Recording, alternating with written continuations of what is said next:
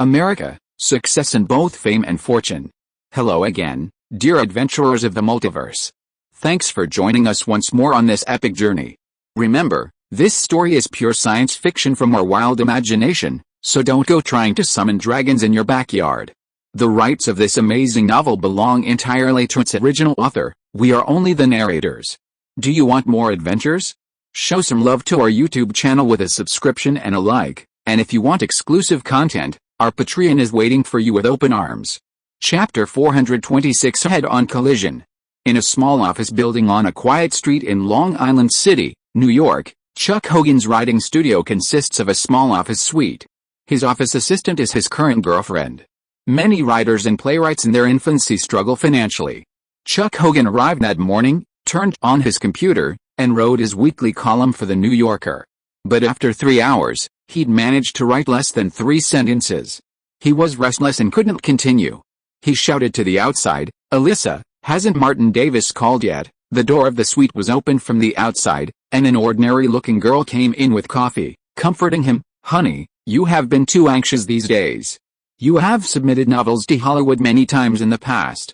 You have submitted them to Paramount, Warner Brothers, Weinstein Films, etc., and there has been no news for several years." Chuck Hogan took a sip of hot coffee and calmed down a little. "This time is different. Graham recommended it to Martin Davis, and Martin also attaches great importance to it." Alyssa continued to comfort. "Martin is filming in New York. According to the news reports, he seems to have some psychological problems." "It won't be so fast," Chuck Hogan said. "Is it Martin Davis who called?" The phone rang at this time, and Alyssa quickly answered. "Hello, this is Chuck Hogan Studio. Who is you?"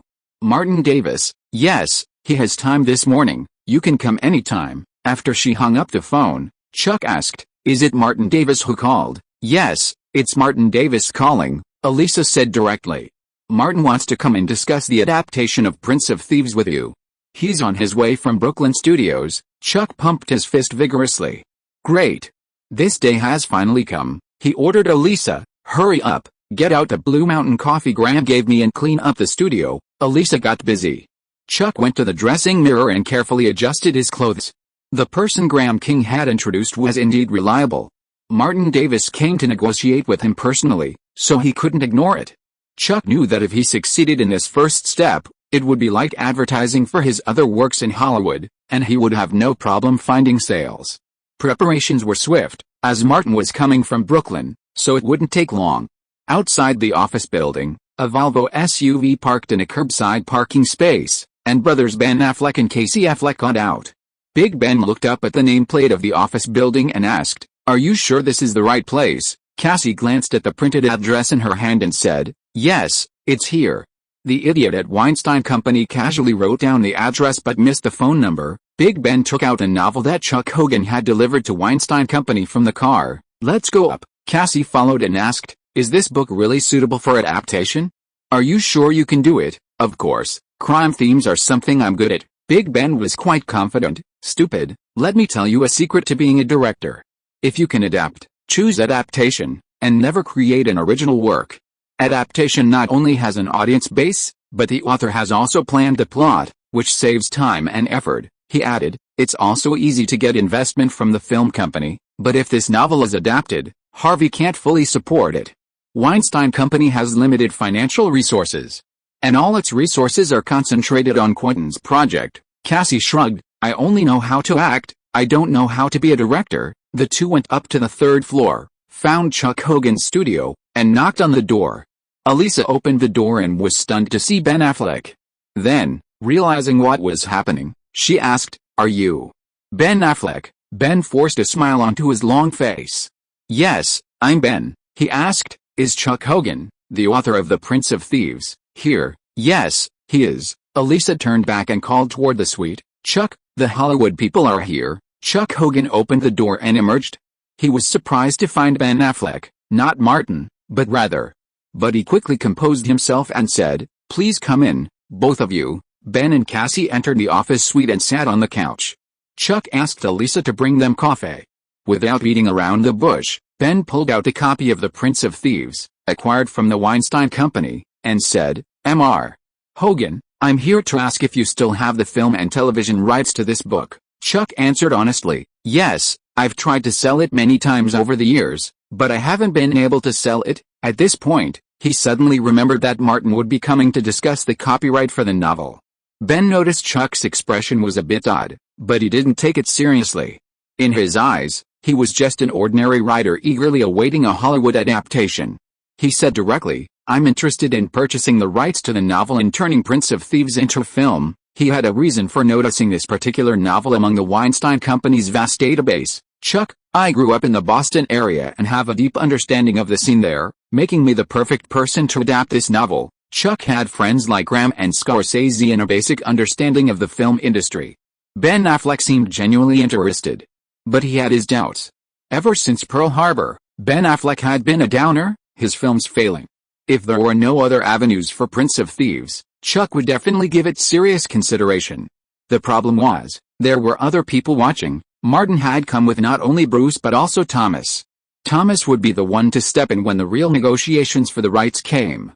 Although this wasn't an agent's job, Thomas didn't shy away from it.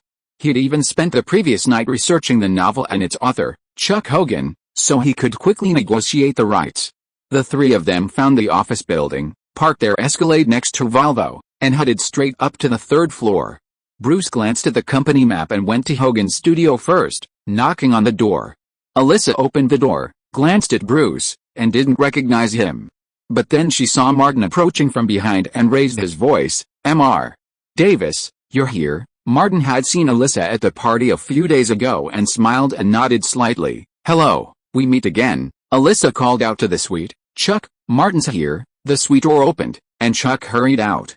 He shook Martin's hand warmly and invited him in. I've been looking forward to seeing you these days. I haven't been able to focus on work, because of Graham. They were quite familiar with each other. Martin joked, your novel is so brilliant, I was so immersed in the plot that I almost forgot about you. Chuck laughed heartily and invited Martin and the others in. Alyssa closed the studio door. The suite door creaked open again. Bruce instinctively blocked Martin's way, then saw who was coming out and gave him a wink. Martin saw that it was Ben Affleck and Casey Affleck. Thomas, having heard Martin mention the Oscars incident, glanced at the Affleck brothers in surprise, then at Chuck. There are some things an agent must do before their client. Thomas remained silent, but his displeasure was evident. Chuck explained in a low voice. They showed up unannounced. Martin turned and greeted him. Hi, Ben. I didn't expect to see you here. I didn't expect it either, Ben said, his voice tinged with meaning. What a coincidence. He picked up the novel in his hand. Are you here for the rights to this novel as well? Martin smiled. Chuck and I are friends. We met through Graham, and I came here specifically to visit him. Ben knew Graham, Scorsese's personal producer.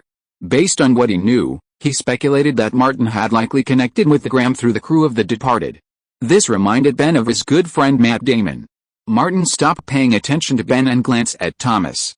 The latter immediately said, Chuck, let's get down to business. Chuck, thinking of Graham, Scorsese, and Martin's relationship, replied, sure. Casey Affleck was indignant, his face dejected. Hey, you, sorry, Mr. Affleck, Chuck interrupted. I'm busy right now, so I'm afraid I can't see you. Ben's face was sullen, his face stretched longer than a donkey's. Casey wasn't as focused on things as Ben thought. Ben and I represent more than just ourselves, we also represent Weinstein Company. You should know Weinstein Company, right? Chuck's heart skipped a beat, he was familiar with Harvey Weinstein's name. Thomas couldn't help but laugh. Martin represents more than just him, he also represents Warner Brothers. Ben stopped Casey and placed his business card on the desk next to him. When you've thought it over, feel free to contact me. Chuck gradually realized that Martin and Ben Affleck seemed to be having a conflict. He didn't respond, and asked Alyssa to send the man out. After everyone left, Chuck explained, Martin, I've been making preparations since I received your call, and then they showed up. I wasn't prepared at all. Martin was very magnanimous. It's okay, don't worry about them, let's continue talking about our business. Chuck invited them into the suite office, and asked Alyssa, who had returned, to make coffee. He said, I've heard of the bad reputation of Weinstein Pictures. There are many rumors in the New York author circle. Even many people who work with him are afraid of their future. Thomas said, don't worry, Weinstein Pictures can't threaten us yet. Martin specifically said, Graham has been recommending you to me. So I read The Prince of Thieves carefully and have some ideas about the adaptation. The two sides chatted about adaptation and copyright. Chapter 427 Let Martin become the next Pete. Both parties were eager to collaborate, and Martin and Chuck Hogan quickly reached a deal. After his agent and lawyer arrived and discussed the matter with Thomas, they drafted the agreement. This was arguably the fastest progress ever. Chuck Hogan wasn't particularly concerned about the copyright fees, merely stating one prerequisite: Martin must play the lead. That, of course, wasn't a problem. They agreed to discuss the specific terms with Chuck Hogan tomorrow, supervised by a representative from the Writers Guild. Martin and the other two then departed and headed downstairs. Exiting the office building's main entrance, Bruce took 2 quick steps and approached Martin. Just down the road, next to their Escalade, the Volvo SUV opened, and Ben Affleck and Casey Affleck emerged. Big Ben said, "Don't you have any rules at all? There's always a first come, first served rule, right?" Cassie was less polite. "You're stealing ours, so don't blame us for stealing yours." Martin didn't want to bother with the brothers, but after a moment's hesitation, he said, "Chuck brought Prince of Thieves to me several days ago, thanks to Graham's introduction." Big Ben spread his hands and smiled. "If you put it that way, Chuck Hogan submitted the novel to Weinstein Company years ago. This kind of thing was hard to explain." Martin said, "Chuck Hogan made the choice." Cassie stepped forward and snapped, "You lack basic respect for us. This won't end like this." Big Ben put his hand on Cassie's shoulder and said to Martin, "You're deliberately trying to stir up trouble, whatever you want to interpret it as." The Foden-face gangs were already at odds, and Martin had explained it to them. He couldn't do anything about the other party's selective deafness.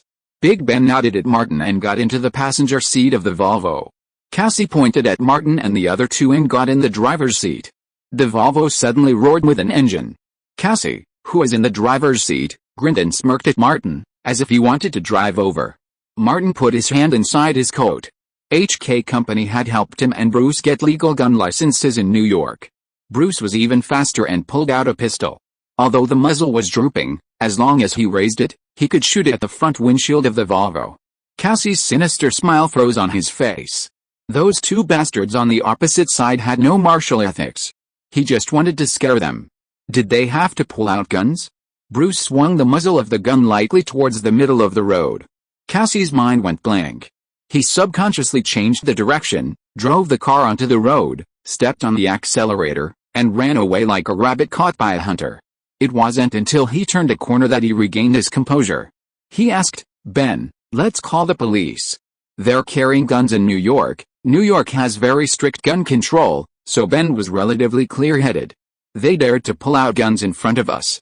Do you think they don't have a gun license?" "Wait a minute." Ben pulled out his phone and dialed the number he had written down. Chuck Hogan on the other end rejected the copyright application without hesitation, refusing even to negotiate. Ben put away the phone, deeply upset. Cassie said, "He stole the copyright that should have belonged to us." Ben's cheeks puffed up and down. "Martin is more famous than me now, and he has more power in the industry than me. This industry is always flattering the powerful and bullying the weak." Cassie tilted her head and glanced at Ben. "Are you just going to put up with this?" "I don't want to put up with this." Ben erupted slightly, then sighed. "Even Harvey can't do anything about him. What can we do?" Cassie said, "Let me think about it." Ben warned, "Don't do anything rash, and be careful. You know Brad Pitt's situation now. Is it related to Martin Davis?" Cassie asked. "I don't know," Ben pondered, "but Martin Davis at least gave them a push from behind. Without Martin as a lubricant, how could Aniston and Jolie reconcile? They're all targeting Brad Pitt. Did Martin push them hard from behind?" The car fell silent for a moment. After a long pause, Cassie said, "Pete's really in a bad way. To get cash, he sold off his assets and hired lawyers, practically ruining his reputation." Suddenly, he thought of Martin, and thought, "I've got an idea. It'd be best if we could get Matt to work together quietly and turn Martin into another Pete." Ben thought for a moment and said, "Give it a try. If it doesn't work, withdraw immediately and don't draw attention." Cassie grinned, dejected. "I'll think about it carefully and find a suitable method and approach. I won't do anything rash." 2 days later, Thomas and Chuck Hogan's agent finalized the rights to Prince of Thieves. Jessica, on behalf of Davis Studios, signed a licensing agreement with Chuck. Chuck transferred all film and television rights to Prince of Thieves for $700,000, in addition to a percentage mandated by the Writers Guild. It was a standard Hollywood copyright agreement, but with an additional clause: Martin was to play the leading man. Meanwhile, Chuck Hogan was involved in the script adaptation, but only in a supporting capacity. Chuck had no experience in film and television adaptations, and this provision was included to further his career as a Hollywood screenwriter. Martin spoke with Graham King during this time, who explained that Chuck Hogan had repeatedly expressed his desire to become a film and television producer. He joined the future production to gain experience and credentials. If the film adaptation was a success, Chuck, as the original author and screenwriter, would immediately gain significant prestige. As for the specific time frame for the adaptation, it would likely be next year at the earliest. After taking a short break to address these matters, Martin returned his focus to filming. A disagreement arose among the main creative team.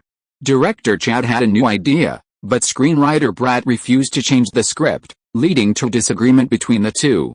After understanding the situation, Martin gathered the creative team together to discuss the details. Unrelated text follows. Brad drew a circle on the whiteboard in the conference room, pointed to the word in the circle and said, "This is what you wrote down yourself. Breakthrough. Chad, take a look at your new idea. Let the protagonist be captured by the villain, but the villain doesn't kill the protagonist. Instead, he talks a lot of nonsense and waits for the protagonist to kill him back." Chad explained, "I just want to make the story more complicated and the conflict more intense." Martin carefully read the scene concept written by Chad and interjected, "The protagonist is captured by the villain, but the villain never kills the protagonist immediately. Then he talks a lot of nonsense and is then killed by the protagonist. These are all most common problems in all traditional Hollywood action movies." He looked at Chad and said, "The style of our film is clean and clear. The protagonist won't be so stupid as to spare his enemy's life. What about the villain? Will he continue to be stupid? Chad, put yourself in the role.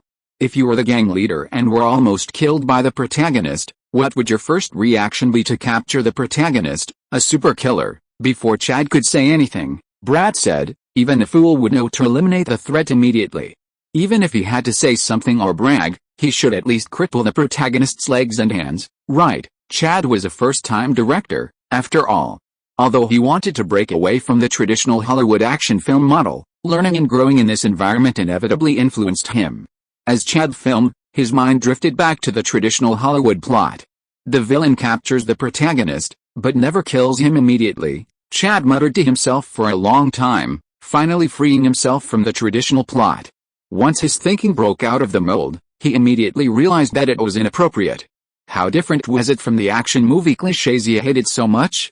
Chad apologized to Brad. "It's my fault.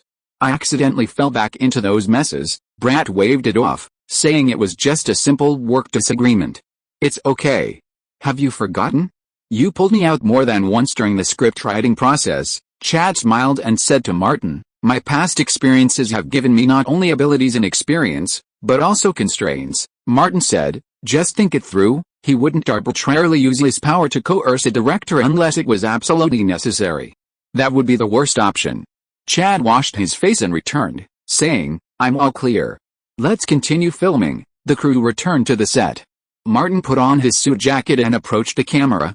Mene, his co-star, sat alone in a private room, sipping wine. The owner of the Continental Hotel in New York had a distinctly charismatic demeanor. Today's scene was the literary one between the lead actor and Winston. Martin and Mene exchanged a few words and rehearsed their lines. The script supervisor clapped the clapboard, and filming began. Martin, dressed in a sharp black suit, crossed a crowded bar and came to the private room, sitting next to Mean. Jonathan. Mean's voice was rich and magnetic, a guaranteed box office draw for middle-aged and older women. He poured Martin a drink and said, "You look very tired and haggard." Martin's face remained stern, expressionless. "Something happened, and I had to come back." This role didn't require much acting chops from him. Mean, equally impassive, said, "You know the rules of the Continental.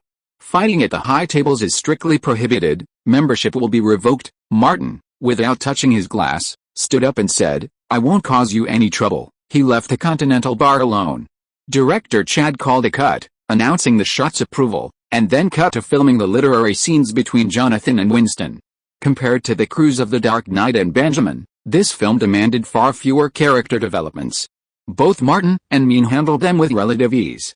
Even though Alexandra Daddario's acting skills are mediocre, some of her shots are very good. After all, once she moves, she is very eye-catching. Chapter 428. Do I look like a person with principles and bottom lines? On a Brooklyn studio set resembling a hospital IQ, Alexandra finished filming her final scene. Accompanied by the grieving lead actor, she returned to God's arms. Chad approved the shot. Alexandra flung back the crisp white covers, leaped from the bed, and embraced Martin, refusing to let go. Everyone else automatically moved away. Martin patted Alexandra on the back and said, "You can see me anytime you want." Alexandra nodded, released Martin, stepped back, and said, "But I might not see you for the next month or so." Martin asked, puzzled, "You don't live in New York?" Alexandra whispered, "My parents are taking Catherine and me on a trip to Sweden. We'll spend some time there before midnight. Once Catherine goes to college, we might not be able to have a nice trip in advance," Martin said, noticing Chad approaching. "The crew has prepared a souvenir for you." Chad took a prop bracelet and handed it to Alexandra. "This is the bracelet you wore during filming. Keep it. I hope you'll remember this experience forever." Alexandra asked Martin to help her put it on, smiling, "I'll never forget it." As she prepared to leave the set, many crew members greeted her, and Martin accompanied her outside the studio. Catherine had also arrived, waiting by the studio. Martin waved to Bruce, who immediately handed him the two-piece gift. Alexandra said, "You've given me so many gifts." "No need, it's different. This is a special souvenir, a commemoration of our time working together." Martin took it and handed it to Alexandra. "It's nothing valuable, just some handmade crafts. I give one to everyone who works with me when they leave the crew." Alexandra took it and opened it. It was a clown statue and a fan pendant, definitely nothing valuable. "I'll take it," she said. As she finished speaking, she suddenly set the gift box aside and embraced Martin for a passionate kiss. Martin responded passionately. In perfect sync, the two of them moved in unison toward Martin's trailer. Catherine was about to follow when she felt a sharp gaze fixed on her, and she quickly stopped. Sure enough, it was Martin's bodyguard, or manager or something, giving her a warning look. Thinking he was a bit perverted, Catherine found a seat and waited patiently. From a distance, she saw the huge trailer begin to shake. She wondered how much effort the people inside were exerting. Weren't they afraid of causing a murder? The two shameless men didn't emerge from the trailer until the sun had set in the west. Catherine approached Martin and said directly, "Martin, I want a souvenir, too." Alexandra retorted, "You don't work on the show, so you're not qualified." Martin readily agreed and didn't give Catherine a souvenir. Alexandra went to take the two gift boxes Bruce had returned. Catherine took the opportunity to slip a note into Martin's hand, gestured to make a phone call, and then pulled Alexandra away. Bruce exclaimed, "Sisters, you're such scoundrels." Martin glanced at the note, which contained a phone number. He crumpled it up and tossed it into the nearby trash can, saying, "Do you think I'm as bad as you? Old Bruce, you have to admit that I'm more virtuous than you, and I have more principles and boundaries than you do." Bruce laughed. "I'll wait and see what you can do with those principles and boundaries." Martin, facing old Bruce, held his head high as he entered the studio. After 3 days of filming the celestial scenes, the crew returned to the intensive action scenes. On a rebuilt abandoned dock, Martin engages in a desperate battle with a Russian mafia leader. A veteran stuntman named Quinn plays the villain Ivanov throughout the entire film. He's an old friend of Chad's, and despite years in Hollywood, he remains a marginal supporting actor, never having even a significant role. This, in fact, mirrors the lives of most actors, a lifetime of acting without recognition. Even those who manage to achieve even a moderately famous supporting role, like me, need exceptional luck without a strong family background. Quinn possesses excellent acting skills, a strong physique, and a fighting spirit. Before filming, Chad briefly briefed the two actors on precautions to prepare them. Martin had practiced with Quinn before, and now he specifically said, "My punches are simple and direct, mostly aimed at vital points. I'll control the force, and you should be careful to dodge." Quinn smiled broadly, "Don't worry, Martin, just come on, let's make this scene exciting." Having finally landed such a role, he intended to give it his all. The script supervisor arrived with a clapperboard, and filming began. Quinn took off his suit jacket and tossed it in the trash. He said, "Jonathan, you killed my son. You killed my son because of a fucking dog, you lunatic." Martin's face darkened, and he wiped the wound on his cheek. He said slowly, Daisy is Helen's last gift to me. In Chad's conception, the dog was Jonathan's last ordinary side. With the dog dead, Jonathan's ordinary humanity was gone. Quinn was nearly mad. You lunatic. You killed my only son for a dog. He assumed a boxing stance. Now it's just you and me. Let's put an end to this. He launched into a barrage of punches, but Martin dodged them. Martin saw an opening, blocked Quinn's punches, and then kicked him between his legs. Quinn raised his leg, blocking the blow with his knee, but cried out in pain. Martin exerted force with his hands, grabbed Quinn's wrist, and threw him backward into the garbage heap. The seemingly solid garbage was actually made of resin, with a mat underneath. Martin lunged forward, but Quinn kicked him, sending him flying backwards and crashing to the ground. Both men climbed to their feet, each punching and kicking, striking the other's vital points. Chad called for a stop several times to allow both the men to recover, and Shen, who also came over to offer guidance, aiming for a more polished and engaging fight. In the afternoon, the scene was filmed to its finale. Martin slashed the villain's throat with his palm, then stabbed him in the eye with 2 fingers, and finally delivered a crotch kick, knocking him out. Quinn, panting heavily, shouted, "Jonathan, we're people who uphold professional principles and have a bottom line." Martin punched him in the chest and said coldly, "Do you think I have principles and a bottom line?" He punched Quinn hard in the chest, asking, "Do I? Do I need principles and a bottom line?" Quinn hesitated, unable to speak. Martin punched him again. Quinn collapsed to the ground. Chad then shouted, "This one passed." "Good. Excellent." Martin held out his hand, waited for Quinn to take it, and pulled him to his feet, asking, "Is it all right?" Quinn squeezed his legs together and said, "My balls almost broke." Martin couldn't help but laugh. Quinn took a few deep breaths, regaining his composure, and said, "Your movements and strength were perfectly controlled." Chad reviewed the replay on the director's monitor again, then stood up and walked onto the set. He gave Martin and Quinn a thumbs up. "You did a great job. That fight was spectacular." Quinn smiled and said, "I risked my life for this movie." He didn't have high hopes for the future, just hoping to be a villain with a larger role in some action movie. Martin joked, "I almost beat up Quinn's brother. I was worried for a while." Chad said specifically to Martin, "When you said there were no rules or boundaries, I was worried you'd go crazy and kill Quinn as an enemy." Martin said, "Find the right opportunity and occasionally show off your acting skills." The shoot went smoothly today, finishing the planned scenes ahead of schedule. Chad checked the time and shouted, "We're done, we're done. Go back and get some rest. We'll shoot the third act shootout tomorrow." Daniel from Warner Brothers entered the set, looking for Martin. Martin went over and asked, "Is there an emergency?" Daniel reminded, "There's a Metropolitan Museum of Art charity party this weekend. Don't forget to attend." He asked with concern, "You need to be high profile now. You need to help The Dark Knight and John Wick attract attention. Have you thought of a plan?" Martin thought about it, but still asked, "Does Warner have any plans?" Daniel said, "Those idiots just want you to do more with the clothes." Martin shook his head. "It's hard to become a hot topic this way. This Oscar for the fashion industry is originally a chaos of demons. There will be countless bizarre costumes on the red carpet. Even if you stick a few pieces of raw meat on the vital parts, the effect will be just like that." Daniel had no hope for the Warner Brothers crew. "I can only rely on you. Tell me what you need." Martin thought for a moment and said, "I'll let you know in 2 days. Keep it confidential. By the way, Leonardo arrived in New York today, and he might come with me." "No problem," Daniel said. "You guys always make things happen. Let's do it together." The two of them discussed Met Gala and left the studio. After Daniel left, Bruce approached and said, "While you were filming, Leonardo sent a message saying he and Nicholson were in New York together." Martin got on the trailer to remove his makeup and said to Bruce, "Text him.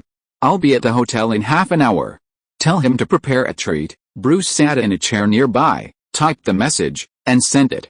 A little over half an hour later, Martin returned to the Cruise Hotel and met Leonardo and Nicholson in the lobby lounge. Nicholson lowered his sunglasses and said, "Leo, that bastard, insisted on dragging me into some kind of fashion Oscars, claiming you had a brilliant idea that would make us the talk of the town." Leonardo shrugged. He'd been the one to boast about Martin, and if he couldn't pull it off, Martin would be the one to be humiliated. "Looks like I'm serious this time," Martin said fiercely. Chapter 429 Saving Martin. Every May, The biggest event in New York's fashion and entertainment worlds is the Metropolitan Museum of Art's Benefit Gala. The gala's main attraction is the bizarre and whimsical looks of celebrities, models, and stars. The most avant-garde designs and outlandish outfits are often seen, reaching the pinnacle of beauty and ugliness. Kim Kardashian, taking Bruce's advice, wrapped herself tightly in plastic tape covered with the Kardashian logo, rocking the red carpet. Celine Dion wore a towering feather headdress, but because it couldn't fit in her car, she had to open the sunroof and stick her head out. There were also men wearing skirts, and women dressed as cats. In comparison, Taylor Swift, dressed as an angel in a tight white gown, looked rather ordinary. Standing out among so many spectacles is no easy task. In the press area in front of the Met's multi-story staircase, reporters were buzzing with discussion. Alessandra Ambrosio wore angel wings on the red carpet. Kardashian's tape outfit is simply eye-popping. I bet a bottle of bourbon that Kim has someone behind the scenes. Yes, it's obvious the tape scandal was manipulated. We should find the person behind it. I feel like even Celine Dion has been outshone by her. Who else gets to pass her? I heard Hollywood's most famous troublemaker trio is in New York, apparently for tonight's red carpet. Nicholson, Martin, DiCaprio. Look, there's a huge car, a truly huge car. A yellow bus slowly approached Fifth Avenue, gradually approaching the main entrance of the Metropolitan Museum of Art. Reporters had seen sedans, SUVs, convertibles, and other vehicles at past red carpet events, but they had never seen anyone arrive on a bus. On the bus, Martin, Bruce, and DiCaprio, dressed in black silk suits, stood holding onto the handrails. To prevent wrinkles, they changed into their clothes and didn't sit down again. At the four men's feet lay a bizarre, almost cartoonish, European-style coffin. Nicholson's voice suddenly rang out from the honeycomb-like air holes in the coffin lid. Haven't we arrived yet? You bastards, are you planning on dragging me to a cemetery and burying me alive? Martin replied, we'll be there soon. Wait for my signal, Nicholson continued. I must have seen Satan to believe your nonsense and walk the red carpet in a coffin. Don't you want to be famous and the talk of New York? Leonardo wouldn't give Nicholson a chance to back down. Old bastard, think about it. Since the advent of red carpets, has anyone ever walked the red carpet in a coffin? He said rather exaggeratedly. No one has ever done that before. Even if someone does, they'll just be imitators. Bruce looked from Martin to Leonardo, his gaze finally settling on the coffin where Nicholson lay, thinking to himself that these three idiots were each more unreliable than the last. Mean had been looking outside. Seeing the tall feathered headpiece he had helped select, he wanted nothing more than to quickly carry the coffin onto the red carpet and then go find Celine Dion, whom he had been missing. The bus stopped at the red carpet, and Martin said, Guys, let's begin. Four men lifted Nicholson's coffin. Nicholson quickly warned, Slow down, slow down. I'm about to vomit. Martin said sternly, Jack, show some professionalism. It's not time for you to speak up yet. Are all your 3 Oscars fake? Nicholson fell silent, as hundreds of onlookers watched in astonishment. The bus's spacious rear doors opened, and 4 men in black silk suits unloaded a coffin. While the shape was a bit peculiar, reminiscent of medieval European caskets, it was still a coffin. Martin and DiCaprio led the 4 bearers. The media were like crazy, ignoring the restrictions of the press area. They rushed out of the fences and gathered at the front of the red carpet, snapping away with their cameras to capture this astonishing scene. Duct tape, feathered hair, angel wings, all aside. A scene like this had never happened before in the North American fashion and entertainment circles. It's just Martin and DiCaprio. Where's Nicholson? The reporters' cameras were constantly on, their mouths whirring.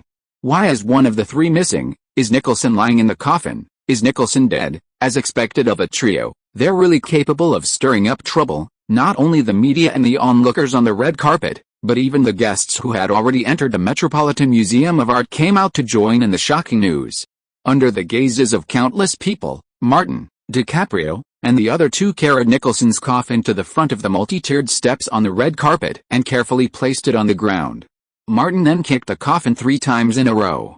Nicholson pressed a button, and with a bang, the lightweight plastic coffin lid suddenly burst open, falling to either side of the red carpet. Martin declared, Your Excellency. Leonardo echoed, Your Excellency. A pale hand with extremely long nails rose from the coffin. At first, caught by the camera flash, it looked a bit creepy. But a closer look revealed a bit of humor, as the hand was chubby, Then, Nicholson, with his slicked back hair, a large black cape, and two long, pointed fangs bared, rose from the coffin. It was a classic Count Dracula look. It wasn't uncommon at all. Every year, at the Halloween parades in New York and Los Angeles, there are at least 20 people dressed like this. But climbing out of a coffin on the red carpet was unprecedented. Grabbing his cape, Nicholson staggered to his feet. Perhaps his legs and feet were numb from lying down for so long, he nearly fell as he stepped out of the coffin. Martin, quick-witted, quickly supported him. Bruce automatically retreated to his bodyguard position. Mean spotted Celine Dion at the top of the stairs and trotted up. Nicholson, the modern-day fat Count Dracula, pulled sunglasses from his pocket, slipped them on, and called to Martin and Leonardo, "My servants, come and take a picture." The three of them stood at the front of the stairs, facing hundreds of cameras, striking their coolest poses. The red carpet was in chaos, overwhelmed by the sheer number of reporters, many of whom had breached the cordon. A large number of security personnel arrived to maintain order. A supervisor from the organizers approached Martin and the other two and whispered a few words. The three of them, calmed down, walked up the steps of the Metropolitan Museum of Art together. The organizers' media interview area was located on the platform. As soon as the jerk trio reached the steps, they were surrounded by cameras. A host from New York exclaimed, "Jack, you guys are so cool today." Nicholson, acting like the trio's boss, said, "Of course, the three of us are the best team, the coolest, most stylish super team." The host then asked, "Who planned all this?" Leonardo and Nicholson both pushed Martin to take the blame. These were all Martin's ideas. "He's a top planner and the idea master of our trio." The host passed the microphone to Martin. "How did you come up with these ideas?" "I think history, fashion, magic, and legends can be effectively combined, and it's proven to be very effective." Martin finished his nonsense and said specifically, "Actually, I got these inspirations from Christopher Nolan's The Dark Knight.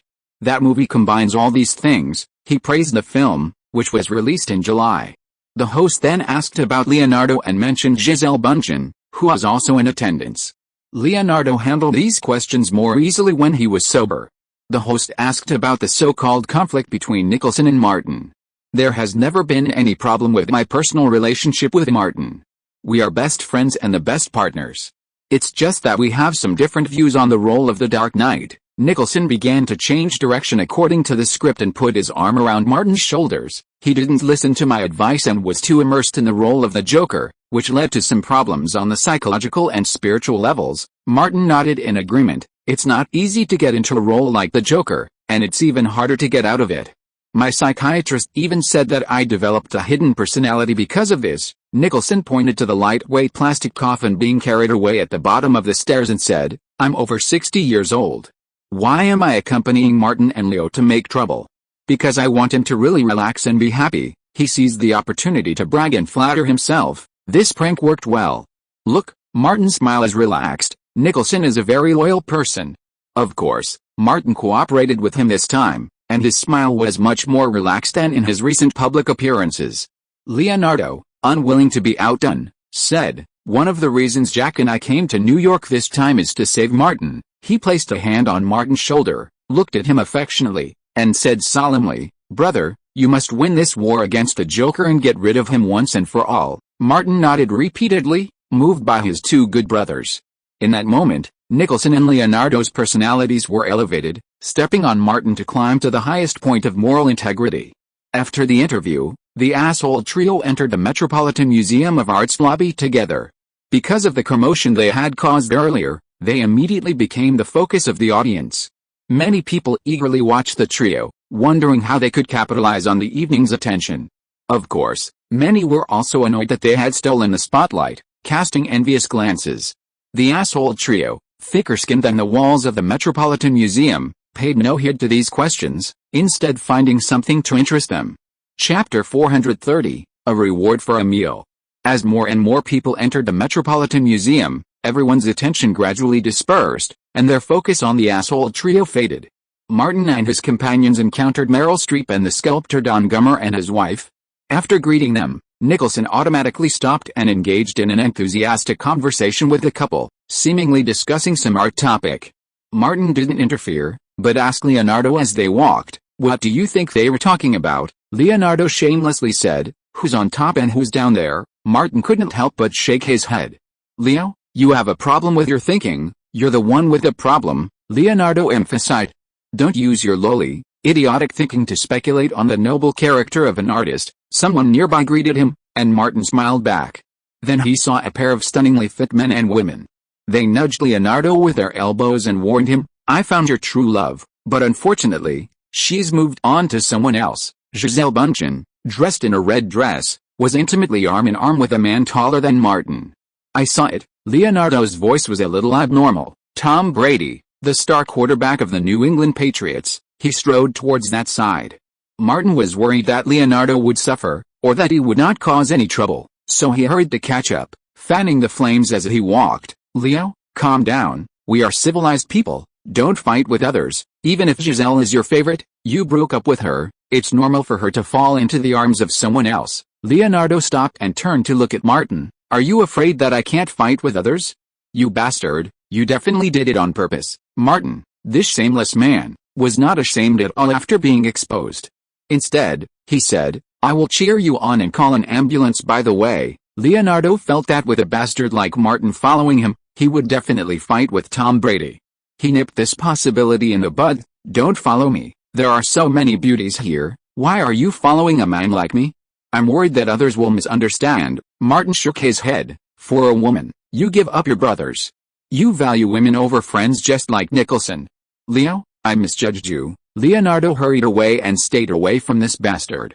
Martin sighed, watching with resignation as Leonardo embraced Giselle Bündchen and shook hands and chatted with Tom Brady. He knew the two wouldn't fight, so they'd have to find some fun elsewhere. Leonardo was such a loser.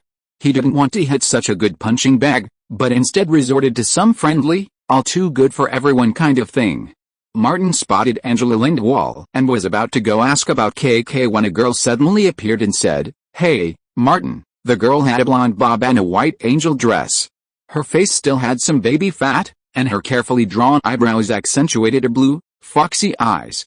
She must have practiced at, when they flickered, they had a seductive quality.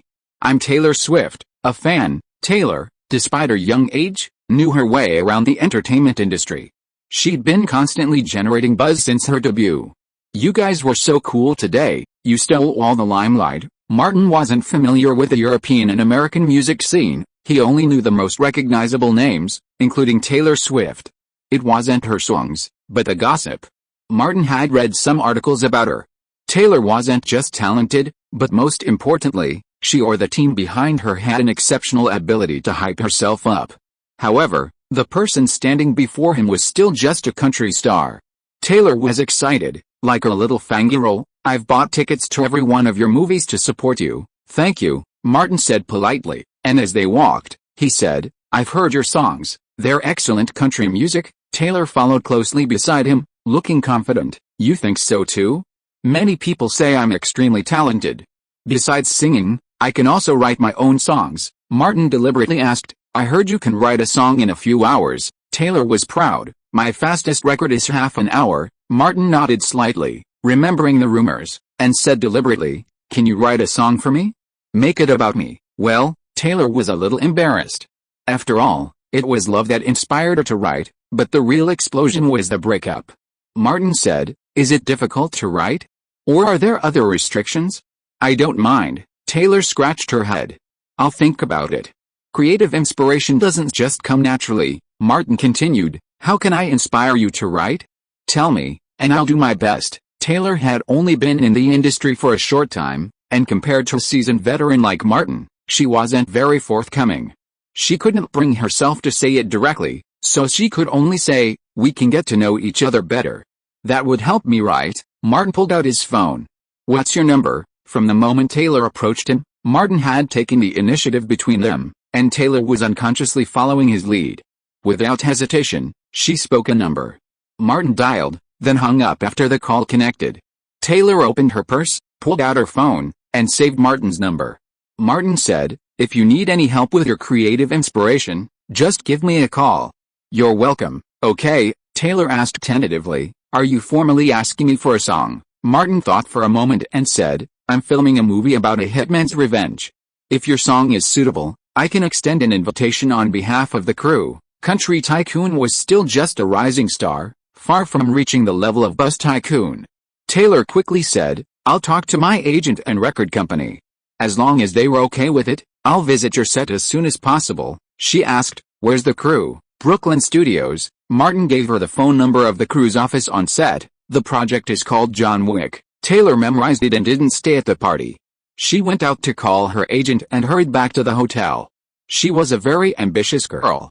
When her album was charting last year, in order to encourage radio DJs to recommend her single, she personally made pastries in every city she visited and delivered them to the DJs. There were countless thoughtful little things like this. It's much the same as it is for Hollywood actors. Talent and ability are only the foundation of success. After watching Taylor leave, Martin noticed Nicholson and Meryl Streep were gone, and he couldn't help but wonder. Those artists had dirty hearts, not as pure as his. Meanwhile, Leonardo DiCaprio was chatting animatedly with Giselle and Tom Brady. Martin, furious, couldn't watch the show, so he went to find KK and Angela. "Hi, Angie, you look so beautiful tonight." Martin hugged the old fox. Then looked at Carolina and asked with concern, "Seeing you're safe and sound, I can finally get some good sleep tonight." KK smiled. "You still speak so nicely." Martin studied her carefully. "Are all those idiots at Victoria's Secret blind? Where did you gain weight?" Standing before him, KK looked thinner than even Jennifer Aniston, let alone Kate Winslet. KK felt helpless, too. "This industry is just the way it is, and I personally can't change it." Angela also said, "Whether we're fat or thin, whether our figures are appropriate or not, we own our bodies, but we have no say." KK was dejected. Victoria's Secret's termination of her contract was a huge blow to her career. Martin opened his arms, and KK, regardless of the large crowd at the party, threw herself into his broad, warm embrace. "It's okay, at worst, I can change careers," Martin soothed. "Make movies with me, even if you're just a decorative element, the income won't be bad." Although she knew Martin's words were just comfort, KK still felt much more at ease. Compared to the brands and companies that had terminated their contracts with her, and the so-called sisters who had distanced themselves from her, Martin was truly a kind person. KK wiped the tears from her eyes on Martin's silk jacket and said, "If I really have no other choice, I will definitely come to you." "It hasn't come to that yet." "I will work hard to get myself back," Martin encouraged. "Come on," Angela said from the side. "Martin, you have a conscience than those bastards," Martin said half seriously. "Because I'm just after your bodies." KK deliberately eyed him lightly. "Can't you let me be moved for a few more seconds?" Martin put away his joke and said seriously, "If you want to make a cameo appearance in the film industry and make some extra money, just come to me. There are definitely no leading actresses or supporting actresses, but other small roles with lines are not a problem." "You are so calculating." Angela took one of his arms. "He must be trying to use our names to create topics and attract attention." KK took Martin's other arm. "I've asked a few friends. Martin is not only an actor in Hollywood, but also the owner of a film production company. Angie, for the sake of the future, should we please him?" Angela lowered her voice slightly. "Just say what you think. No need to make excuses. I understand you. After all, your endocrine system is vigorous now." But KK said, "The medical journal you asked me to read said that it is male genetic material, which can help women solve many problems. My disease doesn't seem to have any problems on the surface, but it is actually very troublesome. Martin is energetic enough. I want to try it." Angela dragged Martin's arm and walked out. "Let's go quickly. We still have one night." Martin listened to the two of them talking back and forth without asking for his opinion, and was dissatisfied. "I haven't agreed yet." "Okay." KK, who was a little fuller than before, didn't care about all this. She leaned close to his ear and whispered, "Angie and I are waiting for you to reward us with a meal, please." Faced with such a sincere request from KK and Angela, Martin really couldn't bear to refuse.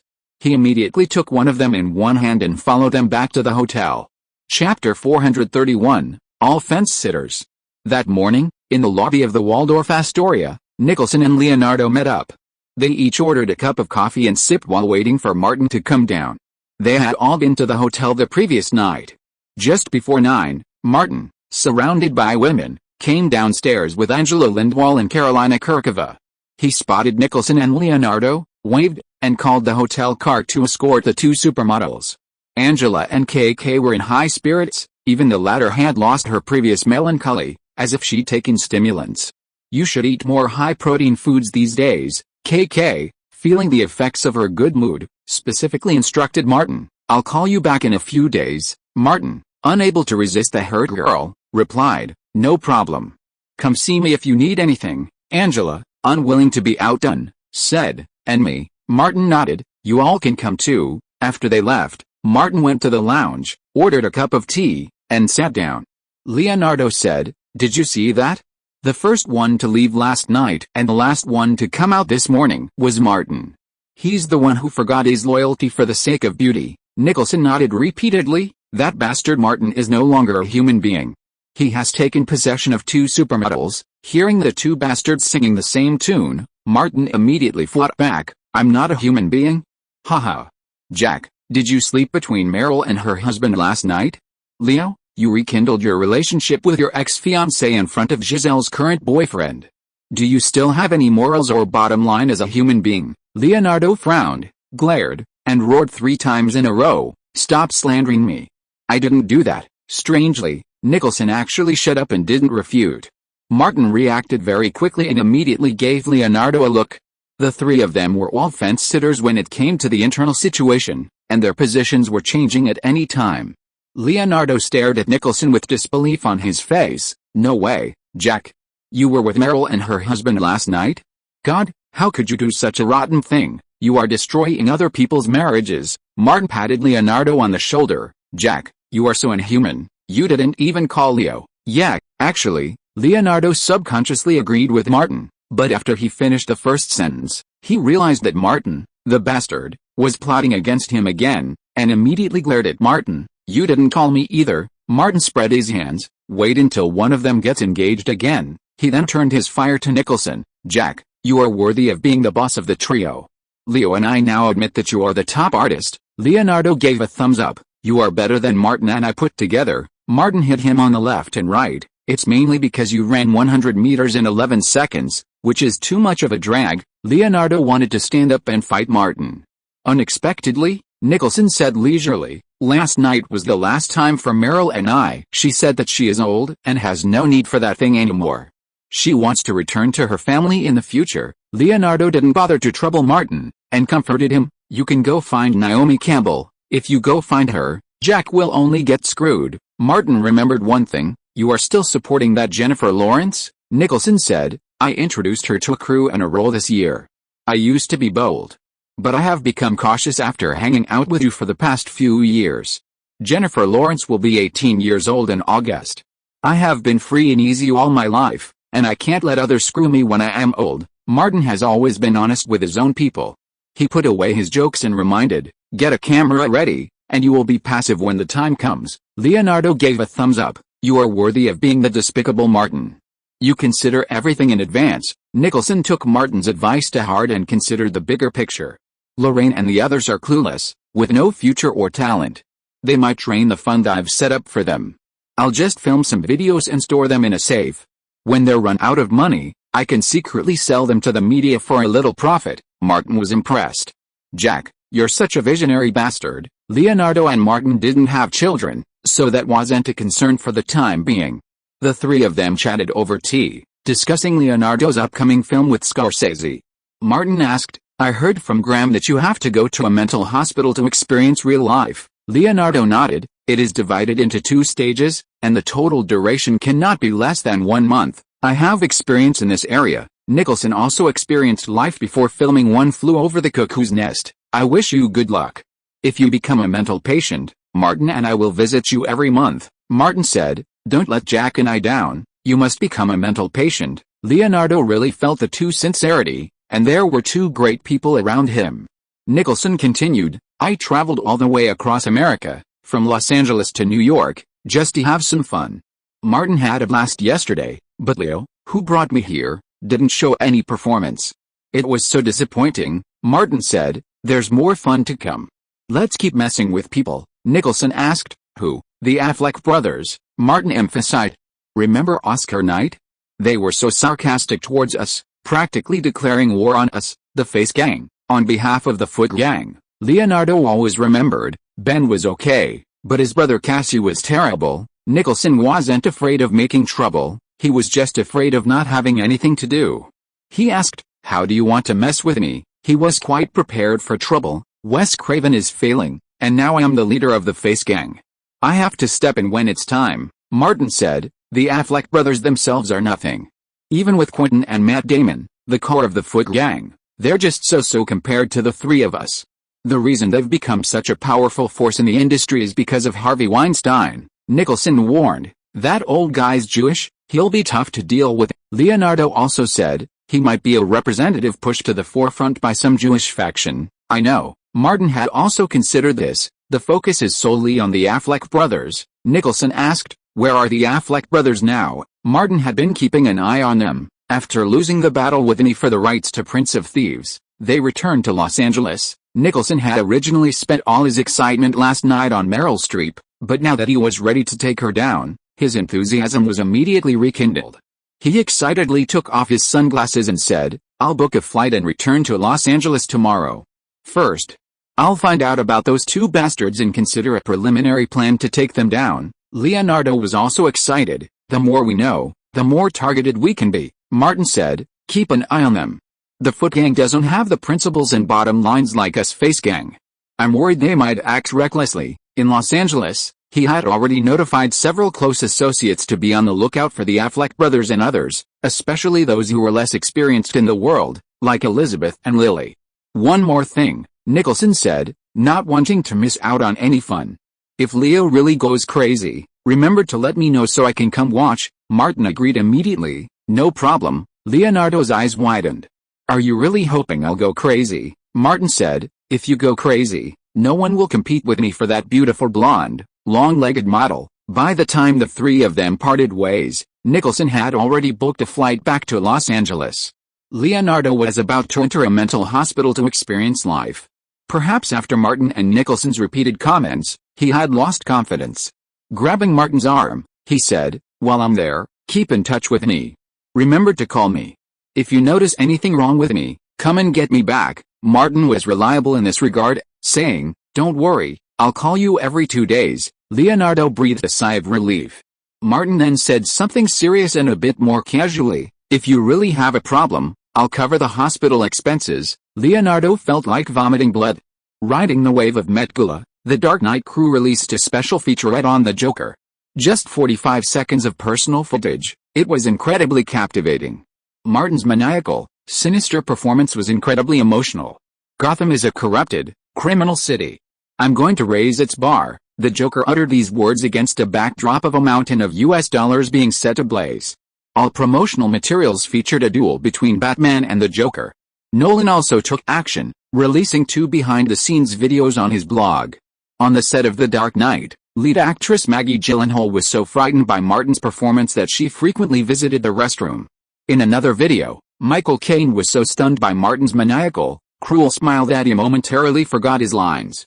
This further fueled audience interest in the Joker in the film, especially among Martin's growing fanbase and members of the co-cult. Not to mention the 2 actors on set. Even through the screen I was shocked by Martin's performance. This character is so interesting, unlike any other Joker. I can't wait to see the film. Nolan's behind-the-scenes footage is characterized by authenticity, fun, and captivating appeal. The Dark Knight crew has been releasing promotional materials step by step, stimulating the market and audiences with impeccable pacing. The director and lead actor not only do their jobs well, but also manage to create buzz through their marketing. Meanwhile, Martin's completed film, The Curious Case of Benjamin Button, and the currently filming John Wick, have also garnered significant attention. Although the former won't be released until next year, it capitalized on the buzz by releasing a poster featuring a frail young Benjamin. The latter, while filming on the streets of New York, held a press open house to raise awareness of the film's production. If you are listening to this novel on a channel other than Fanfic World, it means it was downloaded and re-uploaded without effort. We warmly invite you to visit our channel, Fanfic World. There you will find the original version of this story and many other novels of various genres. We look forward to seeing you dive into a world of incredible novels. Chapter 432 Technology and Hard Work. On Long Island, New York, 2 newly constructed roads near the docks were licensed for filming some of the street battle scenes before they were officially opened. Because of Martin's connections, Many entertainment reporters and even some covering current affairs attended the press day. Martin performed all the action scenes himself. He climbed and leaped, using a bayonet, a pistol, an automatic rifle, and a sniper rifle, single-handedly breaking into Ivanov's safe house. Even the casual observer could see Martin's exceptional skills and precise tactical movements, evident in his extensive training. In this scene, products from the sponsoring company, HK, once again stole the show. Martin used a G22 sniper rifle, an HK-416 carbine, and a S pistol as he charged from the perimeter. Hoffman, who was on set at HK, was extremely impressed. The weapons looked great, the actors looked great, and the tactical moves were beautiful to watch. The visuals were exceptional. The performance of the weapons was secondary. As the script supervisor clapped the clapboard, filming began for another scene. Martin quickly reloaded his pistol and rushed into the house. Evans, the young actor playing Ivanov, took off running. Martin raised his pistol, and with a bang, Evans collapsed. He watched Martin approach and shouted, "It was just a dog. I'll compensate you, I'll pay you." Without a word, Martin blew Ivanov's head off with a single shot, then turned and strode away. Chad, delighted, exclaimed, "Great, that's exactly what it felt like. This one's a pass." This shot once again highlighted the dog and showcased the film's clean, slick action style. The crew would then move to another studio, giving the actors a longer break. Martin went to the makeshift media area, had the reporters take their pictures, and then went to the rest area to relax. Bruce approached and said, "Kim and the others are here, let them come." Yesterday, Bruce had told Martin about the Kardashians' visit. For Bruce's sake, Martin would chat with them. As for hype, when had he ever cared? Bruce made a phone call. Kim and Chloe approached from a distance, trailed by a middle-aged woman. At first, Martin thought it was one of the Kardashian sisters' assistants or a bag-carrying woman, but after a closer look, he realized it wasn't. Bruce, also a bit surprised, said, "Following them is Kris Jenner, Kim and Chloe's mother." Martin looked at Bruce in surprise, his eyes quizzical. Knowing him well, Bruce quickly said, "It's not what you think." "Don't talk nonsense. What am I thinking?" Martin asked. "You're the one who has the idea, but you're blaming me." He shook his head. "Bruce, you've fallen." Bruce didn't want to explain anymore. The more he tried to explain to Martin, the more new words he came up with. So he simply kept silent. While they were still a bit far away, Martin kept on chasing Bruce. "With your experience, you'd be a perfect lead actor in the Sacred Valley Industrial Park. When we get back to Los Angeles, do you want me to get Jenna over and have her adapt a movie based on you? We could get royalties. Your experience seems more suitable, doesn't it?" Bruce finally couldn't help himself. "I've even thought of a title for you, Martin's Hollywood Life." Martin didn't respond, but stood up and walked a few steps outside. Kim quickened her pace, and before she even reached him, she called out, "Martin, long time no see." Martin shook her hand and casually said, "Kim, you're even prettier than before." Kim's backside was much bigger than the last time they met. Whether it was from training, technology, or hard work, Martin didn't dare to ask. Kim pulled the two people behind her and introduced them. "This is my sister Chloe, and this is my mother, Chrissy." Martin greeted them one by one, chatting with a smile. Since the crew wasn't filming at the moment, reporters were allowed to take photos. In the media area, many reporters with long lenses were snapping away. Kim had chosen the crew's press day to visit the set. Neither Martin nor the crew minded, as they could benefit from the media buzz. Ever since the videotape scandal, Kim had become a huge topic in the entertainment media and online, completely eclipsing Paris Hilton. After a few pleasantries, Martin said to Bruce, "Bruce, take Kim and Chloe out for a look." Bruce nodded and took them elsewhere. Many of Martin's affairs, like those concerning Ivan and Kim's videotape scandal, were handled by Bruce. Brad then disembarked from a trailer and approached Martin. "Did you mention you just acquired the rights to a novel at lunch yesterday?" Martin rummaged through his bag, pulled out The Prince of Thieves, and handed it to Brad. "Take a look at it first and come up with a rough draft for the adaptation." "I've read the book," Brad said, more widely read than Martin. "It touches on some community conditions in the Boston area. I'll go to Boston for field research after filming is finished." He thought for a moment, then added, "The novel's social setting is quite realistic, and I think the script's settings should be realistic as well." Martin nodded. "I'll have your agent discuss salary and other issues with Jessica later." The studio will also allocate an upfront fee, Brat replied. I'll call my agent right away. 20 minutes later, the assistant director arrived to inform Martin that he was on set to resume filming. Before noon, the Kardashian family, mother and daughter, who had appeared before the crew and media cameras enough times, were about to leave when a little girl rushed over and asked Martin for a photo and an autograph. My name is Kendall, Kim and Khloe's younger sister, the teenage girl, who looked much slimmer than Kim and Khloe, asked. Martin, can you sign my t-shirt for me? No problem. Martin first let Bruce take a photo of him and Kendall, then took the pen Kendall offered him and signed his name on the back of her white t-shirt. Kendall asked Martin to sign her chest, but Martin, no fool, would have agreed. After Bruce sent them away, Martin gestured to his chest and said, "This family is full of idiots. Even teenage girls have 10,000 tricks up their sleeves." Bruce said, "Khloe is a little better, no mistake." Martin warned, "Don't let them skin you and eat you whole." "How could I?" Bruce, understanding Martin's meaning, said, "Don't forget what I used to do, dealing with them." "Huh?" Martin replied, "Of course I know what you do, Sophia." Bruce turned and walked away, vowing not to speak to Martin that day. Martin had fewer scenes in the afternoon than in the morning, spending most of his time waiting. The scenes he filmed were all about showing off his cars. The film had already recouped its $12.5 million investment, all from advertising sponsorship, before it even opened. Martin acted very seriously, and so did director Chad. The plot was originally about drugs and cars, so a Cadillac commercial wouldn't be out of place. Martin was filming a gas station scene when Taylor Swift and her agent arrived. After the scene was over, Martin introduced them to the production crew and Chad, and also discussed the music for the film. Details were still to be discussed between the crew and Taylor's team. Martin was merely making introductions. He wouldn't interfere if the two sides weren't on the same page. Taylor's agent went to negotiate with the production crew, and she stayed in the lounge area to chat with Martin. "How long can you stay in New York?" Taylor asked. Martin calculated, "My remaining scenes can be filmed in 10 days at most. After that, I will go back to Los Angeles. There are still many things to deal with there." Taylor couldn't help but frown. "We have been together for too short a time. You can't inspire me." "It is difficult for me to write a good song with you as the theme," Martin asked. "Where do you spend most of your time?" Taylor scratched his ramen head. "Nashville, it's the holy land of country music." Martin remembered that the place across the street was a country music town. Taylor felt that he should take the initiative. After all, he wanted to take advantage of Martin's popularity. "I can go to Los Angeles. I saw the special feature of your new film The Dark Knight. The Joker you played was amazing and fascinating." "Thank you," Martin said politely.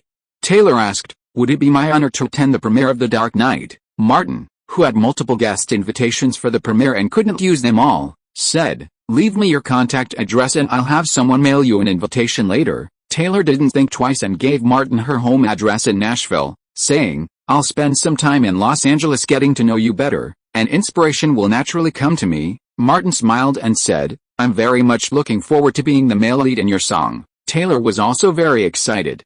Although she couldn't think of anything specific, she felt that she would gain many benefits from writing songs for Martin.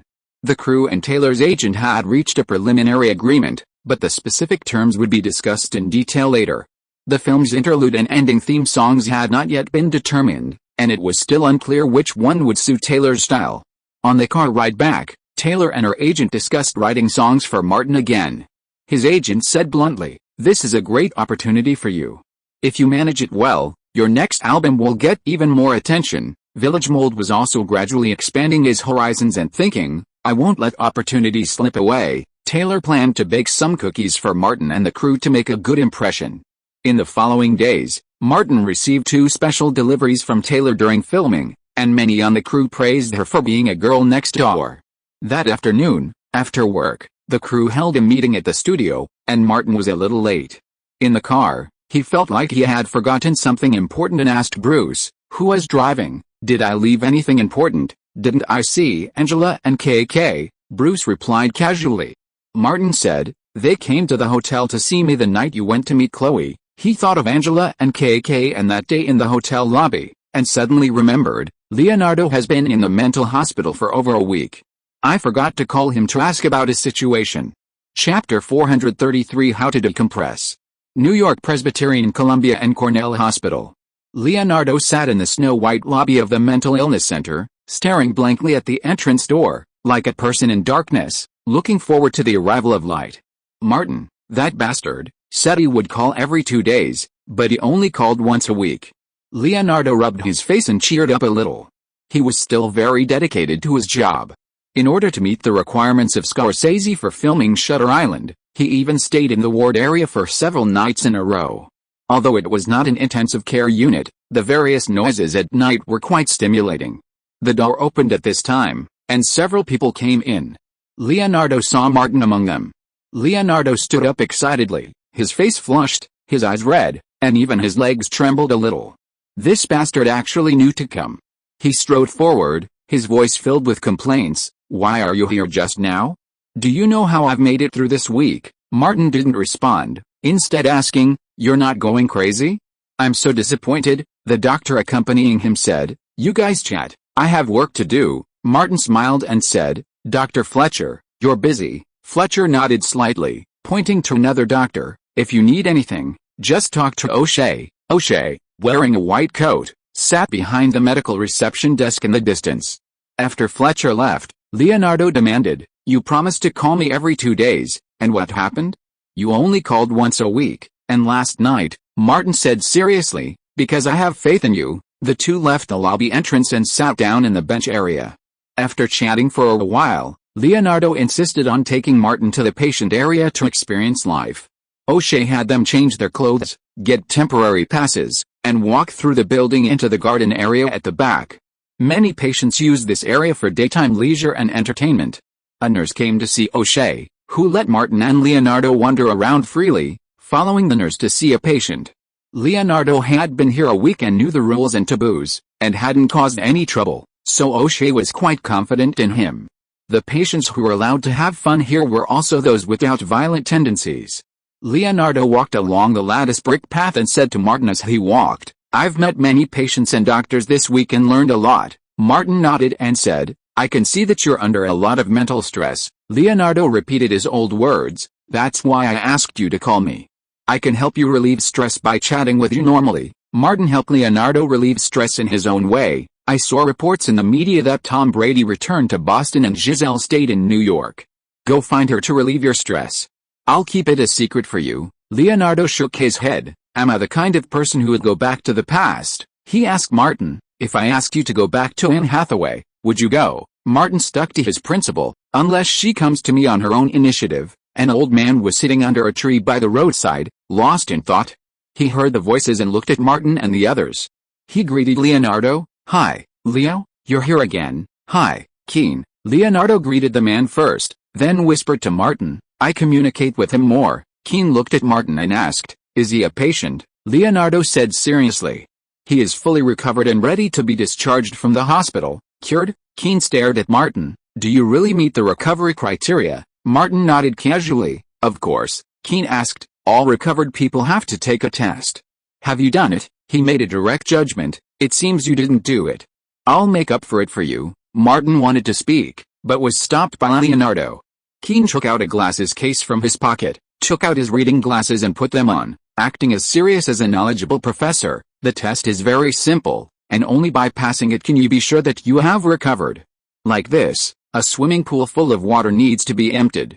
I give you a spoon and a bucket. What do you choose to use to empty the water?" Martin knew there was a problem when he heard it.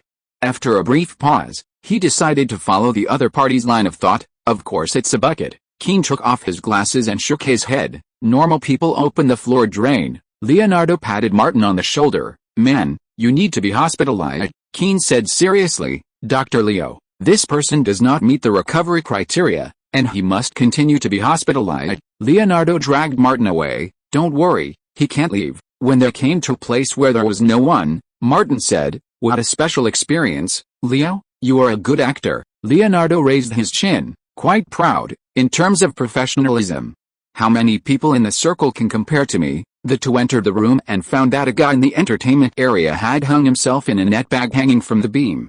Martin was surprised. "What's he doing?" Leonardo understood. "He thinks he's the chandelier in this house." "The doctor doesn't care? Aren't they afraid something might happen to him?" Martin was quite receptive, so it wasn't too surprising. Leonardo countered, "How can that be? Without the chandelier, wouldn't the house be completely dark?" Martin looked at him. "Are you Leo? Or some kind of hellish creature?" Leonardo nodded. "Of course I'm Leo." Martin automatically took a few steps away. Leonardo laughed. "Well? Did I scare you?" "Haha, my acting has improved a lot."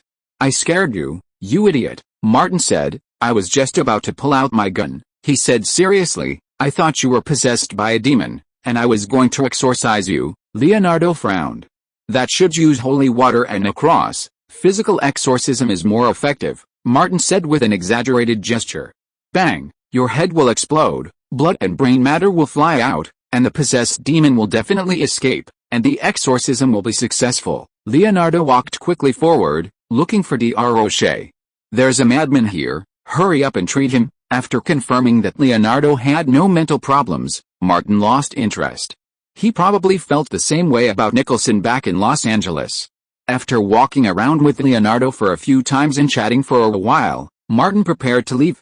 Leonardo held him back and said, "Come back in a few days, or I'll really go crazy." Martin nodded, then added, "Don't send him out. There are a lot of reporters outside." Leonardo didn't understand. "I'm here to see a doctor," Martin said. Leonardo deliberately said, "It seems Keen is right. You haven't recovered." Martin met Bruce at the entrance of the mental health center.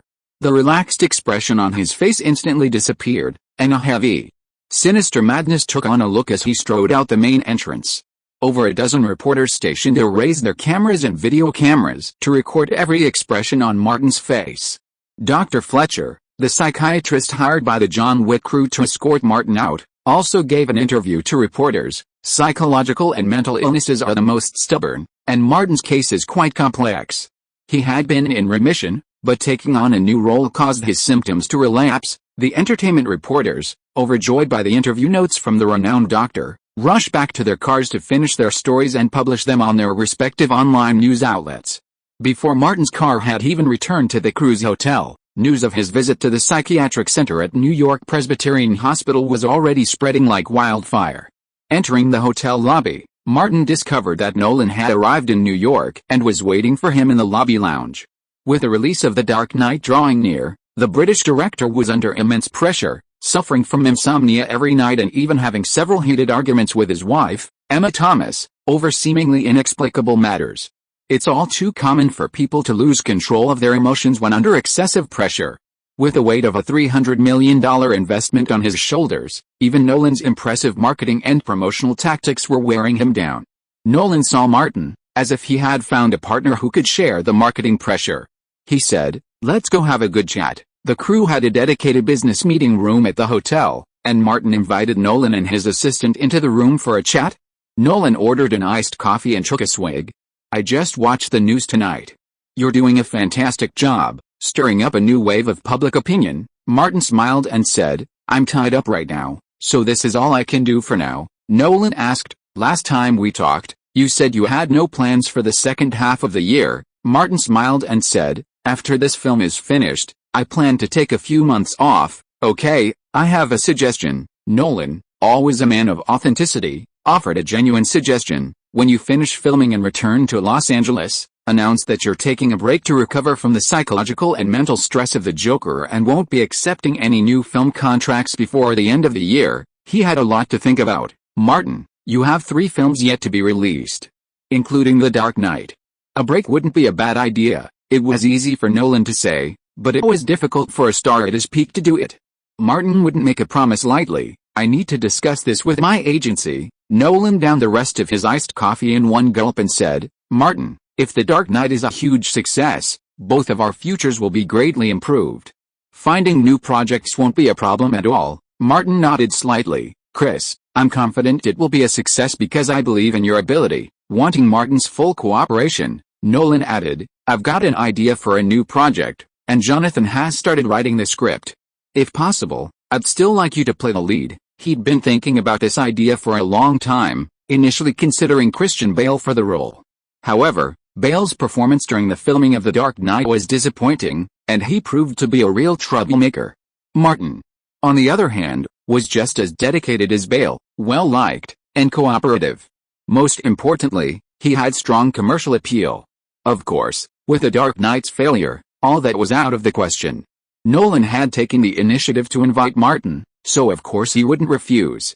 A good actor definitely needs a great director.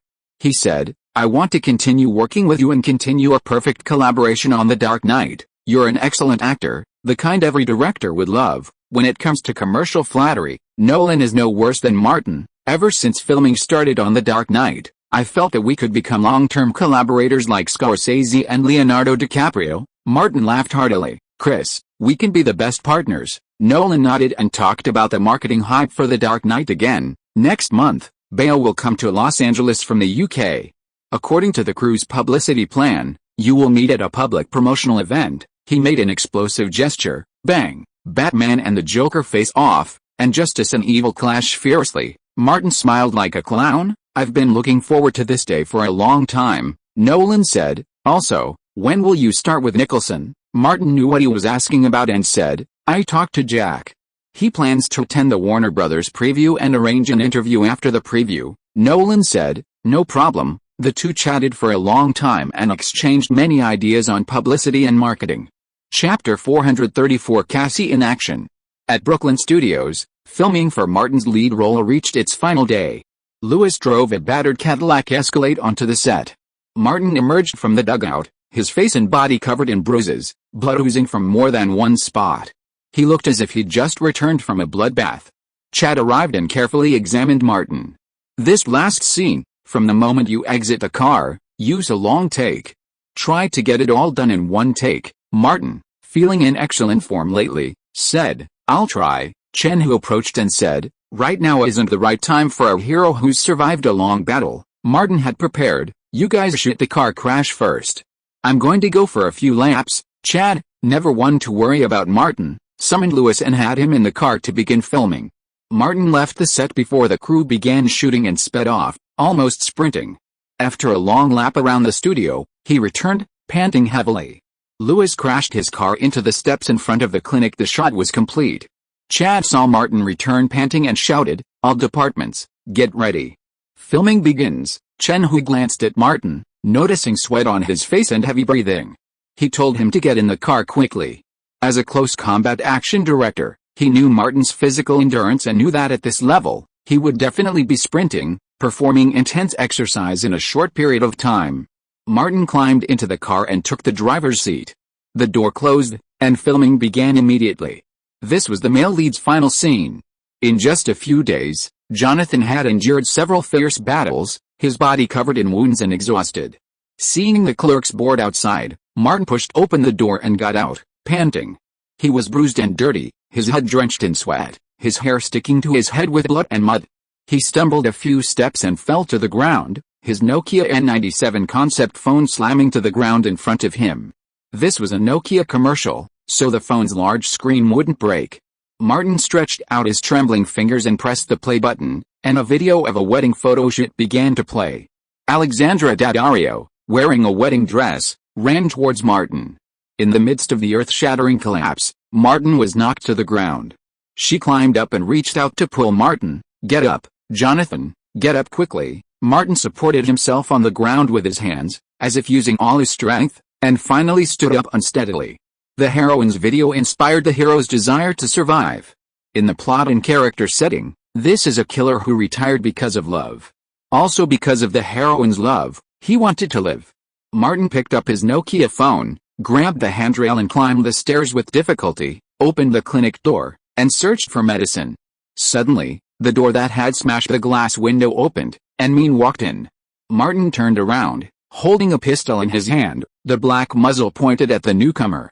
Min pulled out a chair and sat down, his voice rich and magnetic. Jonathan, welcome back alive. Martin sat across from him, ripping open his shirt to clean his wounds. Thank you for the news, Winston. Cut. Chad called a halt to filming. This take is through. Martin took off his stained suit jacket and tossed it to the crew assistant who came over.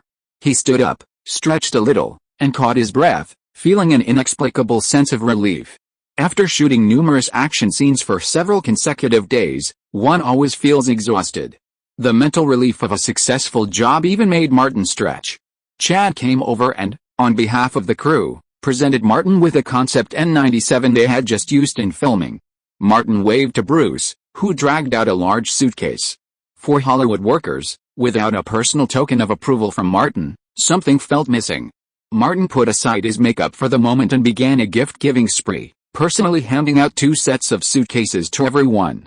Well-informed members of the crew, such as those with close ties to Warner Brothers, had heard rumors that the hand-carved Joker was worth a fortune.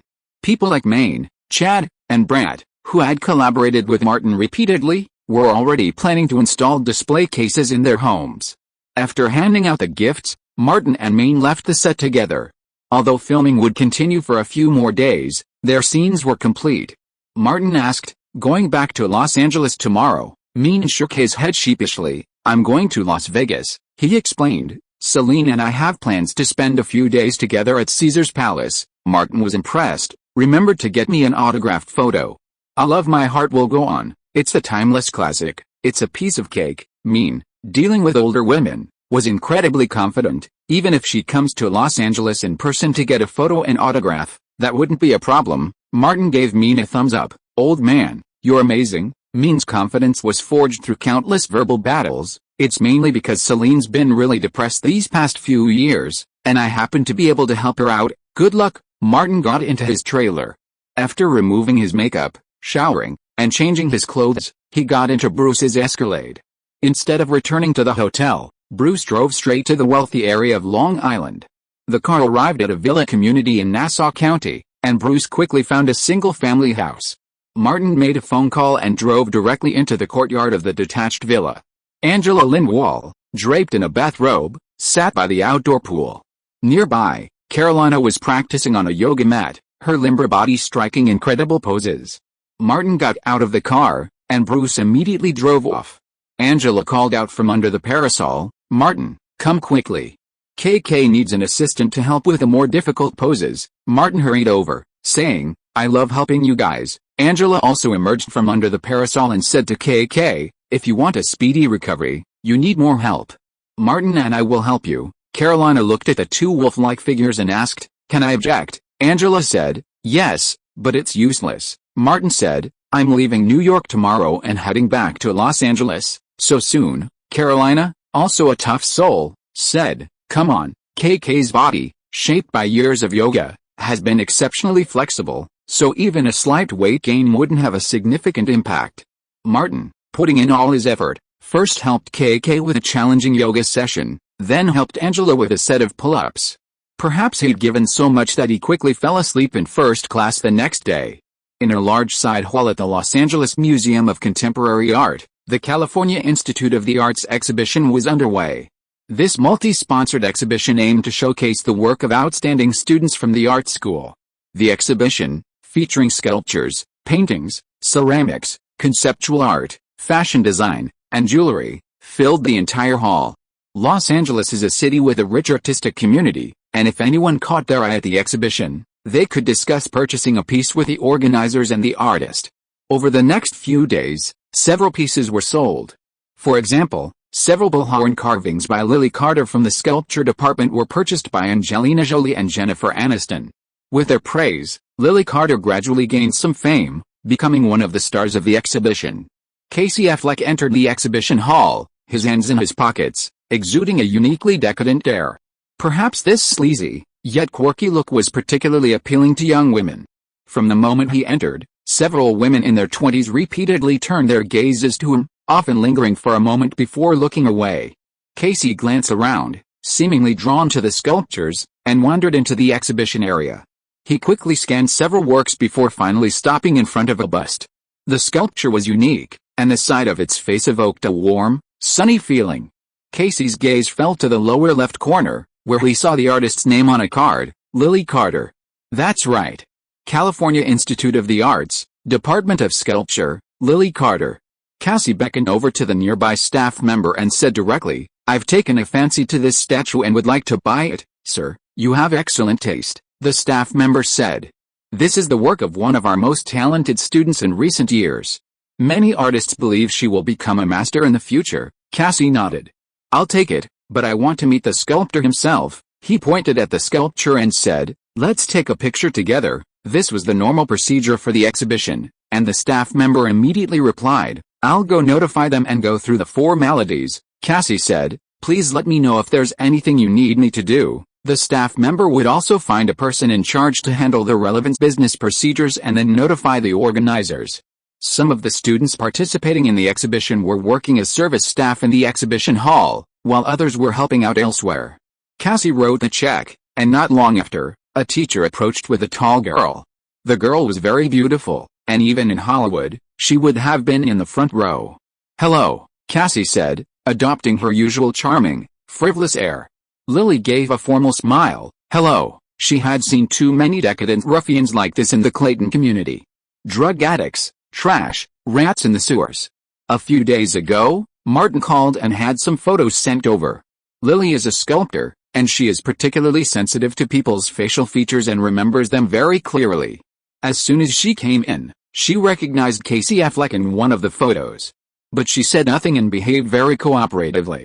According to the routine procedures of the exhibition sales, she took a formal photo with Casey and the sculpture. Casey made some jokes, and when the formalities were completed, she asked, "I am also a sculpture enthusiast. I often encounter some problems in this area. Can I ask you for advice?" Lily put her hand in the pocket of her windbreaker, gently fumbled for the carving knife, and said, "Sure." Chapter 435 No Hope. Having been in Hollywood for over a decade, Casey Affleck considered himself a skilled and patient predator for the supposedly gifted student still in school. He asked, "Would it be the honor of seeing more of your work? Here are all my completed works so far." Lily's eyes seemed fixed on Casey, scouting him up and down, carefully examining his anatomy to determine the best areas for incision. Seeing the girl's gaze lingering on him, Casey grew more confident. She was clearly interested. Lily's gaze was intense and sincere, her hand in her pocket rapidly stroking the carving knife. Cassie sensed Lily's fondness for him and decided to be direct, pointing to the sculpture nearby. "I'm so lucky to have such a wonderful piece of art today. I should celebrate, beautiful Lily Carter. May I invite you?" Lily smiled a unique smile. "I have to pick someone up at the airport soon, so I don't have time." Cassie, no novice, knew to be patient. "I'll call you another day," he said deliberately. "I hope to see your masterpiece again.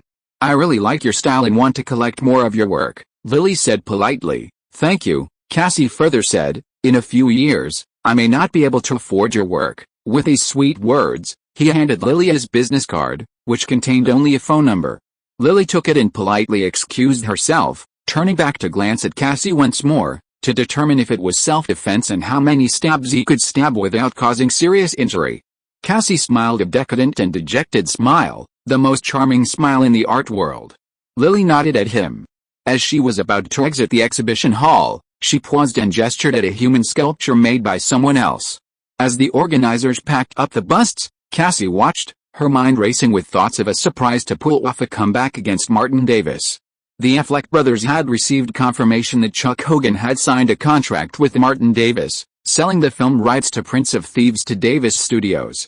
They'd originally been eyeing a project, but it had been snatched away from them, leaving them with a rage they couldn't vent. Even before the exhibition closed, Lily asked her supervisor for leave, got in her red Cadillac, and rushed to Los Angeles International Airport. Martin was returning from New York today, and she was there to pick him up. Arriving at the terminal gate, Lily saw Martin and Bruce exiting with their luggage. She quickly waved. Martin walked over and handed a bag to Lily.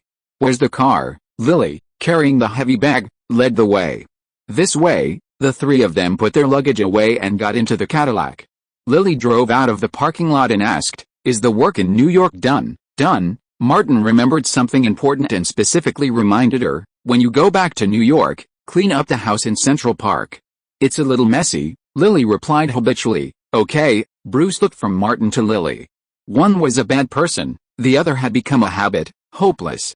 Martin suddenly realized that he had to be a good person and added, "You could also hire a professional housekeeping company to clean it up." "I see." After years of habit, Lily thought it was normal. The mansion he had inherited from Peter was still under renovation, but it was in the final stages. Martin still lived in the Cody neighborhood. The Cadillac drove directly into the gate. The house was immaculately tidy and clean inside and out. Martin knew without question that Lily had done it. He said, "I came from New York this time and brought you a gift." The word gift overwhelmed Lily. She hadn't considered accepting the gifts in the past. She tentatively said, "I have enough raw materials now.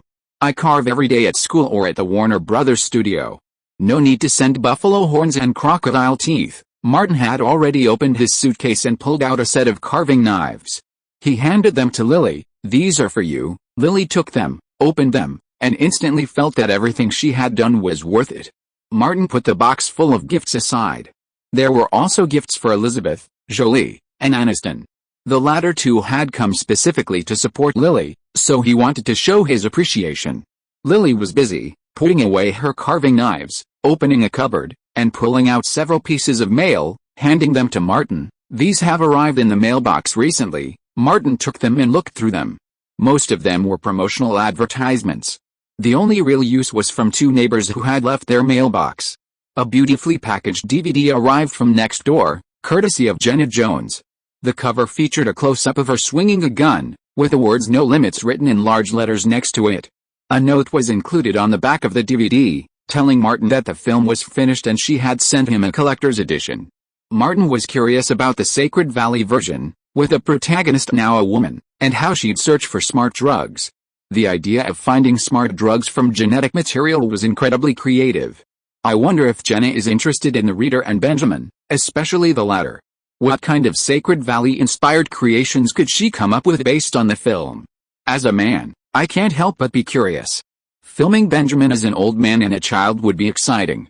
Martin placed the DVD in a drawer, which also contained a collector's edition of the Sacred Valley version of Wanted. Lily sidled over to take a look and muttered, "How could you give something like that as a gift?" Martin said, "The Joneses are artists. Their ideas are different from others. I'm an artist too," Lily said, self-proclaimed, adding, "My ideas are quite normal." Martin looked at Lily, not bothering to tell her anything. He'd known for always carrying a carving knife in his pocket. Another useful email came from his neighbor across the street, Gillian Flynn. It was a handwritten note. Gillian didn't want to disturb Martin's filming in New York, so she didn't call him. She had written the beginning of the novel I mentioned last time, and if Martin came back, she planned to show him a rough draft of the beginning, unrelated sentence fragment. 1691 Book Bar, C. Martin took his phone and called Gillian. When she answered, he told her he was back in Los Angeles and at home. Lily helped Martin and Bruce pack their bags and brought up the previous incident. "You sent me a picture of the Affleck brothers last time, remember?" Martin immediately asked. "What's going on? Are they giving you trouble?" "Casey Affleck bought a sculpture from me today." Lily quickly recounted what had happened. Bruce then said to Martin, "They know you're a tough sell, so they're targeting the younger, more inexperienced people around you." Lily reached out from her pocket, a small carving knife swirling around her fingertips like a fluttering butterfly.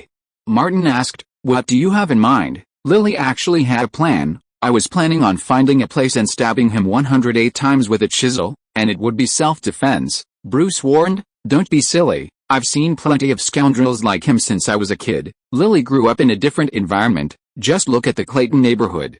There are tons of people more dangerous than him." She suddenly laughed. "Casey Affleck paid a lot for one of my sculptures and said he's interested in my others.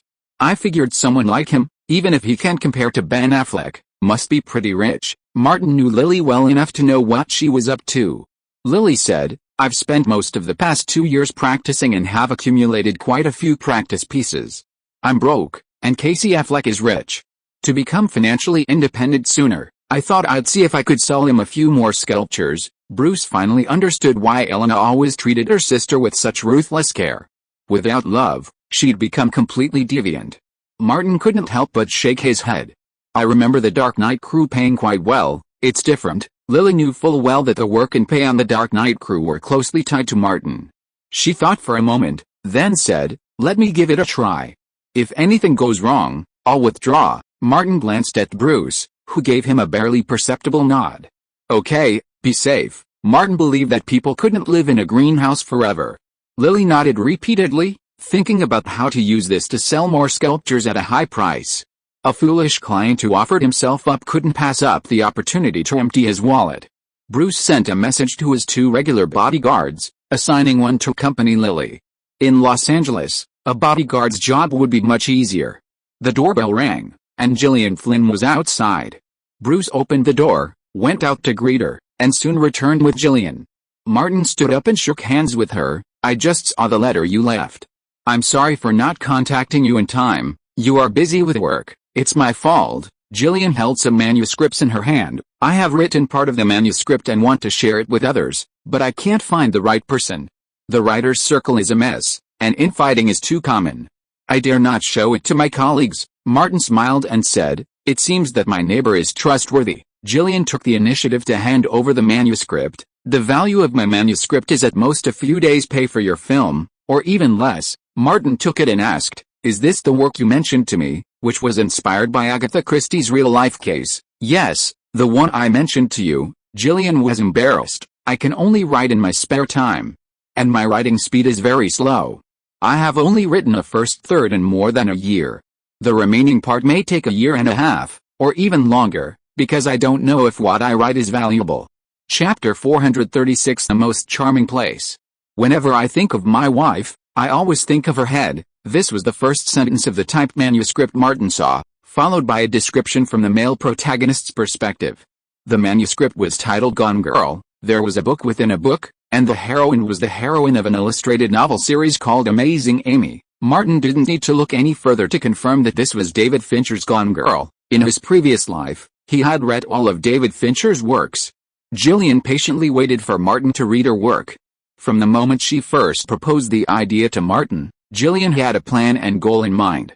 The film she introduced to Martin, Dark Area, was adapted into film and released, grossing nearly $400 million worldwide. The original author, Alan Green, became a sought-after writer in Hollywood. Initially, Alan Green's career was even less successful than hers. Gillian had changed her life once before, through marriage and divorce, achieving a social leap. To change her fate again, she believed her work and Martin were the key. Gillian had carefully studied Martin's preferred style, so even with such a dark and gloomy theme, she managed to write a novel with a captivating storyline, full of twists and turns. Martin schemed through it quickly, putting down the printed manuscript before too long. Gillian asked, with a hint of anticipation, "Martin, am I doing okay?" Martin didn't hesitate, saying, "The plot is very engaging, although it doesn't fit the Hollywood mold." Gillian smiled sheepishly. "Sometimes, I also feel that the subject matter and human nature are too dark, but writers often have their own opinions." She added, "I've always believed that even between the closest of lovers, there are horrifying secrets.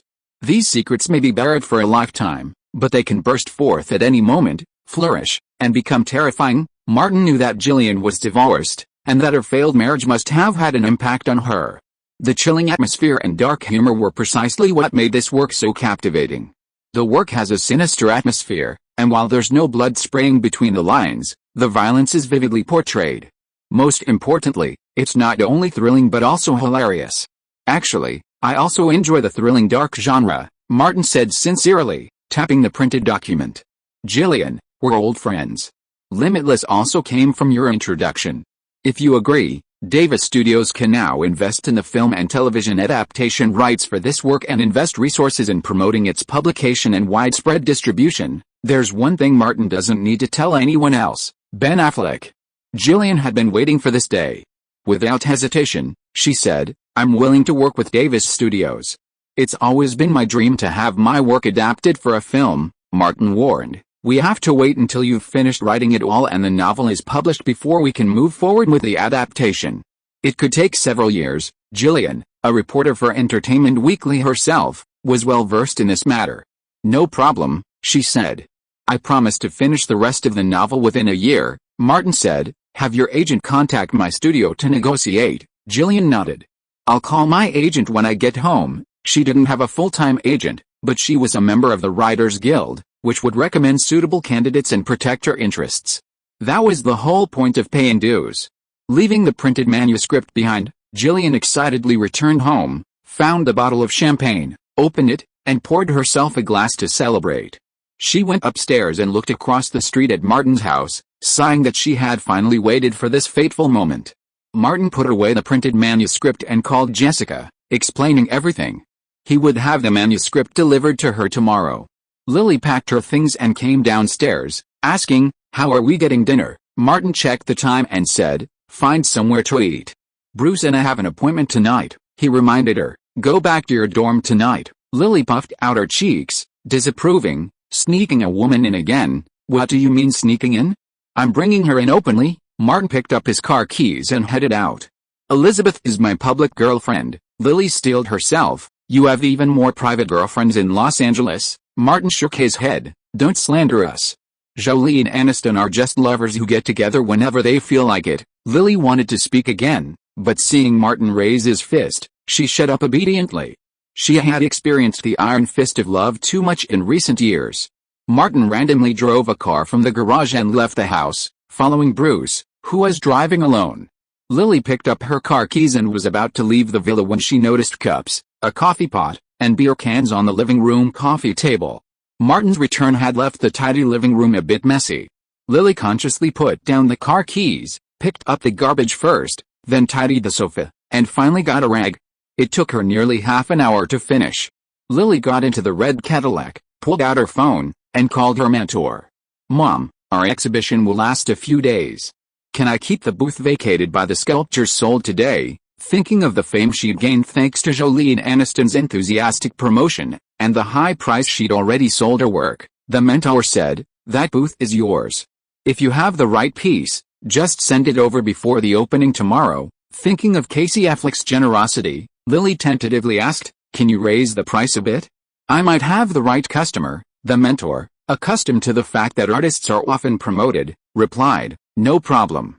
I'll talk to the organizers, Lily said in her sweetest voice. Thank you, Mom. The mentor, in her 50s, suddenly made a request. I heard that the famous star Mean and Martin are good friends. Could you please get me an autographed photo of Mean? She'd recently attended several gatherings of successful women in the art world and had often heard Mean mentioned. She'd even watched some of his films and was deeply interested. Lily knew Mean, so she could just ask directly, agreeing immediately. Halfway through the drive, Lily's phone rang with a text from Casey Affleck. She thought for a moment and replied, I'm turning off my phone. I need to focus on my work. The Academy has reserved a booth for me tomorrow, and I need to finish carving a few pieces. I'm almost done. The message quickly returned. I'll go see your new work tomorrow. Lily drove back, trying to figure out how to get a good deal without leaving Casey Affleck feeling so bad. Because Bruce had planned to go to the Lakers game with Chloe, Martin went to the Griffith Observatory alone. After a brief wait, Elizabeth Olsen, fresh from get out of class, arrived at the agreed-upon observation deck and practically ran up to Martin. He was already waiting with his arms outstretched. Knowing Martin's physical strength, Elizabeth leaped up and threw herself into his arms, wanting to bury herself inside him. Martin hugged her, spun her around, and said, You seem lighter than before. Elizabeth was delighted, her smile sweet as honey. Really? I'm losing weight. I've tried to lose weight elsewhere. Martin kissed Elizabeth. After a long, passionate kiss, they went to a nearby restaurant with a view. Sitting by the window, they had an unobstructed view of the stars above and the bustling nightscape of Los Angeles below. As for the taste of the food, it was secondary. The couples who came here were looking for the romantic atmosphere. Elizabeth peeled a shrimp for Martin and apologized. I've enrolled in an acting school and I have classes this afternoon. The school invited Judi Dench to come. Martin didn't care. It's okay. We've met, haven't we? Elizabeth stuffed the shrimp into Martin's mouth, blinked, smiled sweetly, and whispered, I'll feed you now. You have to feed me after dinner. After dinner, they didn't stay at the observatory for long, and each drove back to Martin's home. Elizabeth had fed Martin before, and now it was Martin's turn to feed Elizabeth. Bruce wouldn't be home tonight, and after dark, Martin simply carried Elizabeth up to the rooftop terrace to watch the stars.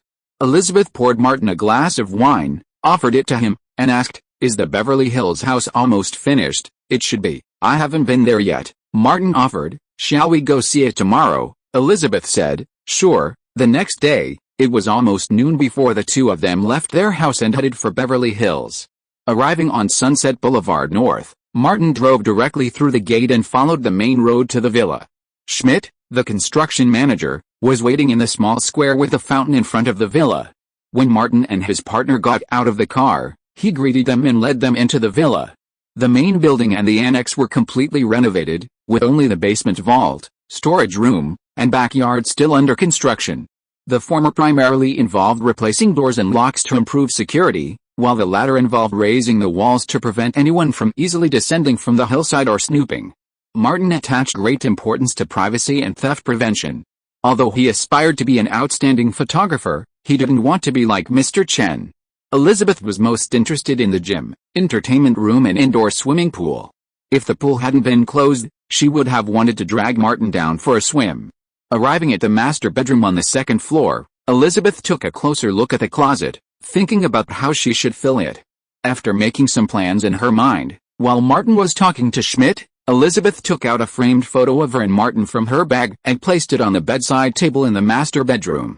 Martin noticed it, looked back, but said nothing. In the future, he will have more than just this one house. The sound of construction came from outside, and Martin called to Elizabeth, "Let's go, we can't move in a short time." The two went downstairs, and before leaving, Martin asked again, "Have you told the neighbors?" Schmidt pointed to the left and right. "The house on this side is currently vacant.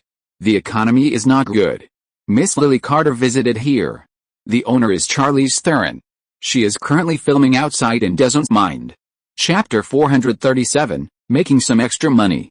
In the exhibition hall of the Los Angeles Museum of Contemporary Art, Casey Affleck waved a check, once again showcasing his refined artistic taste and masculine charm, as he purchased a hardwood sculpture by Lily Carter. Lily and Casey stood on either side of the sculpture and posed for a photo.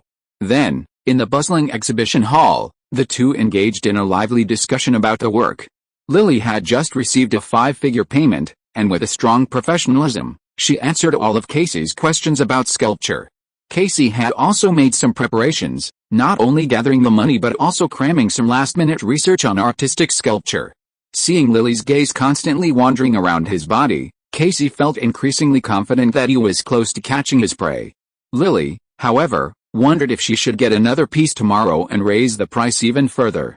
Just as Casey was about to extend the invitation, the female student with the tag hurried over and announced to Lily, "My instructor asked me to inform you that there's a discussion meeting coming up soon. You should hurry over." "Okay," Lily replied, then apologetically said to Casey, "Sorry, I have important matters with the academy and my instructor, so I have to go." She felt Casey's wallet still had some room for more. "Can we discuss the remaining questions tomorrow?" Casey, seeing the positive feedback, nodded, "No problem. I'll see you here tomorrow afternoon." Lily waved at him and hurriedly left with her classmates. After leaving the exhibition hall, the female student expressed sincere admiration. "Big sister, you're amazing." Lily pulled her aside, saying, "Watch your mouth, I understand." The female student quickly swore, "I won't tell anyone." Lily went to the warehouse and opened a box. Inside was a mess of carvings, all of which he used for practice.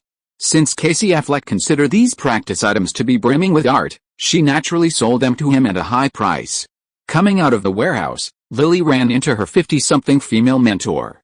"I heard your new work sold again." "Yes." The person paid very generously. Lily knew she couldn't hide it anymore. "It's the same person who bought the sculpture yesterday," the female mentor warned. "It's good that the work sold, but you also have to be careful. People's hearts are complicated." Lily could hear the mentor's good intentions. "I'll only meet with him in the exhibition hall." Having been greatly influenced by Martin in recent years, she immediately shifted to the issue of personal connection. "Mom, Manet is in Las Vegas.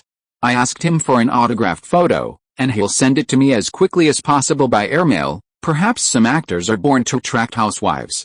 The female mentor smiled heartily and said, "Remember to let me know when you get there." Lily said, "No problem." The female mentor's gait was unsteady as she left.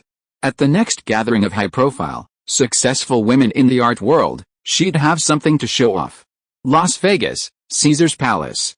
In Celine Dion's luxurious suite, Manet changed into a formal suit, grabbed a Polaroid camera, and headed into the living room.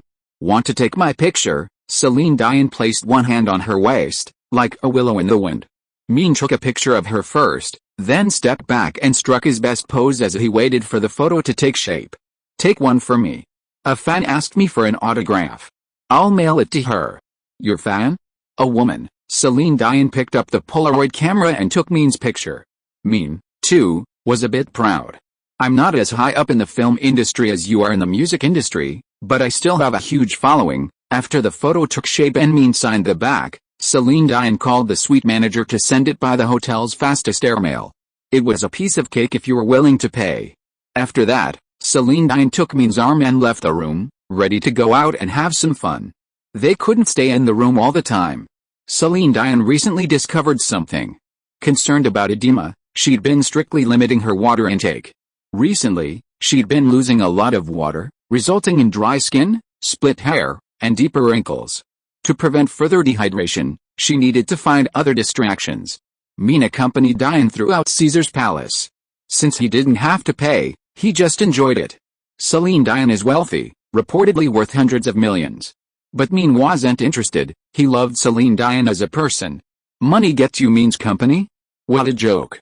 That afternoon, Min's autographed photo was air expressed from Las Vegas to Los Angeles, delivered to Lily with the utmost speed. Lily made a special trip to visit her mentor and present her with the autographed photo. Her mentor was delighted.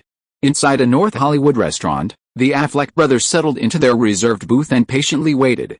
Ben Affleck had a dinner date with Judi Dench. Before they arrived, Ben asked his brother, Cassie, "What's going on over there?" Cassie smiled with a cheeky yet confident smile. A young woman who studies sculpture all day and immerses herself in the art world, how difficult can it be? I'm making very good progress. She's asked me to meet her tomorrow. Ben nodded. This Lily Carter is from Atlanta. She must know a lot about Martin Davis. Don't rush. Wait until the right time to ask her questions. Don't let her get on her guard. You know how many girls like this I've managed to win over. Cassie's past success was a source of confidence. It's just a little money, time, and effort. Ben didn't take it too seriously. After all, she was just a 19-year-old still in her ivory tower. Cassie asked, "Have you contacted Judi Dench? Are you planning to take charge?" Ben was more cautious. "Let me take a look at the specific situation first. I haven't had anything to do recently, and I can make some extra money." Martin's current girlfriend, Elizabeth Olsen, is at the Adler School of Acting. Cassie was a little skeptical. The Olsen sisters, it's easier than Jolie and Aniston. Ben had also carefully considered, those two women have a close relationship with Martin Davis. They must have flown over together, but what can we do to them? They are the leaders of the Me Too group. If we are not careful, they will bite back, which will be very troublesome. Cassie said, "It's not easy to make Martin Davis the next Brad Pitt." Ben said, "I've made careful inquiries. Martin bought Brad Pitt's luxurious mansion in Beverly Hills from someone else. It is currently being renovated.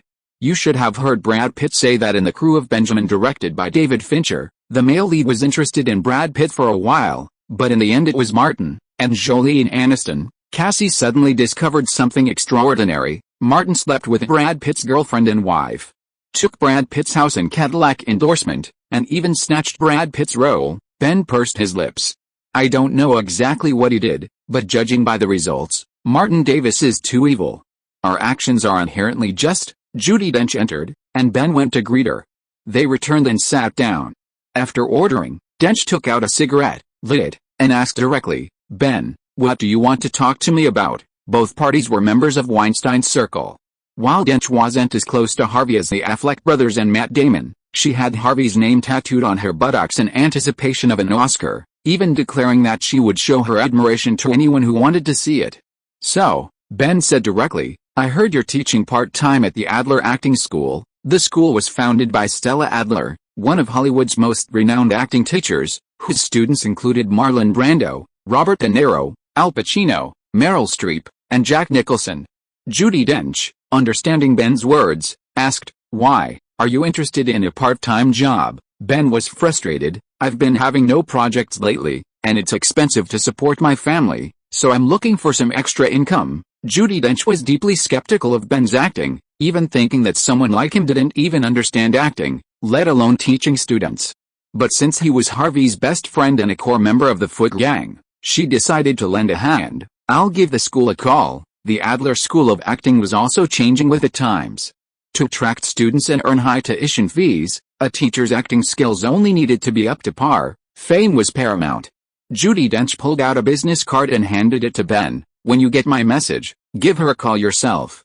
With your fame, it shouldn't be a problem." Ben smiled and said, "Thank you, Judi." He raised his glass. "Toast to you." Cassie followed suit. The three of them shared a glass of wine, talked about the Foot Gang, and enjoyed dinner. The 2008 summer movie season has already begun. This past weekend, Indiana Jones and the Last Crusade surpassed $100 million in its North American box office debut, further fueling market excitement. The Dark Knight will hit North American theaters on July 18, and promotional efforts are already underway. Standard promotions consist of hard copy advertising, soft copy, television commercials, and theatrical promotions. These have become a routine over the years, making it difficult to innovate. Warner Bros. Has been proceeding step by step. Meanwhile, the publicity team, directly led by Nolan, has been releasing a variety of behind-the-scenes videos to further attract casual audiences. Batman is firmly in the top 2 of North American comic book superheroes. As long as a film isn't terribly underperforming, box office success is guaranteed. However, true box office success depends on its appeal to casual audiences. The unconventional promotional measures discussed by Martin and Nolan are also aimed at casual audiences. This week, Warner Bros. Held a preview for The Dark Knight, and Jack Nicholson, the previous Joker, also appeared at the preview. Chapter 438 infused with soul. In Warner Bros.'s preview room, numerous Warner Bros. Executives, including Warner Bros. CEO Barry Meyer, Warner Pictures President Alan Horn, and DC Creative Director Orlin, were glued to the screening of The Dark Knight. Behind them sat the film's main creators, including Martin and Nolan, as well as specially invited guests like Jack Nicholson and Warren Beatty. Everyone's attention was completely focused on the film. The Dark Knight was breathtaking, far surpassing the average superhero film. Though dark, heavy, and oppressive, it was captivating. It was like a stunningly voluptuous beauty clad in a tight black leather jacket, clutching a whip. Everyone could see she was completely black, from the inside out. It was impossible not to gaze, to stare intently. This feeling wasn't evoked by Batman, the iconic figure of Warner Bros. And DC, but by the Joker. Almost everyone who watched the film shared a similar sentiment. The film's central protagonist wasn't Batman at all. Bruce Wayne was merely a tool for the Joker's sidekick. The preview concluded, the screen went dark, and the lights came on, triggering a roar of applause from the screening room. Everyone looked around, both sides, at Nolan and Martin. Everyone was convinced that these two had truly breathed life into a comic book film. The former with his camera, the latter with his maniacal performances. Chris, this is a true masterpiece. I'm absolutely certain it will elevate comic book superhero movies to unprecedented heights. Barry Meyer, trusting his own eyes and judgment, first shook Nolan's hand vigorously, then shook Martin's. Your performance, I can't describe it. I can't find the right words. The English language is so insufficient to express the profound impact your performance and character have on me. Martin grinned. I agree. The sudden, strange, sinister smile that unfolded before his eyes made Barry Meyer unconsciously let go of Martin's hand. Taking a step back, he said, "You're a dedicated and excellent actor." There was something he couldn't say publicly. He planned to tell Charles Roven later, and have this lunatic actor see a therapist. Alan Horn had finished talking to Nolan and turned to Martin, saying, "It's a huge regret of mine that I didn't get you for Terminator 4. The two had some disagreements on the project, but it ultimately didn't fall out." Martin even considered following Cody Horn's lead and getting it done directly if Alan Horn really wanted to do something. Now that Christian Bale had joined the cast of Terminator 4, the tension between the two sides had faded over time, and that minor conflict didn't harm the core interests of either side. Martin smiled and said, "There's still plenty of time. There's always the chance for us to work together in the future." Alan Horn smiled back. In his eyes, stars like Martin were valuable. Orlin, who had spent a lot of time on the set, came over and bumped fists with Martin. He said, "Man, you've given DC a tough problem. What should they do with the Joker from now on?" Martin half-jokingly said, "If you have a suitable script, feel free to contact me." Orlin, the DC director, was overthinking it. "You've created a crazy, classic character that'll be hard to surpass." Martin shrugged. "Keep going with a realistic approach." Orlin nodded slightly. "It's a pity director Nolan won't consider the Joker for his next film, outside the main creative crew." Nicholson sighed and said, "This guy's an asshole, but he really has a way with his acting." Warren Beatty, knowing he was referring to Martin and the Joker, replied, "If it weren't a comic book superhero movie, this character would definitely deserve a Best Actor award." Nicholson agreed, Martin has put so much effort into this role, and the results are obvious." He then asked, "What about Best Supporting Actor?" Martin, that jerk, has already been nominated for Best Supporting Actor and Best Actor, so he has some experience.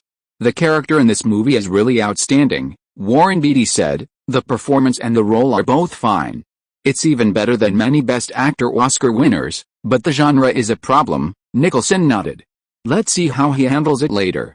After all, this is an Oscar." "Yes, after all, this is an Oscar." Warren Beatty, a member of the Academy, was a key figure within the White House, and he had a keen eye for the Oscars' recent developments. "The acting is just the basics, the execution is the key." A Warner Brothers staff member arrived and handed each person a 2-item questionnaire, an internal rating for The Dark Knight and a list of their top priorities. Warren Beatty didn't hesitate, giving it an A+. Regarding the film's highlights, he gave only a brief consideration and wrote down a single word: Joker. He turned to look at his old friend Nicholson, who had the same answer. All the questionnaires were collected by the Warner Brothers staff and handed to the film's producer, Charles Roven. That was the end of today's internal auditions. Warren Beatty had something to do and left the Warner Brothers building first. Nicholson and Martin went into a meeting room and chatted briefly. "You did a really great job. People of my age couldn't do what you did," Nicholson said. "Martin, you bastard, you made me at a loss for words." Martin said, "You don't have the right adjectives? I believe that Jack, who is full of talent, will be able to say the best words." Nicholson pushed his brown sunglasses and said, "Why did I believe your nonsense last year and play this weird game with you? Because it's fun." Martin said confidently, "You need fun, and I will provide it for you." Nicholson said, "Well, teasing public opinion and the public is indeed interesting. It's better than Leo suffering in a mental illness center." Martin couldn't help but sigh. "This guy didn't go crazy. I think you're going crazy." Nicholson patted Martin on the shoulder. "If you can't hold on, go see a psychiatrist. Don't force yourself." Martin was helpless and spread his hands and said, "Am I that fragile?" Nicholson laughed heartily. "I think you'll end up in a mental health facility sooner than Leo." He got back to the point. "Tell Warner and the crew to arrange an interview program," Martin said. "It's already been arranged." Nicholson didn't mince words with Martin. "It's fun, but I want something more fun." The old bastard was very kind to his best friend, so Martin agreed without hesitation. "Let me think about it and see where I can find something more fun." Nicholson was about to leave when he sighed. "Without Meryl, it's a lot less fun," Martin reminded him. "You still have Naomi Campbell." Nicholson raised his middle finger and said, "It's free." Martin sent him off and returned to find Nolan and Emma Thomas, both of whom seemed in good spirits. Charles Roven was also there, holding a questionnaire for the internal screening. Martin asked, "It seems that our internal preview is quite successful." Nolan seemed somewhat relieved. The overall evaluation of all guests in the internal preview was A+.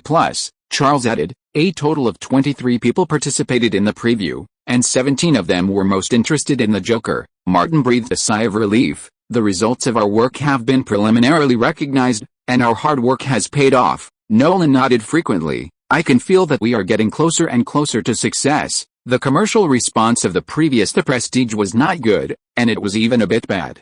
"If this one is not successful, it will be really over." Charles Roven asked, "Have you talked to Jack about it?" "No problem," Martin said. "Jack thinks it's fun, but he wants even funnier rewards, which worries me." Charles Roven thought for a moment and said, "Warner Brothers can also provide you with some help when necessary." "I can still make the decision on this." Martin smiled and said, "I won't be polite to you when I need it." Charles Roven said, "The internal preview of the film received very good response. We must release this news as soon as possible.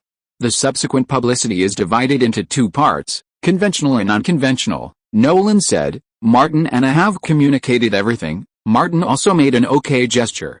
Charles Roven said, "The preview reviews will be officially released to the media tomorrow, and a new trailer will be released at San Diego Comic-Con. It will still focus on the Batman-Joker duel, and there will also be a viral marketing gift sent to major entertainment media outlets." Martin added, "Nicholson will be on Warner Bros.' Helen's show this week, completely revising the perception of my version of the Joker." Nolan said, "Your meeting with Bale will precede Helen's show, and it's right before San Diego Comic-Con. Both of you must attend. This will be your first meeting since filming The Dark Knight, and Batman and the Joker will face off." Martin, already prepared, said, "No problem on my end." Nolan nodded, "I've already communicated with Bale, After a brief discussion, the group left the office together. Nolan and Charles Roven led the way. Emma Thomas deliberately lags behind, lowering her voice to Martin. "Where's your friend Mean? He hasn't answered my calls lately. Do you know where he's gone?" Martin, of course, knows, but can only mumble, "I haven't contacted him since we separated in New York. I don't know where he went." Emma Thomas complains, "This guy." Martin leaves the Warner building, has Bruce contact Ivan, and then promptly reports to the psychiatric clinic, continuing to cultivate his character's psychological problems. For the next 6 months, Martin will suffer from clown syndrome. With Warner Brothers' powerful media presence, it's easy to create hype about this. Heath Ledger once fabricated a similar situation even after finishing another film.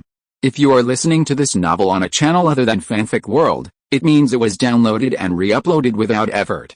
We warmly invite you to visit our channel, Fanfic World. There you will find the original version of this story and many other novels of various genres. We look forward to seeing you dive into a world of incredible novels. Chapter 439: Belle and Martin Fight.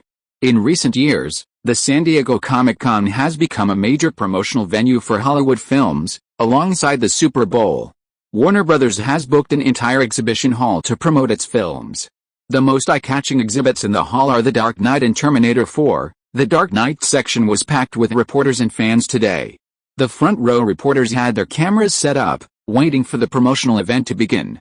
Cole, a reporter from Empire, chatted with several colleagues. Warner Brothers announced that the two main actors, Bale and Martin, will be on stage together today for promotional events. Remember the news last year? Martin and Bale got into a fight on set because they were so immersed in their roles and their emotions were affecting them. I know. Bale was hospitalized for mental health treatment. Martin still sees a therapist weekly. He even visited the psychiatric center at Presbyterian Hospital while filming his new film in New York. Have you seen the latest trailer? The Joker is a madman of utter evil. It's only natural that Batman couldn't handle him and beat him up. You're confusing filming with reality. Isn't that what top-notch character creation and acting are all about? The surrounding noise suddenly faded, and the entire press and audience area fell silent. It was the film's director, Christopher Nolan, who took the stage. In the waiting area off stage, Martin, accompanied by Bruce, prepared to appear. Meanwhile, Bale, who hadn't been seen in a while, slowly walked to the waiting area across from him. Nolan's voice rang out, "Please welcome Batman Christian Bale." Bale walked off the stage and backstage, answering questions from reporters and fans alongside Nolan. Bruce, listening to the voices from the front, said to Martin, "Bale seems a lot calmer." Martin replied, "You didn't keep provoking him," Bruce warned. "Be gentle, don't get him hurt." Martin said, "Today's theme is a brawl, a fight between Batman and the Joker, not a one-sided fight." After a long period of preparation, it was already widely known that he and Bale had developed psychological and mental health issues due to their over-immersion in their roles. But the media and the public still didn't know the full extent of these effects. Soon, Nolan's voice called from the front of the stage, "Martin Davis." Martin adjusted his suit slightly and quickly walked onto the stage, waving to the media and the crowd of red t-shirts below. Applause erupted, much louder than when Bale had appeared. Martin lowered his hand and looked forward, catching sight of Bale in a handmade suit. Almost instantly, Bale turned and looked at Martin. Their eyes met, and the air seemed to ignite and twist. The media, with their keen sense of smell, could almost smell something burning. "These two seem like natural enemies," whispered Empire reporter Cole. On stage, Bale's expression was stern, resolute, and fearless, like a natural-born messenger of justice. Martin suddenly laughed. At first, his smile was brilliant, as bright as the Southern California midday sun. At its peak, it became maddeningly evil, chilling. Martin said to Nolan and Bale, "Why so serious?" Nolan said nothing, he had the script already laid out. Bale suddenly strode toward Martin, his pace increasing as he roared, "You bastard, you sold your soul to the devil. You're a wicked, chaotic monster." Martin continued to laugh. Though the script was in place, Bale's rage, compounded by old and new grudges, was intense, and the fury on his face wasn't fake. He had always wanted to punch this bastard. Bale charged, Batman style, swinging his fist at Martin's head. Martin blocked it with his hand, but Bale's fist collided with his shoulder, only for Martin to laugh even louder. Bale threw a second punch. If it weren't for the film's promotional needs, and the need to prevent Batman from being subjected to a one-sided assault, Martin could have kneed Bale in the gut, leaving him scalded. He struggled to hold Bale's arm, and the two men engaged in a wrestling match. The reporters and fans below the stage were stunned. What was going on? Two of the film's protagonists were fighting on set? They had all seen the trailers, and it felt like Batman and the Joker had just tangled up in real life. Not only the reporters were stunned, but even Nolan and the crew on stage were stunned. For a moment, no one stepped forward to separate Martin and Bale. The reporters' cameras and video cameras were still rolling, and the quick-witted fans whipped out their phones to capture photos and videos. With a thud, Bale and Martin fell to the floor, locked in a fierce tangle. Bale roared, "You chaotic, evil devil." Martin just laughed heartily. Nolan seemed to finally react, shouting, "Quick! Separate them." His voice was so loud, it carried throughout the room through the microphone on his collar. Damn it! Those two characters are still influencing them. Several staff members rushed over to separate them. Bruce also took the stage to prevent any further incidents. Several people surrounded Martin and Bale, and Nolan couldn't reach out, yet he truly demonstrated the professionalism of a commercial director.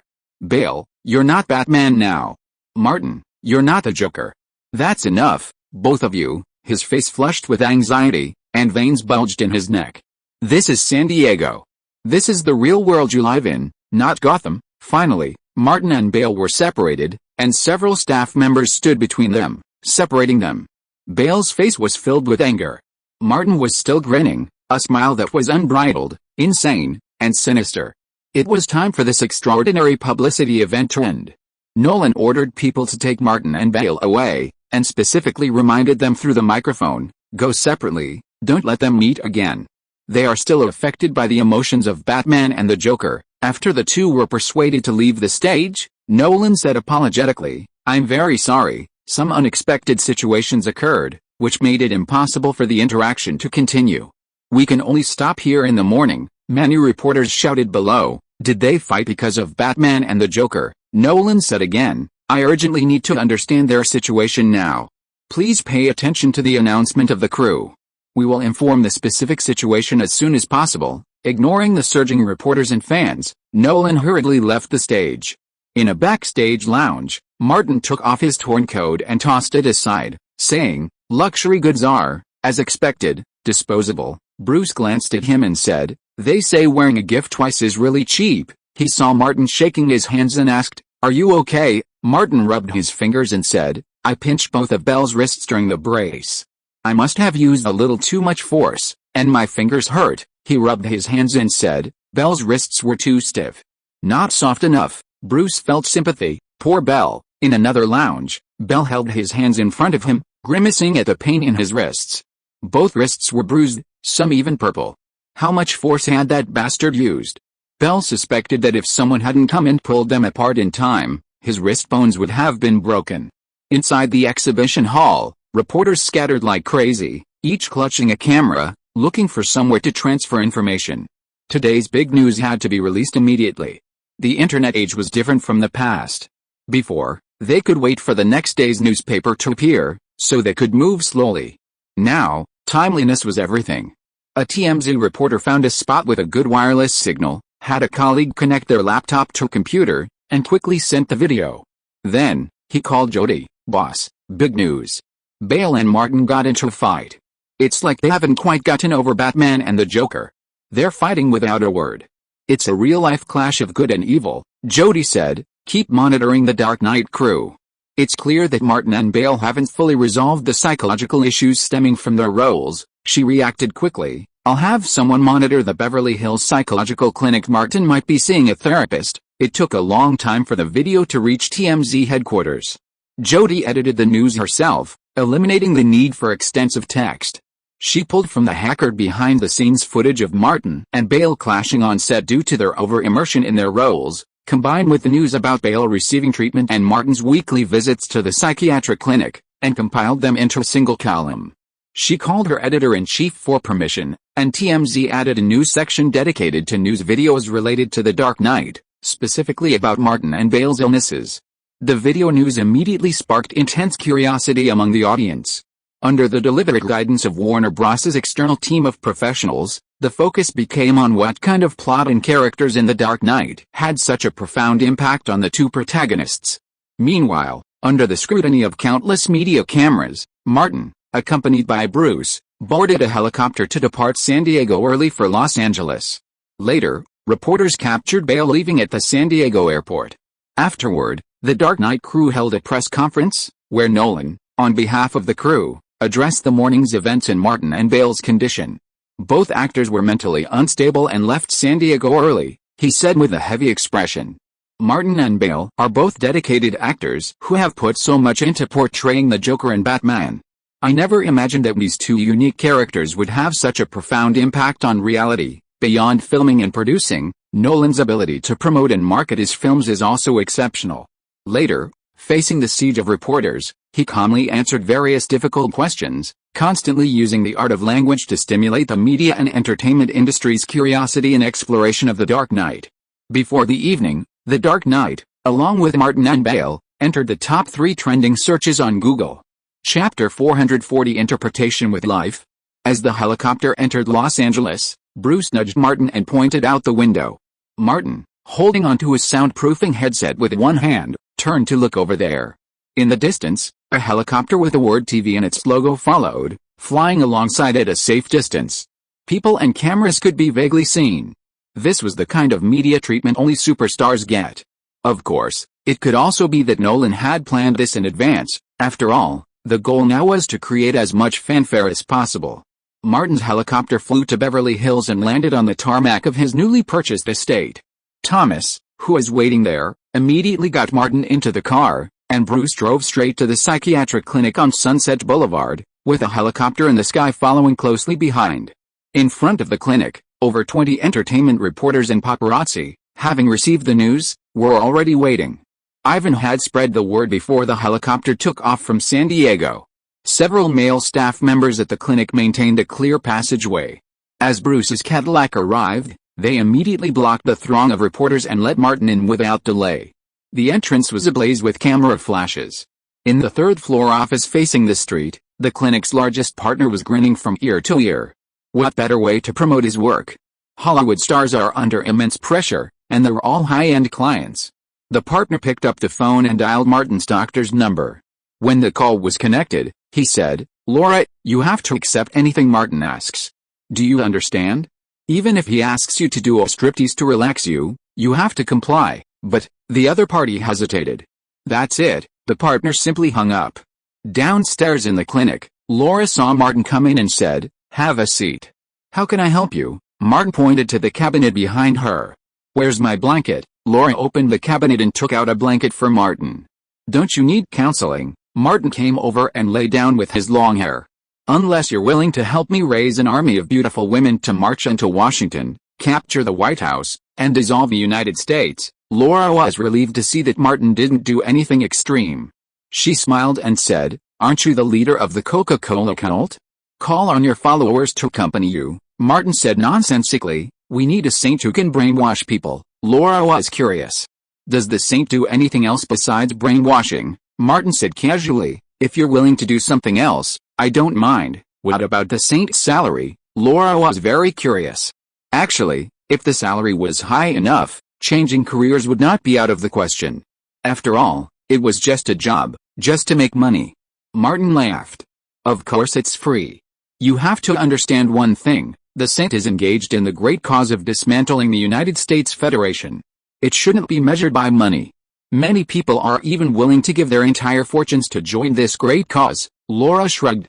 "Your brainwashing skills are poor, and you lack the ability to seduce others. That's why I need a professional like you." Martin stopped talking nonsense and covered himself with a blanket to sleep. Laura sat back at the examination table, took out a book, and began to read slowly. 40 minutes later, Martin woke from a light sleep, folded the blanket, handed it to Laura, and went to the attached bathroom to quickly wash up and prepare to leave. Laura suddenly said, "Remember to come on time every week." Martin replied, "No problem." The phone on the desk rang, and the partner asked Laura to go to the meeting room. Martin had already arranged with the Dark Knight crew for Thomas to hold a press conference about him, and Laura would attend as a psychiatrist. Because Martin was generous and the compensation was sufficient, Laura accepted without much hesitation. The next morning, Thomas held a press conference on Martin's behalf in the press room of the Warner Brothers building. Laura, dressed in a black suit, seemed somewhat unsure before the numerous media cameras, but she maintained her composure, especially since she only needed to explain Martin's condition. Laura's description of Martin's condition wasn't particularly serious, but it wasn't negligible and needed to be addressed quickly. Thomas, on Martin's behalf, announced that he would not be accepting new roles or filming for the remainder of 2008. In the second half of the year, Martin would be involved in post-production on Benjamin and John Wick, and would be discussing new projects and roles with Christopher Nolan. He also had a lot of work to do. With the North American premiere of The Dark Knight approaching, Warner Brothers and the crew were pulling out all the stops to generate buzz and attract the attention of passers-by. To promote the film, Warner Brothers created nearly 30 websites related to the film's plot, covering Gotham City, the film's setting, including the police department, railroad company, taxi companies, banks, churches, newspapers, and television stations. Even on Warner's Gotham City TV website, viewers could watch a series of programs centered around the film's main characters, like Batman and the Joker, with a level of authenticity that resembled a real television channel. Martin called Nolan at least once a day to discuss marketing and promotional matters. The quality of The Dark Knight was guaranteed, but there were countless examples of good films failing miserably. A good film, paired with effective promotion, would only become a hit. To generate buzz, Nolan pulled out all the stops. He even claimed that initially, he didn't want a Batman sequel, but rather an original crime film, but the script captivated him. Over the weekend, Jack Nicholson duly sat in on Warner Brothers. TV's The Helen Show. Helen initially rose to fame with her daring news stories filmed behind Martin, and later capitalized on that popularity to create this show, now rivaling the popularity of The Ellen DeGeneres Show. The two chatted about Nicholson's illustrious past, and the conversation quickly turned to the badass trio, especially Martin. Helen came with a mission, asking directly, "Last year, you publicly stated that Martin shouldn't have accepted the role of the Joker. You had a falling out in the media, and many people said you had a falling out. A few arguments are normal, not a falling out," Nicholson said, his face thoughtful. "I said that because I was thinking of Martin. I know Martin. He takes every role incredibly seriously. He always puts in a lot of work and gets deeply involved. And the Joker is dark and crazy, and once you're in it, it's hard to get out, playful or noisy. The trio's leader can't make a mistake. No mistake in one song, one post, one content, one 6, one 9, one book, one forum." Nicholson first had to affirm his own correctness. "I was right. There's a problem with Martin now." The hostility between him and Bale has even continued from fantasy to reality. "Alice, this idiot didn't listen to my advice," Helen asked. "Do you think there's a problem with the role Martin is playing?" "No, there's nothing wrong with the role. It's even better than I expected." Nicholson raised the banner of self-correctness and then got to the point. "I went to see the internal preview held by Warner Brothers for The Dark Knight. Martin's Joker scared me and left me with an unforgettable impression. This Joker is real and shocking." He didn't need Helen to ask, and continued, "Martin's performance is absolutely top-notch. I couldn't ask for better. Every look, every movement, and even the breath of the Joker he portrayed is perfect for the role. There is not a single ounce of encumbrance." Helen asked aptly, "Is it really that good?" Nicholson said, "It's even better than I could describe, because I can't find any better words right now." He gestured wildly with his hands, but his expression was extremely serious and earnest. "The Joker created by Martin will subvert all the previous villain images in Hollywood. It will be difficult to surpass him because Martin interprets this role with his life and soul." Helen cooperated very much and added, "His agent announced that Martin will not take any more roles this year. I went to see Martin yesterday." Nicholson sighed. "He really needs a good rest, especially to completely get rid of the role." "He is too deep in it?" he asked. "Have you seen the trailer for The Dark Knight?" Helen nodded repeatedly. "Yes, it's very special." Nicholson continued, "Do you have the feeling that although Martin's Joker is chilling, you can't help but fall in love with him? The charm of this character cannot be ignored." Helen thought about it carefully. "Indeed," Nicholson mentioned another thing. "I watched the San Diego Comic-Con and watched the battle between Martin and Bale, or the Joker and Batman that continued into reality. Although I completely stand on Martin's side, Bale said something that I think makes a lot of sense." Helen asked again, "Which one?" Nicholson concluded, "Martin traded his soul for the devil." He used only the first half of Bale's line, changing the second half to and in return he delivered such a breathtaking performance. After a few routine interactions, the Helen show concluded. The show would air on television and, as agreed with the Dark Knight crew, would later be posted on several major websites for wider access. Before Nicholson even left Warner Brothers, the calls started coming in one after another. "Hey, old man, is that kid's role as good as you say it is? It's better than I say." Nicholson had been having a great time the past 2 years and didn't mind helping his younger brother out. "The Dark Knight is coming out soon. Go see it in the theater and you'll see if I'm exaggerating." He had just put his phone down when another old friend called, again with a similar question. Nicholson said, "I guarantee, with my 40 years of acting experience, that you're going to see one of the most captivating movie villains ever." On the way from the television station to the parking lot, Nicholson received 6 calls, all from old friends who had watched Helen's show. Because few people have roles that Nicholson praises so much, they are all very curious. Nicholson got in the stretched Lincoln and received a call from Martin. He said directly, "Have you seen it? I think it's good, right? Boy, you owe me a good show. Let's watch a little show first." Martin said on the phone, "I lost something." Chapter 441 Diary Gate. After leaving Warner Brothers, Nicholson didn't go home but went to Martin's place. He found him sitting in the courtyard with Elizabeth and Lily Carter, leisurely sipping tea and discussing when to move. Martin invited Nicholson to sit down while Elizabeth poured him a cup of black tea. Lily, twirling a pen like a chisel, said, "The renovations are all finished. You can move in any time you want, let it air out for a while," Martin said, as if to reflect his usual thinking. "We'll talk about it in 2 months, Elizabeth nodded. "That's fine, too," Lily didn't argue, lest she draw the iron fist of concern. "Whatever you want," Nicholson, knowing Martin had bought Brad Pitt's mansion north of Sunset Boulevard in Beverly Hills, took a sip of his black tea and said, "It seems we're not that far away. I'll set up a cannon on the roof and fire fireworks into your new home." Elizabeth nearly choked on her tea. Martin's friends could be quite speechless. "Jack, it seems my new house is on higher ground," Martin retorted with the same unreliable tactic. Old Bull was a gunner in his military service, and he even used mortars against the Brits. "Whose house do you think would get more fireworks if they were to face off?" Nicholson thought of Warren Beatty and Annette Bening, the people he tormented daily, put down his porcelain teacup, and said, "We'll discuss this later." For some reason, when the topic of bombarding Martin's new house with fireworks started coming up, he couldn't help but think that Martin's neighbor from Atlanta, a young woman from the city, looked at him strangely. She paused to poke holes in the paper. Lily was certainly upset. Judging by the current situation, the manor would be in chaos, and she'd be the one to suffer. Elizabeth? A spoiled young lady, she'd only ever do what Martin wanted. Nicholson asked, "What did you lose?" Martin took a sip of tea and said slowly, "A very important diary." "Diary? You write a diary? You really have a problem with your brain." Nicholson shook his head. "Who writes a diary?" Martin said, "When I was isolated in the hotel, I wrote a diary and thoughts about the role of the Joker." "Really lost it? How did you lose it?" Nicholson thought it was normal for Martin to write this. After all, he was really a dedicated and good actor, but losing it was pure nonsense.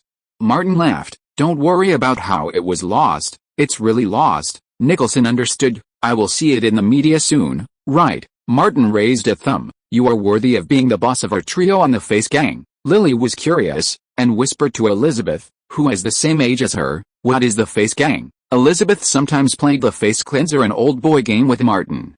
Of course, she would not tell Lily these secrets, and said, "I don't know much about it." Nicholson said to Martin again, "Is this the little show you were talking about?" Martin nodded. "It can be considered an appetizer, right?" "Boring." Nicholson waved his hand. "Let's go out for dinner together, I'll treat." Martin and Elizabeth prepared to go out. Lily said, "I'm going back to the dorm soon to finish a last-minute piece for tomorrow." Martin asked, "It sold so quickly." Lily was quite frustrated. "People are insisting on paying a huge price for it, so I can't refuse to sell it." "That would be disrespectful to the customer," Martin reminded her. "Just make it good enough." "Stop while you're ahead." Lily nodded. "If it's 2 more times, he'll probably lose his patience." Martin went to the garage to drive.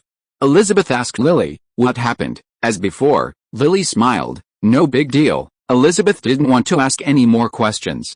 When Martin drove out of the garage, she got in and left the house together. Lily glanced at the neglected teapot, teacups, table and chairs and went to pick them up on her own. Meanwhile, Ivan, disguised as a hotel waiter, sold a found diary to another TMZ editor for a high price. The male editor was overjoyed and took photos and videos overnight, creating a story that was posted on the website early Sunday morning. The dark night and Martin's news were already highly publicized, and the diary entry immediately garnered widespread attention. By capitalizing on Brad Pitt's influence, TMZ has become the nation's leading entertainment gossip and scoop website, boasting tens of millions of registered users. The gossip-seeking public on both sides of the Pacific is essentially the same. Millions visit TMZ daily, searching for the big, juicy, and sweet melon. Martin's Joker diary instantly became a hot topic online. Gossip seekers never tire of prying into celebrities' private lives. Take the Kim Kardashian video scandal, for example. While many of Kardashian's videos boasted superior clarity, quality, and actresses, Kim's videos consistently sold like hotcakes. Thus, TMZ was given the diary scandal of Martin. Martin is a veritable gossip machine. The entire diary records Martin's experience of the Joker's feelings and thoughts during the month-long confinement in the hotel. He used the Joker's persona and worldview to record real-world events, presenting his own feelings and analysis of the Joker point by point, gradually immersing himself in them. He even imagined himself being thrown into the same Gotham hell. The diary's release sparked a furious backlash. The comments section of TMZ's news section was nearly paralyzed by frenzied comments. It's obvious that Martin Davis didn't play the Joker, he transformed himself. Unrelated sentence fragment. 16-9. I completely agree with Nicholson. Martin is giving his life to the Joker. How dedicated, how crazy, and what level of dedication can an actor reach? Come and see Martin Davis. Even though I've only seen the trailer and am not particularly interested in Batman, I'm going to buy a ticket just for Martin Davis. The preparations Martin has put in alone are worth the price of admission. A large number of passers-by were gradually drawn in by the news about Martin and the Dark Knight, and the desire to buy tickets was rapidly increasing. Since the summer movie season officially began, Martin and the Joker have completely overshadowed Bale and Batman. This was driven by Nolan and the crew, who all believe Martin could more easily create eye-catching news. As the diary scandal gained momentum, Martin's repeated phone calls to Nolan further escalated the publicity. A fire, of course, needs fuel to burn. While Martin is currently unavailable, with Thomas at the forefront, nothing is a problem. In an interview, Thomas spoke on Martin's behalf, demanding the return of the original diary from TMZ, even if it cost a fortune. This diary holds special meaning for Martin. It reflects the painstaking effort he put into it, in front of WMA headquarters, facing the microphones and cameras of numerous news media outlets. Thomas, in a poignant voice, recounted Martin's actions. During the preparation period, Martin did something truly insane. He locked himself in his hotel room for nearly 50 days, refusing to see anyone, not even me. His close friends Nicholson and DiCaprio even considered calling the police. All of this was reported last year, and the reporters present easily rekindled memories. Thomas added, Martin didn't use the internet, watch movies, or communicate with the outside world. He recorded all his thoughts in that lost diary. Now he desperately wants it back. I'm sure everyone understands, and we're willing to pay the full price. TMZ is still considering that as the site grows, some responses will inevitably slow down. For TMZ, with the news reports and traffic already flowing in, there's little point in keeping the diary. But by then, Nolan had already transformed himself into a hype-driven director, and since he was still in constant contact with Martin, he reacted much faster than TMZ. During a promotional event for The Dark Knight, Nolan told reporters that the crew would help Martin retrieve the diary and would cover all expenses. This diary means so much to Martin and the crew. We will do everything we can to get it back. Speaking of Martin, Nolan also emphasized the context of the diary's origins. Martin was in isolation, pondering the Joker's final week. I saw him in the hotel. He didn't turn on the lights, with the thick black curtains drawn. He was running around like a madman, searching for the Joker's expressions and voices. He was completely immersed in the darkness and solitude, trying to understand the Joker's inner world. His face was heavy. Martin knows the Joker inside and out, because he has also thrown himself into hell. With Nolan's words, the diary scandal further escalated, and the news remained highly popular, briefly dominating Google's trending keyword list. Numerous online posts quickly appeared, demanding that TMZ return Martin's diary. In the conference room of TMZ headquarters, The website's founder and CEO Harvey Levin put down Martin's diary and asked, "What do you think?" Editor-in-chief James, who got the diary, said, "The news has been reported. The diary's of no use to us. We can return it to Martin and Warner, and maybe get a news channel. Jody and James are competitors, and he did not completely agree with his opinion. I think we should keep the diary for a few more days." Harvey Levin looked at Jody. "Why?" Jody said, "The longer the diary is in our hands, the more attention the public will pay to us. Public pressure is not a bad thing for TMZ. We have strong pressure resistance. This matter has already generated heat. What we have to do is to turn more heat into attention to TMZ." James wanted to speak, but Harvey Levin raised his hand to stop him. "Just do as Jody said. Keep the diary for 3 days, and then TMZ will hold a return ceremony. Well, broadcast it live on the website and return the diary to Martin Davis for free." Chapter 442 Everything for the Heat. In the Beverly Hilton Hotel's press room, before a live camera set up by TMZ, James took the stage, representing TMZ. He held Martin's Joker diary in his hands. Across from him sat Thomas, representing Martin, and Nolan, representing the production team of The Dark Knight. Below the stage, numerous other media reporters were snapping photos. TMZ, which has always diligently filmed and covered other people's stories, was now one of the main stars of the news. The Diarygate incident had reached a certain level of buzz, and TMZ decided to return Martin's Joker diary free of charge. The production team of The Dark Knight was very easy to communicate with and was not opposed to live broadcasts and press conferences. TMZ also understood that the production team also needed publicity. The two sides hit it off, and the unique return ceremony for Martin's Joker diary took place. James handed the original diary to Thomas and Nolan. The three of them, holding Martin's diary, posed for photos before the numerous media cameras. TMZ's live camera provided a close-up shot. Then, during the routine interviews with the media, the three exchanged some polite words. TMZ's live broadcast and media coverage further fueled the diary scandal. Since returning to San Diego and seeing a psychiatrist, Martin had been absent from all promotional activities, yet he was a constant presence in the most heated media reports. His prolonged absence fueled media and public curiosity about Martin's condition. Both Martin and Nolan did their best to attract the attention of passers-by. After the TMZ return ceremony, Nolan and Thomas left the Hilton Hotel and headed straight to the Cody neighborhood in Sherman Oaks to personally return the diary to Martin. Inevitably, a swarm of reporters followed, crowding around Martin's home. Nolan's car followed Thomas through the gate, which separated the reporters. As they entered the living room, Martin greeted them, shook their hands, and said, "I was just watching the live broadcast. You're here so quickly, how are you? Are you feeling better?" The media hype had dragged on for so long that even Nolan, one of the architects, subconsciously suspected Martin of psychological and mental health issues. Martin smiled. "It's all right. Dr. Laura's treatment is very effective." The sofa in her place was very comfortable. Nolan pulled the diary from his briefcase and handed it to Martin, deliberately saying, "Keep it safe. Don't lose it again." Martin understood and took it and handed it to Bruce. "I'll lock it in the basement vault." The article about the diary had basically achieved the ultimate in publicity, and it would be of no use in the future. Nolan smiled and said, "The idea you came up with is very effective. Now the internet is all discussing the Joker, Batman and the Diarygate, and it has a huge impact. Martin is very good at dealing with people. We came up with this together." Nolan smiled even more happily and said, "I am becoming more and more confident that the film will be a great success." He paused slightly and continued, "Batman has never lacked fans in North America, but there are 10,000 Batmen in the hearts of 10,000 people. No matter how the movie is adapted, there will always be a large number of people who are dissatisfied. Therefore, it is difficult to support a movie to become a big hit simply by relying on comic fans.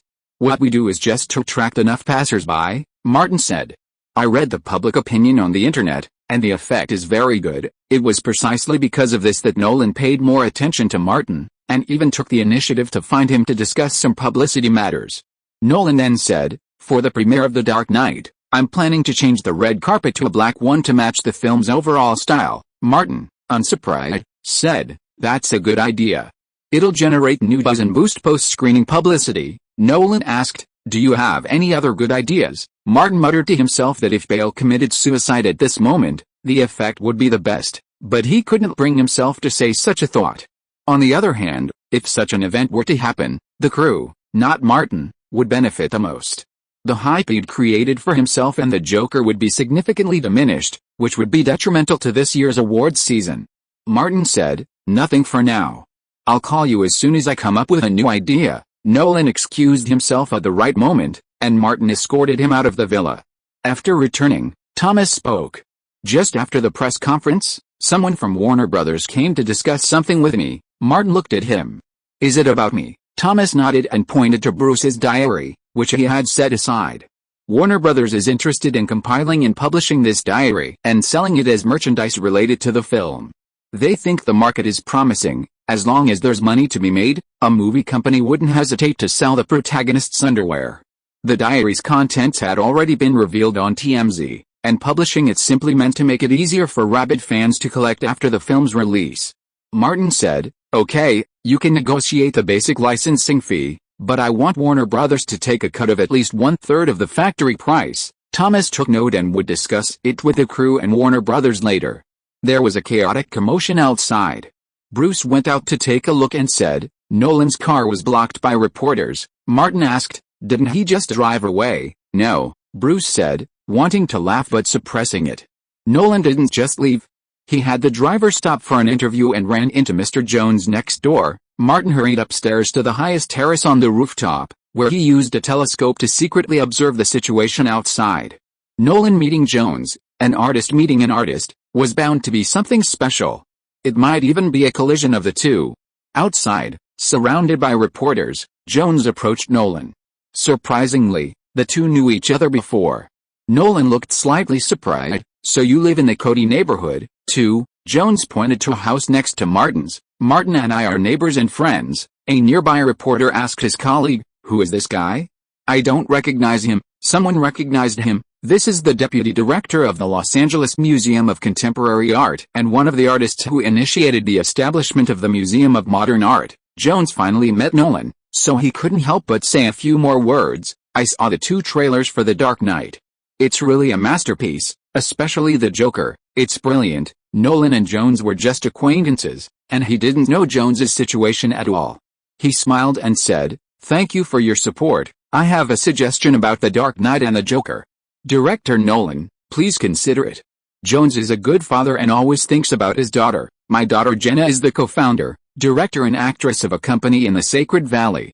She has won the AVN Best Director and Best Actress awards." The reporters who were originally not interested in the chance encounter between the two people realized that there might be hot news, so they all picked up their cameras, video cameras and recorders.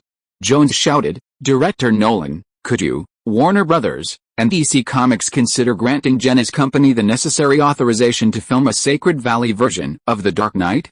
With Jenna's abilities, she could surely create an AVN-winning masterpiece, a timeless classic." These words were so unexpected that Nolan was stunned. Even the seasoned reporters were a bit stunned. How could things have turned out so bizarrely? Nolan's first instinct was to refuse and get in his car to leave, but seeing the eagerness of the reporters around him, he quickly changed his mind. He had come to Martin partly to deliver the diary and generate news, but also to find a new topic.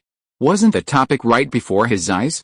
Nolan immediately said, "I'm just the director. I can't make the final decision on these matters. I'll report your proposal to the crew and Warner Brothers." Jones stepped forward and shook Nolan's hand vigorously. "Thank you." Nolan released his hand and hurried back into the car. While he wanted to generate headlines, he wasn't as shameless as Martin. Watching Nolan's car start, Mr. Jones waved repeatedly, loudly reminding, "Director Nolan, please give me some feedback. My daughter could definitely use this subject matter to make a masterpiece for the Sacred Valley." The car finally escaped the siege of reporters and disappeared at the end of Cody Road. Soon, the latest news broke online. The Dark Knight has become a hit before its release, and Sacred Valley producers have approached director Nolan about adapting it for the Sacred Valley. Shocking. The Sacred Valley has set its sights on the Dark Knight. Batman and the Joker might be in a love-hate relationship. The later reports were somewhat more reliable. Jenna, a famous Sacred Valley actress, director, and producer, is interested in adapting The Dark Knight, and director Nolan has responded positively. That June, news about The Dark Knight and Martin swarmed the internet and traditional media. even surpassing the currently popular Kung Fu Panda and Indiana Jones and the Last Airbender, becoming the top entertainment news topic. Its influence has long since spread beyond its immediate surroundings, becoming a major social issue in North America. Compared to Martin, Christian Bale's presence has been much quieter. The British actor's commercial appeal isn't particularly strong, so he's simply required to adhere to the production schedule and attend regular promotional events. For this film, Bale's role in promoting it is to maintain a solid base of Batman fans. Subsequently, The Dark Knight held screenings with theater managers, media, and critics, receiving widespread acclaim. Many Los Angeles critics consider it the best Hollywood film of the year. Major North American theater chains have given it overwhelmingly positive feedback, promising to allocate sufficient screens for the film's opening. IMAX theaters, in particular, will exclusively screen The Dark Knight in all of its North American theaters for the first 2 weeks of its release. After all, Nolan shot a vast amount of footage with IMAX cameras, totaling over 40 minutes of IMAX footage in the final film, a truly unprecedented feat in Hollywood today. Chapter 443 Black Premiere. A black carpet stretched across the sidewalks of the Hollywood Theater on the Los Angeles Walk of Fame. Black was the theme of the day, and most of the guests attending the premiere wore black tuxedos. In addition to the film's main cast, Warner Bros. Also invited numerous celebrities to attend, including every Batman since Michael Keaton. However, George Clooney declined to attend.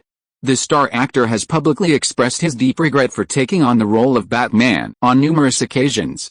His invincible Batsuit remains a source of media ridicule and mockery.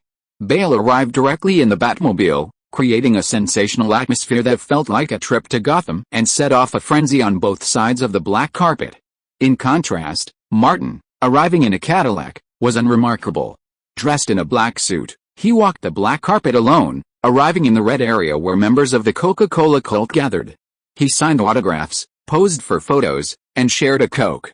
This was Martin's usual routine, and it also served as a promotional outlet for Coca-Cola. Martin declined to be interviewed, but posed for a photo with director Christopher Nolan in front of a sponsor's backdrop before entering the theater alone. The hype had already been generated, and the buzz was enough to attract casual viewers. Martin only needed to maintain his deeply ingrained, yet inescapable, persona. Nothing else needed to be said. To avoid any mishaps at San Diego Comic-Con, the crew even canceled the crew photo op for the press, instead having the main cast take individual photos. As Martin entered the theater lobby, Min hurried over and said, "Boss, are you alright?" "No," Martin asked. "When did you get back?" Min said, "I had nothing to do with the publicity, so I stayed in Las Vegas for a few days. Celine Dion wouldn't let me back." "You manage it yourself." Martin admired Min for that. Min followed him and said, "I'll be with you tonight and act as your bodyguard. If Bale dares come over again, I'll make him suffer." As soon as he finished speaking, Emma Thomas trotted over from the side, her eyes fixed on Min. Martin patted Min on the shoulder and said, "Stay." Min had no choice but to stop and follow Emma Thomas to talk. Emma Thomas asked, "Where have you been? Why can't I reach you?" "You're always busy," Min said. "I need to work, get new jobs, and earn money to support my family. It's so hard for an actor like me to stay in Los Angeles and make a career in Hollywood." Emma Thomas, a producer, understood that supporting actors like Min didn't earn much. It was a serious matter for actors to be ambitious and make money.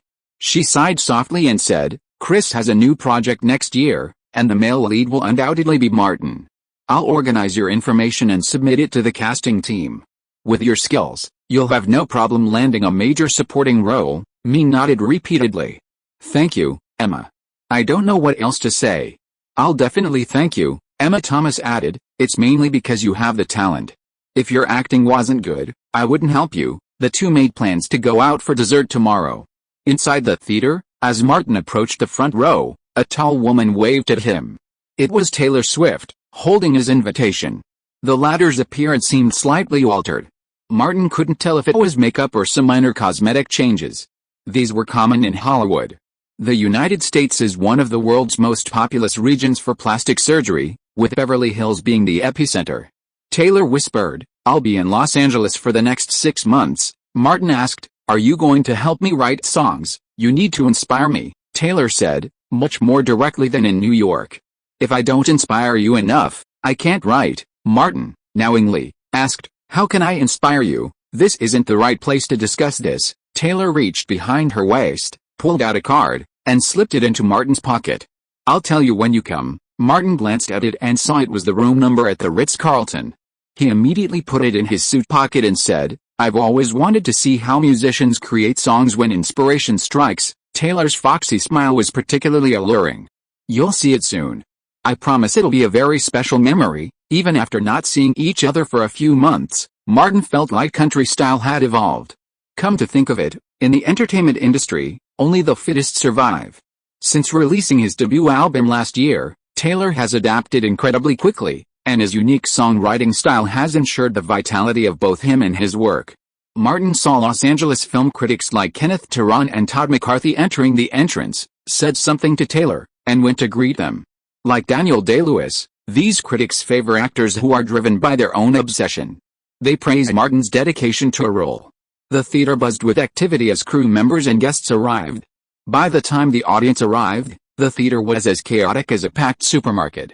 Rachel, along with a large group of people wearing red t-shirts and holding clown figurines, had painted a large area of the black seats red. Phoebe even shouted to the front, I love clowns. That shout was enough to make almost everyone in the Coke cult join in the chant, I love clowns. Everyone else in the theater turned their gazes. In the front row, Nolan looked at Charles Roven and said, see? That's Martin's charisma and appeal. Charles Roven replied, who could have imagined that the Coca-Cola he casually swung at Burbank High School would have such a profound impact? Nolan now admired Martin. This is something Martin risked his life for. Are you sure you'll still want Martin as the lead actor in your next project? Charles Roven would continue to produce Nolan's new project. Nolan said, no one is better than Martin. Martin then came over from the other side, greeted Nolan and Roven, and sat down next to Nolan. Nolan and Roven exchanged a glance and smiled in understanding. With The Dark Knight now underway, much of the pressure on Nolan's shoulders had dissipated. The film was bound to be a commercial success. The only uncertainty was how successful it would be. As the ceiling lights gradually dimmed and the image lit up on the IMAX screen, the theater fell silent. The premiere of The Dark Knight had begun. From the first minute, when the Joker robbed the bank, everyone was captivated by the plot. Check out this perfect post. The dual hero showdown is not uncommon in Hollywood cinema, with many worthy of classic status. The unconventional clash between Batman and the Joker is particularly captivating. Batman remains the righteous Batman, and aside from a weakened version of his own power, he's not much different from other Batman versions. However, the Joker is no ordinary villain. Martin's portrayal reveals a profoundly wicked evil from beginning to end. He seeks neither money, fame, nor profit, but only a better Gotham. From the outset, the Joker crushes Batman in every way, from character tension to plot design. On the one hand, the director actively gives the Joker a boost. On the other, Martin's performance imbues the character with a chaotic, mad charm. It's not until the film's finale, when Batman takes on everything and becomes the Dark Knight, that he truly achieves his goal. This is a movie for the Joker. Watching the injured Batman limp off into the darkness, Kenneth Turan whispered to Todd McCarthy, Martin gives one of the greatest villain performances in film history. Todd McCarthy nodded repeatedly and said, no wonder Jack Nicholson said Martin gave the role with his soul and life. He wasn't exaggerating at all. Martin's performance is both incredible and terrifying. Kenneth Turan said, Martin's performance is absolutely Oscar-worthy. Even many Oscar-winning roles can't compare to the Joker. On the IMAX screen, the movie had reached its finale. Gordon smashed the Batlight, the fire axe chopped it down, and the bat symbol and the light vanished. Thus ended the premiere of The Dark Knight. A thunderous applause erupted, resounding throughout the Hollywood theater and even reaching the Walk of Fame outside, like a thunderclap. This is undoubtedly a masterpiece. The theater erupted in applause. In the red t-shirt section, an overwhelmed Phoebe suddenly stood up. Ignoring Rachel's attempts to stop her, she ran to the center of the aisle and shouted at the top of her lungs, I love clowns. I love clowns. Her shouts were drowned out by the applause. But those around her heard it, and more people in red t-shirts joined in the chant. I love clowns. The sound spread further, and more people joined in. Within half a minute, the applause died down, completely drowned out by the nearly uniform shouts of the general audience. Most of the theater was shouting one thing, I love clowns. Emotions were contagious, and not just the audience, but even some of the guests joined in the chant. In the front row, Nolan frantically asked Emma Thomas, "Where's the camera? Where's my camera? Hurry and film this. It'll be great promotional material." Emma Thomas quickly replied, "Don't worry, someone's filming." Nolan nodded, turned around, hugged Martin, and said, "See, man? We've won the world." Martin laughed heartily. "We'll definitely succeed." In contrast to the excitement here, Bale's expression remained expressionless. He listened to the audience shouting "I love the Joker," and felt a certain unease. This was clearly a Batman movie, but the villain, the Joker, was the one stealing the show. The shouting grew louder and louder, until Nolan and the crew took the stage to take a series of bows, and the atmosphere gradually subsided. Chapter 444, Crushing Various Records. After its premiere, The Dark Knight opened in 4,480 theaters across North America, setting a new record for the number of theaters opening in the North American film market. Confidence in The Dark Knight reached Warner Brothers and the market as a whole. The film's quality was excellent, its marketing was robust, and audiences today were far more resilient than they had been a decade earlier, bombarded with information and energized by it. On Thursday night, theaters showing The Dark Knight were packed with fans. Some savvy vendors sensed an opportunity. In North Hollywood's bustling commercial district, street artist Lisa, armed with carefully prepared tools, set up her stall in her car near a theater, carefully choosing a spot where she could easily spot the Joker poster above the theater entrance. Lisa erected a display stand, listing her services and prices. Before the display was even finished, two young men approached. The one with long hair glanced at the display, pointed toward the theater, and asked, "Can you paint me like a clown?" Lisa said, "Of course." The long-haired man sat down on a folding chair and said, "Come on." Lisa had just picked up her makeup brush when the other young man said, "Me too." $2 bills dropped into a box nearby. Before Lisa finished with the first person, a couple, also visiting the theater, arrived. The man, looking at the long-haired man's nearly finished clown makeup, said, "I want to be a clown, too." "It'll take a while," Lisa said. The man glanced at his phone and said, "There's still some time before the midnight show. We can wait." Lisa hurried back to her work. When she looked up again, she saw a few more people, all of whom wanted to be clowns tonight. This was a bustling city that never sleeps. Anywhere else, Lisa wouldn't have dared to stay alone so late. 10 minutes later, 6 or 7 people were lining up to get painted like clowns. As time went on, not only the theater itself, but even Lisa's booth was crowded with people. Lisa's cash box was overflowing with various small denomination US dollar bills. As the showtime for The Dark Knight approached, the crowd that had gathered around Lisa vanished almost simultaneously, as if by appointment. Lisa quickly gathered her money and various tools and put them in her parked car. She planned to go home and rest early, planning to come back tomorrow. Judging by the popularity tonight, this business should last for at least a few weeks. That clown paint is easy to apply, and the money is easy to make. Lisa had made a fortune riding the hype, and thinking of a few friends, she pulled out her phone and called, "I found a good business." Before she could finish her call, the other end spoke up, "Lisa, did you know? I made nearly $300 painting clowns in Burbank tonight." The clown played by Martin Davis. Lisa realized her friend wasn't stupid and smiled, "Me too. Let's continue tomorrow." That night, perhaps hundreds of thousands of clowns were roaming across the United States, and some street painters were making a killing. At an AMG cinema in the San Francisco Bay Area, night manager Cook saw the theaters had all been cleared and asked the ticket seller, "Are all the tickets for the 3 theaters sold out?" The largest theaters, Theaters 1 and 2, showing The Dark Knight, "are completely sold out," the ticket seller quickly replied. The regular theater, Theater 3, showing Mamma Mia, is halfway sold out this weekend. Not only was The Dark Knight showing, but also Mamma Mia, starring Meryl Streep. Theaters 1 and 2 were packed, and Cook, concerned, told the ticket counter to go check there himself. He specifically checked the security doors and passageways of both theaters, finding them clear. He then went around to the front door and looked into the hallway. Against the blue-black hues of the film, the hallway was densely packed with heads. The midnight show of The Dark Knight was packed. Suddenly, someone in a nearby seat turned down, probably to use the restroom.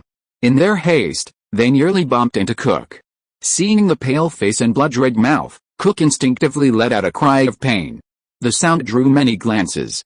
A dozen pale, blood-red faces filled the air, all of them clowns. Cook quickly exited the theater, there was no way to talk to these frenzied fans.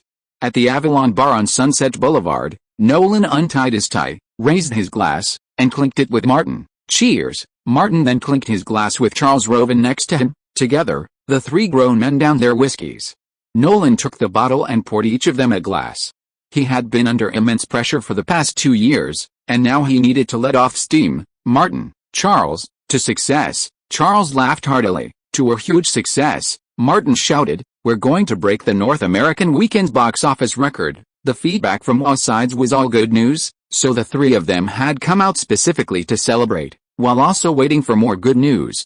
Nolan had been drinking quite a bit, and with the pressure off, he said, next time I see someone who looked down on me, I'll ask them, do you know what The Dark Knight's opening weekend's box office was? Whether they know it or not, I'll personally tell them a staggering number. Martin put his arm around Nolan's shoulders and said, well, Chris, wasn't I right? He was about to say too, but seeing Charles Roven, he suddenly changed his words. The three of us were closely together, and were unstoppable. We can shock the world. Charles slapped the table with his fists. Well said. The Dark Knight is our first collaboration, but it won't be our last. Almost simultaneously, all three of their phones rang. Martin pulled them out and glanced at them. The most striking number on them was $19.93 million. Nolan laughed unrestrainedly, his hands slamming the table almost frantically. He didn't care if the bottle fell, letting the whiskey spill onto the floor. Only those who had truly weathered the pressure of over $300 million in investment could understand the relief he felt at that moment. This was the box office for The Dark Knight's midnight screening. Martin's face was also full of smiles. He couldn't help but feel happy, because he had signed a guaranteed minimum plus a commission model. Nolan looked up and asked, what was the previous record for a midnight show? Martin had looked it up. Star Wars, Episode 3 took $16.9 million. We're $3 million ahead of them. Nolan knew the answer, but just wanted to confirm it. He slammed the table and declared, we've beaten Star Wars. Charles said, we're going to break the record. Martin pumped his fist and roared, we'll beat Spider-Man 3 tomorrow. The single-day box office record in North America belonged to Peter Parker. Charles replied, not just tomorrow. We'll beat Spider-Man over the weekend. Martin stood up, pulled Nolan and Charles up, and said, let's move somewhere. We'll celebrate the second half. Nolan was surprised. How are we celebrating? Martin led the way. After all the excitement, you'll be tired. I'll take you to wash your faces and refresh your minds. Charles had vaguely heard of nightclub. The three of them exited the back door, got into Charles' car, and headed straight for the nightclub. Now, with Wes Kress aging and rarely seen, and the two French directors, Aya and Zomi, temporarily leaving Hollywood, the only truly active members of the Face Gang were the Bastard Trio. If the opportunity presented itself, they needed to recruit new talent. Even if it wasn't to be like Nicholson and DiCaprio, at least they could help each other in their careers. On the way, Martin called Nicholson and said, Jack, come out and wash your face. Meryl Streep's voice came through the receiver, who's calling at this late hour?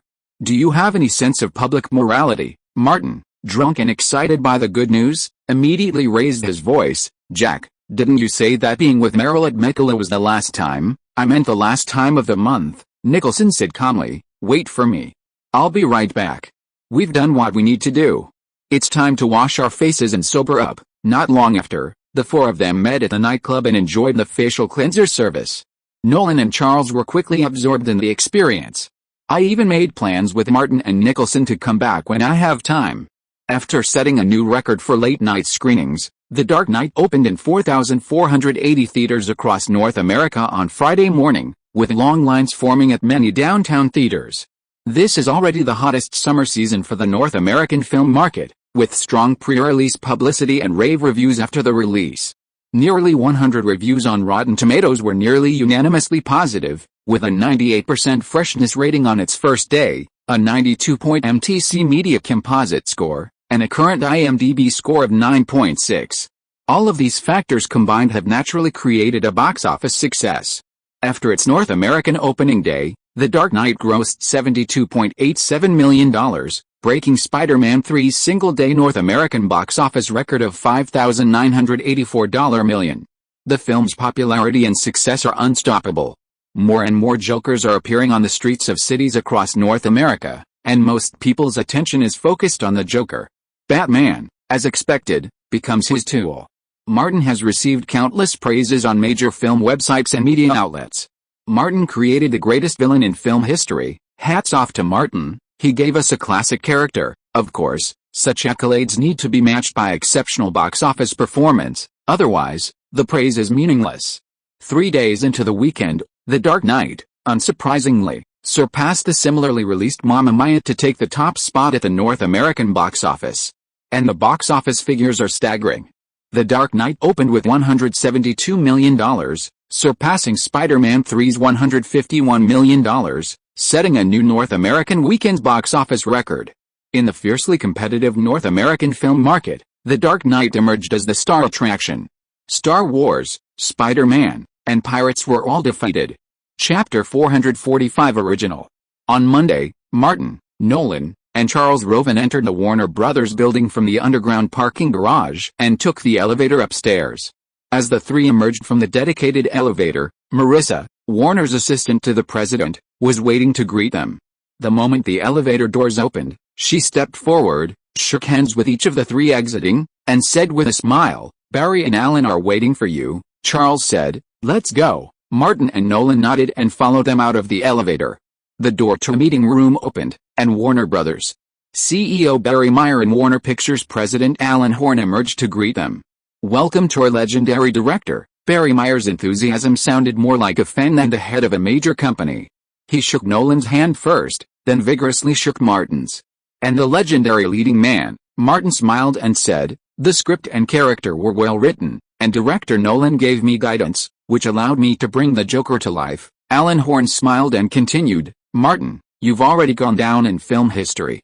When anyone or the media discusses the most iconic villains in history, they'll inevitably mention the Joker and you." Martin shook his hand. Warner Brothers also invested in The Dark Knight. Faced with the enormous commercial returns, any past disagreements between the two faded away. Just like in sports, as long as you keep winning, nothing matters. Barry finished his polite remarks and got straight to the point. "Chris, I heard from Charles that you have a new project. I had this idea before I even filmed The Dark Knight.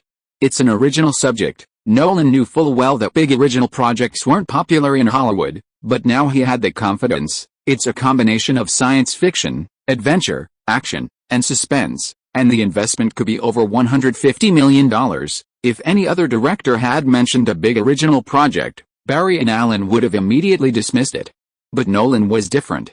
Nolan kept adding, "Wait, Jonathan is still writing the script, and Charles is producing." He then revealed the most significant point: Martin is the male lead, with Nolan at the helm and Martin in the lead role. Barry felt that such an original science fiction project was not impossible. The combined appeal of these two should be formidable. The Dark Knight's $172 million opening weekend box office was truly convincing. Alan Horn interjected, "Why don't we let Warner Brothers run this project? I'll find the funding." He thought he'd discovered the key. "Chris, I have only one requirement. Martin must play the lead." Nolan looked at Martin like Juliet seeing Romeo. "I don't recognize any other actors except Martin." What could Martin say? He could only smile at the two of them. The ripple effect of a box office hit was enormous.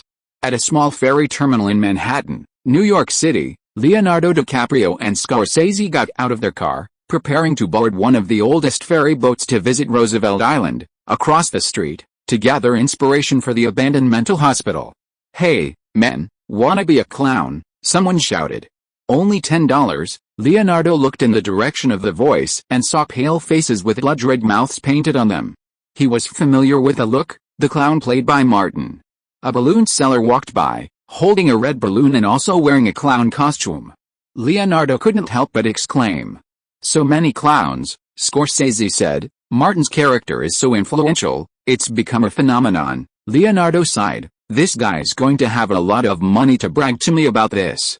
It grossed $172 million in its first weekend. Suddenly, two assistants arrived and pulled Leonardo and Scorsese into the car. The doors slammed shut, and the driver started the car and headed off to see what was happening. It turned out to be a robbery at the convenience store near the old pier. Leonardo looked out the window and saw the robber running out of the store. His face was painted pale, with a huge, blood-red mouth. He looked like a clown. "Martin's influence is fucking huge," Leonardo couldn't help but exclaim. Even robbers are dressed as clowns. Scorsese saw this too. Movies have an impact on reality. As one of the three badass guys, Leonardo couldn't help but gloat. Martin's fans are going to be a whole bunch of high-class people. Scorsese suddenly turned to his own work. Leo, you have to embody Martin's spirit. Leonardo scratched his head. Oh, I never thought I'd ever be outdone by Martin. He asked, if nothing unexpected happens, The Dark Knight should be the box office champion this year, right? With The Dark Knight's popularity, Batman has regained its glory, but the Joker's influence is even greater. The Joker has not only become the first choice for face painting, but even robbers and street vendors have painted their faces in the Joker's image, as if it can give them confidence. Negative voices are inevitable. The Washington Post has suggested that the Joker could trigger a crime wave. But Hollywood has always ignored such voices, and such criticism rarely has a substantial negative impact on films. For example, when The Matrix was a hit, a boy killed his parents because he believed he was living in a matrix. Meanwhile, The Dark Knight continued to break box office records. It took just 4 days for the film to surpass $200 million at the North American box office, setting a new record for fastest box office revenue. In the Sherman Oaks, Cody neighborhood. These days, Martin's home has been swarming with reporters, paparazzi, and fans. Countless young people, their faces painted like clowns, roam the neighborhood, eager to see their favorite movie star. Toni is one of them. Although a girl, she's captivated by the Joker and The Dark Knight. Last weekend, Toni went to the theater 3 times, paying for tickets to see both The Dark Knight and the Joker. In just 3 days, she's formed a clown sisterhood. These blonde girls are tall, voluptuous, and alluring. Today, Toni brought them to Martin's home. Wearing red Coca-Cola t-shirts and white clown face paint, the girls, led by Toni, got out of their cars and gathered. Seeing the fans and reporters gathered at Martin's door, Toni shouted, "Sisters, let's show our love." Another girl, Elsa, responded, "Let Martin know we love him, we love the Joker." A dozen girls, chests thrust and hips swaying, performed a zombie machine gun dance. They quickly attracted the attention of the paparazzi, whose cameras swiveled in their direction. Toni shouted, "Follow me." 1, 2, 3, bang! The dozen or so enthusiastically dancing girls simultaneously ripped open their shirts, revealing a vast snowy mountain range and a line of words written across it. "I love the Joker, I love Martin." Toni was the first to shout, "I love Martin. I love Martin." The others followed her lead. That shout wasn't enough, it ignited other fans into shouting, "I love Martin. I love Martin." Suddenly, a middle-aged Latina emerged from the crowd, holding a poster of a supporting character from The Dark Knight high in the air and shouting at the top of her lungs, "I love Mene. I love Mene." Unfortunately, she was alone and unable to attract attention. The fans' voices were so loud that they spread throughout the entire Cody neighborhood. Many residents, who had been merely watching, became deeply dissatisfied and called the community council. Suddenly, several reporters and paparazzi quietly made their way to Martin's house, having spotted a large bag of trash tumbling out of the garbage chute. Sharp-eyed Toni noticed this, too. She hurriedly threw on her coat and called out, "Girls, come with me. With any luck, we might find something Martin used or even something he'd worn." A dozen girls gathered their clothes and ran in unison. Toni reminded her companions, "The key is used condoms. I'll pay anyone who can find them $2,000. Aisha asked, "What do you want used condoms for?" "To taste Martin," Toni said, her face fascinated. "If I'm lucky, maybe we can have a child with Martin. Then Martin's bloodline will be with me forever." Hearing this, the other girls felt ashamed. They didn't love Martin as much as Toni did, and they couldn't do it to her degree. A dozen girls rushed to the trash can like crazy, pushing aside the reporters and paparazzi rummaging through the garbage, grabbing the newly dropped bags, and running. Toni shouted, "Hurry! Hurry! Let's find someplace else to sort." The reporters and paparazzi, caught off guard by the girls, didn't give up and quickly chased after them. "Don't run. We found these first." Seeing the girls almost reaching the car, one of the paparazzi, quick-witted, shouted, "Don't let them get away. Martin's personal belongings are in there." Someone else shouted, "I saw 2 socks, absolutely pristine." These words stirred quite a few people, some of whom immediately took action, rushing to grab the items. The already chaotic scene became even more chaotic. But before the chaos could fully escalate, vehicles from the Cody Community Council arrived, along with police cars. Several LAPD officers disembarked, stabilized the situation, and then dispersed the crowd. The sheer number of people gathering these past 2 days had even given Harold, the community council's chairman, a headache. Behind the iron gates, Martin sat by the attic window, enjoying sunflower seeds and a Coke. Bruce cleared the melon seed shells off the table and reminded Martin, "Did you see that?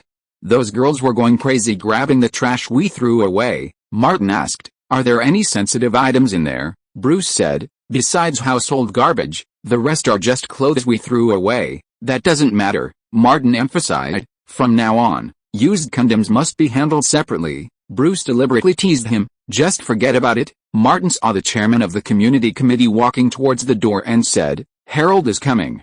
Let's go meet him." If you are listening to this novel on a channel other than Fanfic World, it means it was downloaded and re-uploaded without effort. We warmly invite you to visit our channel, Fanfic World. There you will find the original version of this story and many other novels of various genres. We look forward to seeing you dive into a world of incredible novels.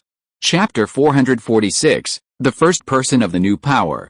The community committee received over 20 complaints in the half hour before I arrived. Harold sat on the sofa in the living room and said to Martin with a rather frustrated look, "Since last Saturday, the influx of reporters and fans has really disrupted the normal life of the community." Martin, realizing it was the after effects of the publicity, said, "I'm also deeply troubled. Even the trash I just threw out was snatched up by people. Can you please go out and calm them down a bit?" Harold couldn't force Martin, so he could only try. "The Cody community is an open community. We can't prevent them from entering." This reminded Martin, and after a moment's thought, he said, "I'll leave the Cody community for a while and live out of town for a few days." Harold quickly asked, "Wait until things calm down before returning." He wanted to relieve himself, but he also valued the publicity Martin, a celebrity, would receive from living in the Cody community. Martin smiled and said, "We'll talk about it later." Harold stood up and said goodbye. "Then I won't bother you anymore." Martin escorted him out of the villa. As Harold walked out the door, a red Porsche drove in. Elizabeth parked the car and ran over, holding a large package in each hand. She held it up for Martin to see. "I bought dinner." Martin quickly took it, carried it inside, and called Bruce over to eat. Elizabeth opened a can of beer and handed it to Martin, then opened another for Bruce. She poured herself a cup of lemon tea and said, "Those reporters and fans are going crazy." Bruce said, "They even take our trash." Elizabeth paused, then said, "It's really crazy. The houses here are too small, and it's an open community, so it's a bit messy." Martin took a sip of his beer and said, "I'm planning to move to Beverly Hills early. The north side of Sunset Boulevard is a gated community, and ordinary people can't get in. The south side of Sunset Boulevard is flatter, the houses are more affordable, and most of them are open communities.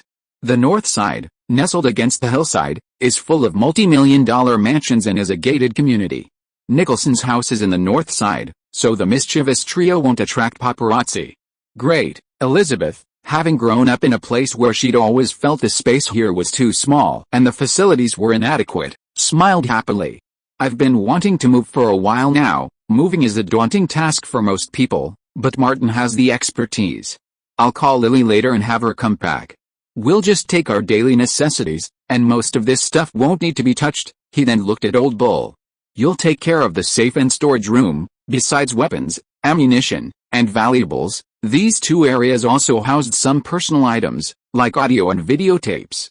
Elizabeth said, "The house over there is still a lack of daily necessities and decorative items.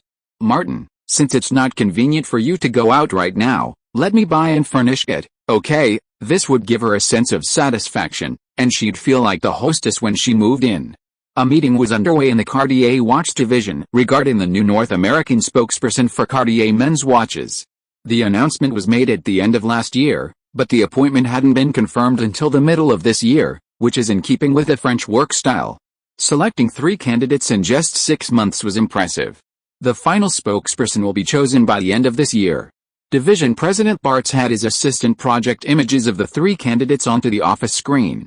Vice President Blanco put on his glasses. The people on the screen looked familiar: Tom Cruise, George Clooney, and Martin Davis. Assistant to the President, Thuram, said, Brad Pitt and Johnny Depp were initially suggested. The former is embroiled in scandal and is currently being sued by Cadillac and Breitling, while the latter is a bit of an eccentric and doesn't fit Cartier's positioning. Marketing director Lizarazu said, I don't think Tom Cruise would be suitable either. He's been involved in a lot of scandals lately, with his involvement in occult and unusual behavior. He could end up like Pitt. Blanco said, your consideration makes sense. Image is crucial when choosing the right spokesperson. Thuram continued, for people like George Clooney and Martin Davis, scandals don't matter, they prove their charisma and, by the way, the allure of their watches. But the trouble with ruining their reputations is that Breitling is the only one. The choice between George Clooney and Martin Davis each had its supporters. The latter was poised to become the foremost rising star in Hollywood, while the former possessed a distinguished demeanor and epitomized a gentlemanly image. Lizarazu tapped on the laptop keyboard in front of him, and the projection screen shifted, displaying a series of photos taken yesterday and today. New York's Times Square, Los Angeles' Century City, Atlanta's Peachtree Center. Photos show people with clown-like face paint everywhere. Not circus clowns, but the Joker from The Dark Knight. That's the influence of Martin Davis, Lizarazu said. The Dark Knight's North American box office is about to exceed $250 million. Martin Davis, with a supporting role, completely overshadowed a lead, Christian Bale, and became incredibly popular. Blanco added, George Clooney's status and appeal don't even match Martin's. Martin has always had a great image. Since his debut, he's maintained a healthy level of exposure, surrounded by a constant stream of supermodels and actresses, and exudes masculine charm. The search for a spokesperson for Cartier men's watches was originally for this aspect, but it was actually an advantage. Lizarazu said bluntly, today, Martin surpasses George Clooney in fame, charm, image, box office, and social influence. Don't forget, he has a loose cult of over 10 million people and is an American hero. Butters, who had remained silent the entire time, made a decision. 6 months ago, George Clooney might have been a more suitable choice than Martin Davis, but now the situation has changed. The Dark Knight has made Martin a national hot topic. He clapped his hands. Everyone, speed up your work and contact Martin Davis. Walking in the newly renovated front yard of Beverly Hills, Thomas looked at Martin's new home and said, I have good news and bad news. Martin walked towards the garage. Bad news first. I like to have the bitter first and the sweet later. The bright sunlight fell, and Thomas's forehead gleamed. Negotiations with Nokia are not going well. They require a minimum 3-year endorsement contract. Martin felt that the risk was too high after 2010 and said, forget it if we can't reach an agreement. Thomas added, the good news is that Cartier has contacted me. They'd like you to be the spokesperson for their men's watches. He briefly explained, I've already discussed it with them. It's a 3-year contract with an annual endorsement fee of $10 million, plus incentives for awards, but the only awards are the Oscars and the 3 major European film festivals. Martin said, you should talk to Cartier. As they chatted, they walked to the palm trees by the garage. Peering through the open garage door, they saw the garage filled with cars. Brand new Cadillacs, from Escalades to flagship sedans, were all available. Although Martin hadn't moved yet, Cadillac had already delivered the new models. He also bought a few ordinary Chevrolets and Volkswagens for his personal use. Martin gestured toward the garage. Want a car to give away? Pick any. Thomas, whose dazzling boldness and easygoing cash flow had recently propelled him into a passionate relationship with a 20-year-old girl, didn't hesitate to greet Martin. He entered the garage and selected a Cadillac sedan. Martin found the corresponding keys and tossed them to him, reminding him, go directly to the Cadillac Center in Los Angeles. They'll handle the registration change. The front gate creaked open, and the fully enclosed iron gate swung open automatically. Elizabeth Olsen drove into the courtyard in a Porsche, followed by a van. She stopped the car, said hello to Thomas, ran over to Martin, took his arm, and said to the van driver, drive to Fountain Square and park in front of the villa. Martin knew she was out shopping for her new home today and asked curiously, what did you buy? Elizabeth took Martin's arm and walked towards the house, saying, some ornaments, accessories, daily necessities, and some clothes and shoes for you and me. Although we have all the major furniture and appliances, we need to buy many of the small decorative items ourselves. The van stopped, and the driver and stevedores got out. They carried the packed goods into the villa one by one according to Elizabeth's instructions and placed them in the first-floor living room. Elizabeth took some of the clothes directly to the second-floor cloakroom. Bruce came over to pay the freight, and the driver drove away in the van. Elizabeth came downstairs and said, Martin, Help me unpack the boxes. Martin found a utility knife and started to unpack the boxes one by one. Bruce gave Thomas a look. Thomas pointed at the boxes, meaning, "Are we not helping?" Bruce instantly understood why Thomas had evolved for it and was still a bachelor. He put his arm around Thomas's shoulders and they left the villa together. Thomas looked back and saw Elizabeth planning the small decorations in the living room, like the hostess. Could this be Martin's soulmate? Thomas wondered, but said nothing and would not do anything. In the past 2 years, he, as the agent, has not made any comments on Martin's private life. Bruce went to the villa's annex to decorate his residence. Thomas happened to be there, so there would be one more person to help. Inside the villa, Martin and Elizabeth put away the things they bought, and sweat appeared on their foreheads. Martin simply dragged her to the large bathroom on the first floor. "Let's try the Zen bathtub." Elizabeth wiped Martin's face, where the dust from her hand had remained, and said, "Martin, your face is dirty. You need a good wash." Martin paused and said seriously, "I didn't bring any facial cleanser." Elizabeth's smile was sweeter than honey. "I did. Top quality facial cleanser.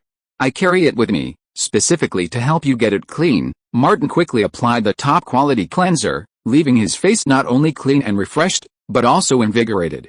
In Elizabeth Olsen's prime years, Martin used the best facial cleanser she had given him. "I have to go to the hospital today. If I return late, tomorrow's update may be delayed. Please forgive me." Chapter 447, Make a Lot of Money. Early in the morning, Martin woke up from his sleep and felt something pressing on his face, which had its own fragrance. He struggled to get out and found that Elizabeth's facial cleanser had been thrown on his face at some point. She seemed to be having a sweet dream, with a sweet smile on her face even in her sleep, which could make people feel good from morning to night. After getting up and washing up, Martin went to the French window and slightly opened the curtains. The eastern sunlight fell on the spacious courtyard, dyeing the road, lawn and trees golden. Compared with the recent hustle and bustle in the Cody community, it was much quieter here. Martin went downstairs to prepare breakfast. Elizabeth bought a lot of semi-finished products yesterday.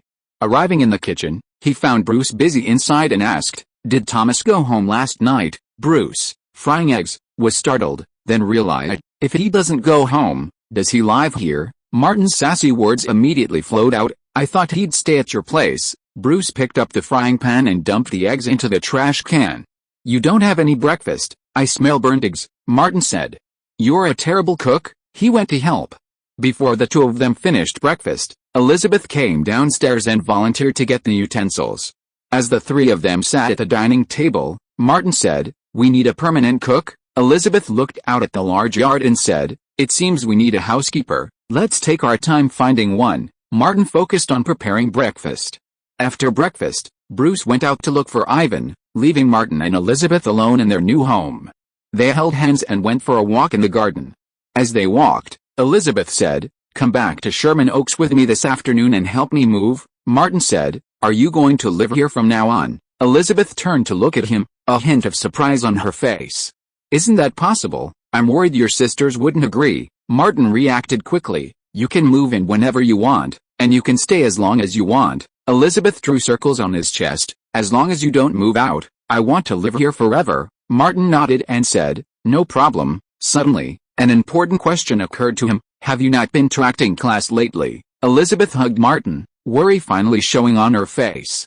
"I'm worried something might happen to you, that you'll be affected by the role, that you'll really become that clown. I'm with you, play in your favorite games, which always makes you feel more relaxed and happy." Martin hugged her back, and they kissed passionately. It was a long time before they broke apart. Spending every day with Martin was incredibly pleasurable, both physically and mentally. Elizabeth's career ambition faded. She continued with the previous topic, "It's okay. If you miss this acting class, I can still take the next one. These classes are for professional actors, and everyone's schedule is sporadic." Martin nodded, "Just manage it yourself." Elizabeth suddenly remembered, "I'm going to Europe with my sisters before the weekend. They're going to the UK to expand their market, and I might have to help them there for a while." She explained, "Growing up, I've always spent their money, enjoyed their benefits, and hidden under their protection. Now that I'm older, I want to help in any way I can." Martin understood her concerns and said, "I'm fine here. Don't worry." Elizabeth threw herself into Martin's arms. "Let's do it here. I haven't tried the outdoors yet." Martin picked her up and carried her onto the garden swing. Brentwood, Matt Damon's mansion. Ben Affleck picked up the bottle, poured himself a large glass of wine, and downed it in one gulp. Damon glanced at Jennifer Garner, who was with his wife Lucy, and asked, "Are you guys having a fight?" Ben Affleck shook his head. "It's nothing to do with Jennifer. I'm just a little depressed by the recent news." Damon understood. Martin Davis and The Dark Knight. "Yeah, that bastard." Ben Affleck downed the remaining half of his drink. "Why is that bastard so lucky? He plays the second male lead in a movie, and it's a box office hit, but his supporting role completely overwhelms the main character. The Joker is 10 times more successful than Batman." Damon also had a bad impression of Martin, but the conflict and resentment were fading over time. After all, they hadn't had a direct confrontation. He also poured himself a glass of wine, and before drinking, he asked, "I heard The Dark Knight broke the North American weekend box office record." In Ben's eyes, Martin was just an asshole who had intervened and snatched a project from him, so he had always been keeping an eye on Martin and The Dark Knight.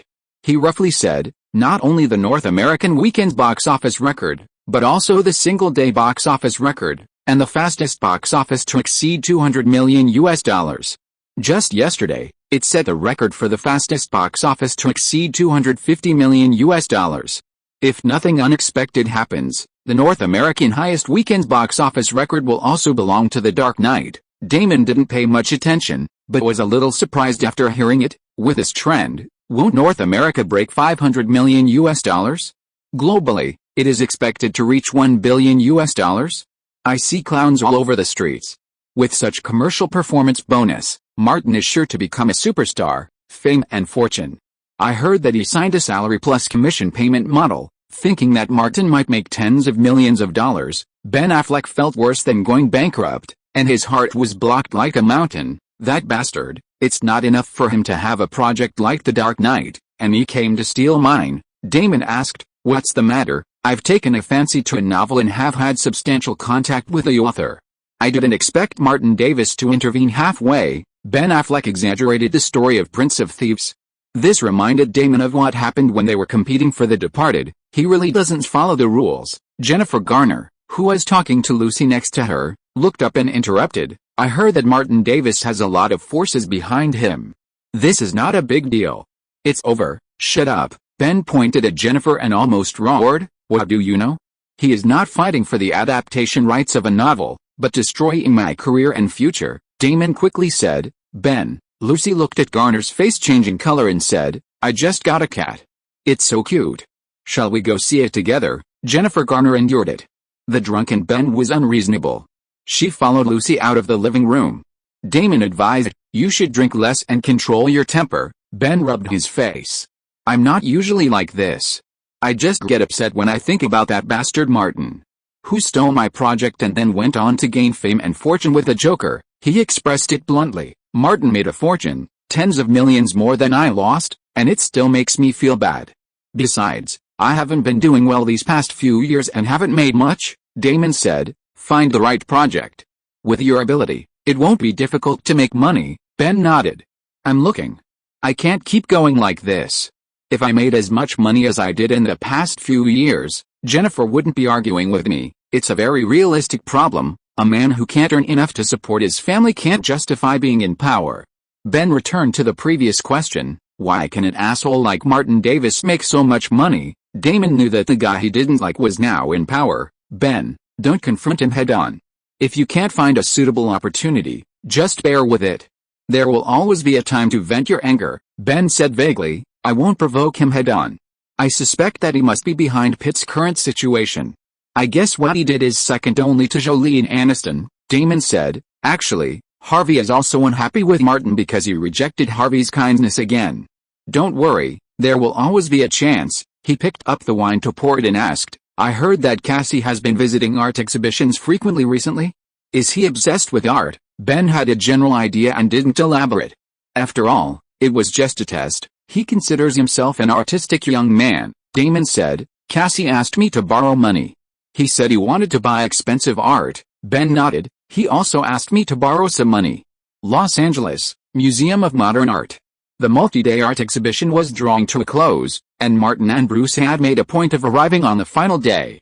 Entering the exhibition hall, Martin found a quiet spot, seemingly drawn to painting, and stood across from it, quietly admiring it. Bruce entered the sculpture section and stood in a discreet corner, his eyes occasionally flicking to Casey Affleck. Today, Casey Affleck had returned to the exhibition hall for one last attempt. Lily Carter's booth remained empty, and no one was seen. Casey had previously had a negative impression, but as a man with a self-assured, decadent demeanor, he remained steadfast in his belief in his own charm. With no one showing up, Casey grew anxious. The empty booth reminded him of the expensive sculptures he'd invested in, hundreds of thousands of dollars.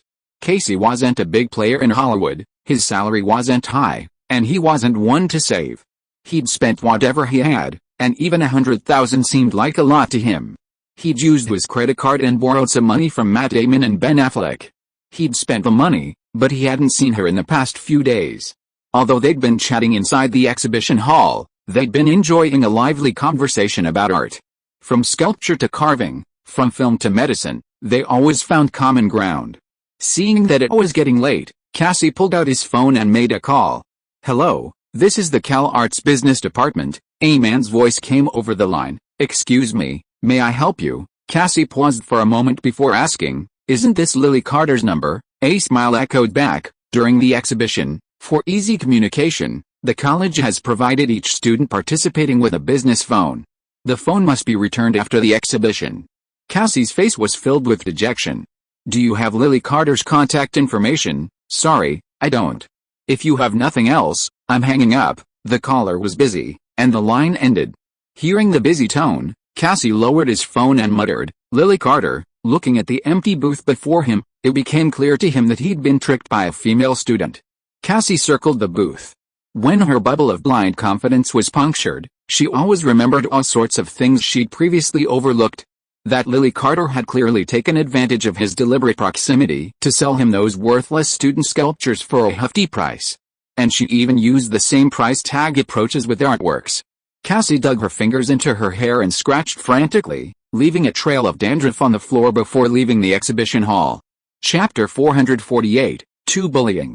Outside the Museum of Modern Art, Martin received a call from Lily. After a few words, he got into Bruce's car and said, "Go to the East Employee entrance." Bruce drove the Escalade over. As soon as the car stopped, Lily ran out the door and got into the back seat. Martin glanced at her and naturally switched to an Atlanta accent. "You idiot, you're not stupid. You didn't foolishly run into the exhibition hall. You knew to retreat early and didn't give him a chance to see you." Lily was a little dissatisfied, but she didn't refute. Instead, she reminded her, "Hey, you told me that swearing is not good. I don't swear anymore, and you still do it." Martin saw that she had indeed grown up and said, "From now on, I won't call you an idiot. At most, I'll call you stupid." "I'm not stupid," Lily muttered. "I'm still a little smart. Those junk I practiced with sold for hundreds of thousands of dollars." Martin turned his head and looked at her. Lily thought Martin was after her money and quickly said, "I haven't received the money yet. The college has to deduct taxes and a large amount of operating expenses. I may not even get $100,000. Martin didn't want to rob Lily of her money. He said, "Stay away from the Affleck brothers from now on." Although she had a bodyguard following her secretly, Lily still felt it was best to avoid dealing with such bad people. Lily nodded repeatedly. "I understand," Martin said to Bruce, who was driving. "Let's find a place to eat and take her back after dinner." He then said to Lily, "If you want to come clean my new house, I have no objection." Lily rushed in and said, "Old Bruce, I'll treat you and Martin to a nice meal." Bruce knew what he was doing and simply found a mid-range restaurant. After getting off the car, Lily had earned a large sum of money again. Her heels were floating when she walked, and she hummed a few tunes from time to time. She couldn't help showing off, so she asked Martin, "Should I call Elena and tell her about this, so that she knows that I have made a lot of money again?" Then she had another idea. "No, I have to take a red-eye flight to Atlanta tonight so that I can tell her in person." Martin never hesitated to hide her. "You will feel the hardness of Elena's fist." Lily, who was in a good mood, became depressed all of a sudden and regretted treating everyone tonight. Martin dealt her a blow, then offered a sweet treat. Because the Joker is so popular, Warner Brothers will be promoting Joker merchandise this weekend. They'll reveal it's the work of a brilliant female sculptor like you. Hearing there was money to be made, Lily's depression vanished, and she leaped for joy.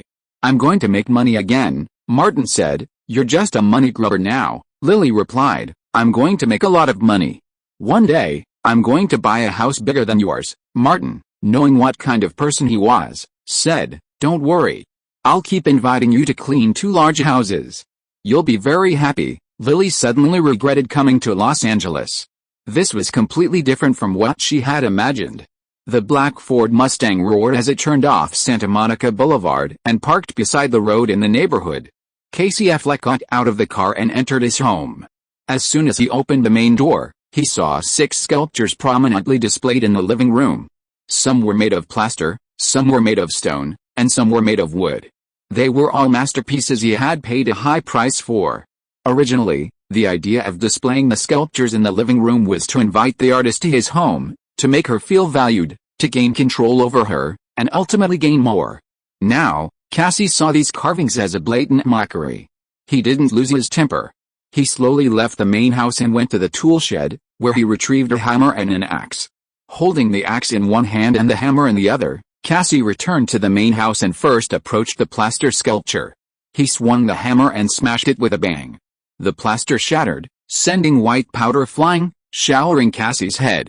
But Cassie didn't care. He swung the axe and struck the wooden sculpture, sending it crashing to the floor with a clang, leaving a deep gash on its surface. With both axe and hammer working together, the hardwood sculpture was quickly reduced to several splinters. Cassie panted heavily, but remained remarkably calm.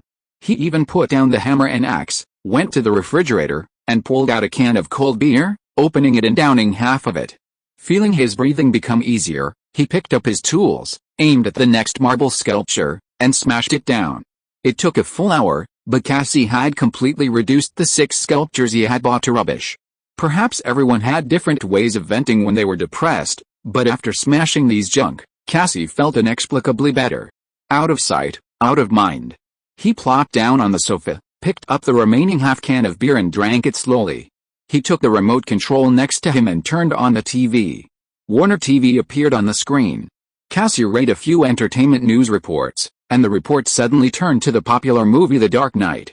It's been reported that Joker statues and figurines based on Martin Davis will go on sale this weekend. All the peripheral products are designed and sculpted by the talented young sculptor Lily Carter. Also available is a limited edition collector's edition Joker statue personally carved by Lily Carter. Although Lily Carter is only 19, she's incredibly talented and has won numerous sculpture competitions.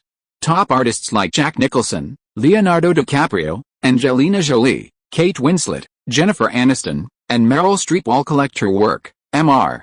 Jones, the deputy director of the Los Angeles Museum of Contemporary Art and a renowned art auction house appraiser, believes Lily Carter's work has collectible value and is expected to appreciate in value in the future. Cassie dropped his beer can and looked at the garbage strewn across the living room, wanting to cry.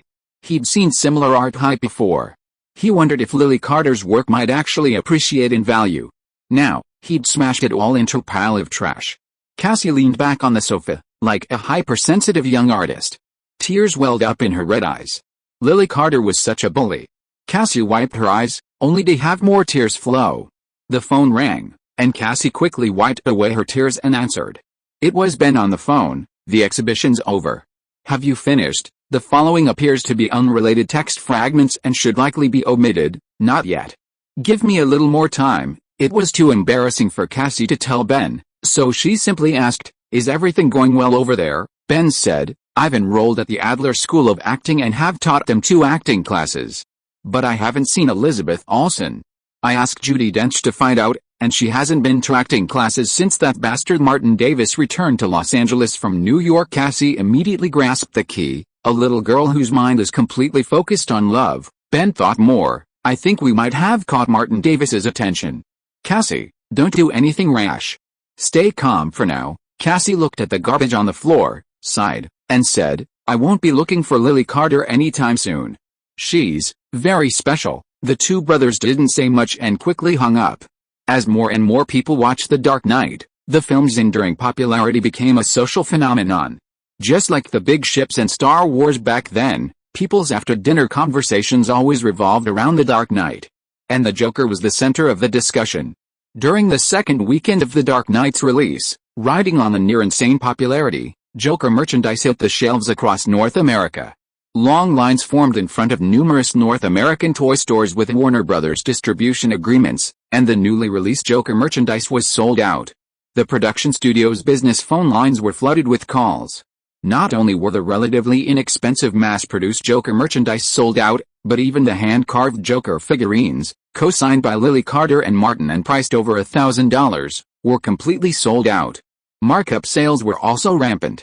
Hand-carved figurines were especially popular, with hundreds of dollars in prize money on the shelves. For example, a hand-carved Joker wearing a red Coca-Cola cult t-shirt, originally priced at $2,499, was being sold online for $5,000. While street artists cash in on the hype, a new profession has emerged: dealers who resell or buy up Joker figurines on behalf of others. Furthermore, after the diary scandal broke, many fans sought to acquire Martin's handwritten True Joker diary, but Martin refused all offers.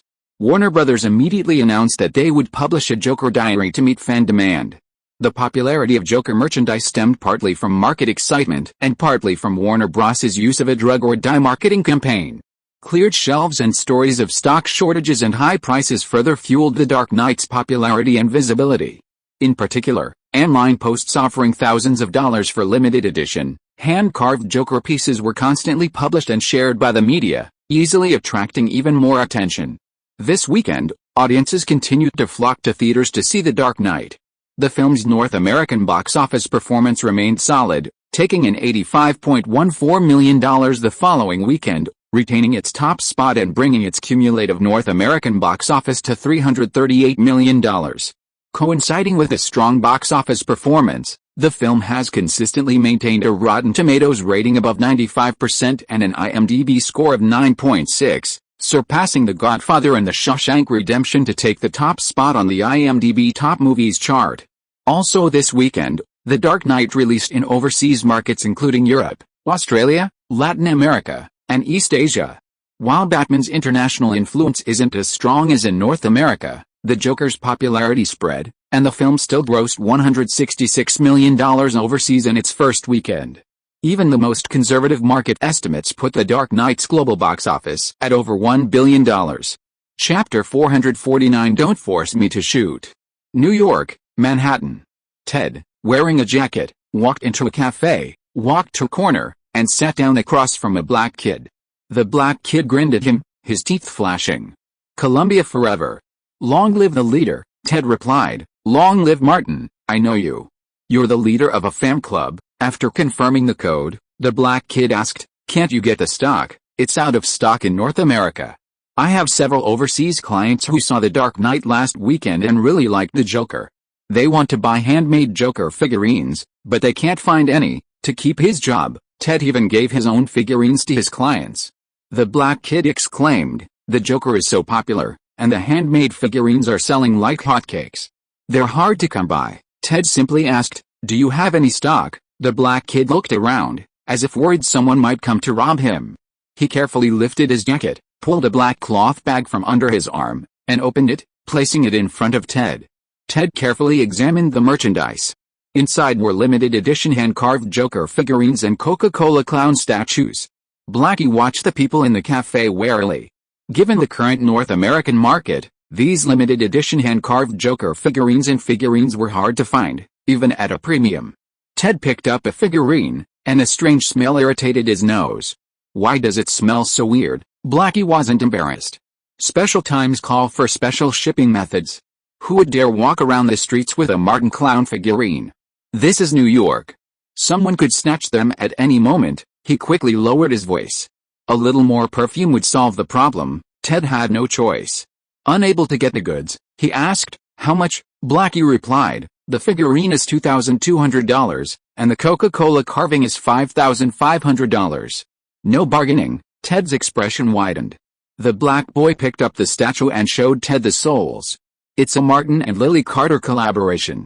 Warner Brothers only released a few thousand of them, and there are over 300 million of them in the US." Ted, mindful of his client's needs, gritted his teeth and said, "Okay, I want the deal now." The black boy took the money and said, "Here's a piece of advice, pack your stuff before you leave." Ignoring the strong smell, Ted wrapped the item in a black cloth bag, tucked it under his coat, zipped it up, and walked out. The statue wasn't just limited edition, it was flavored. Before he even left the alley, Ted spotted a man in a worn suit with clown paint on his face walking towards him.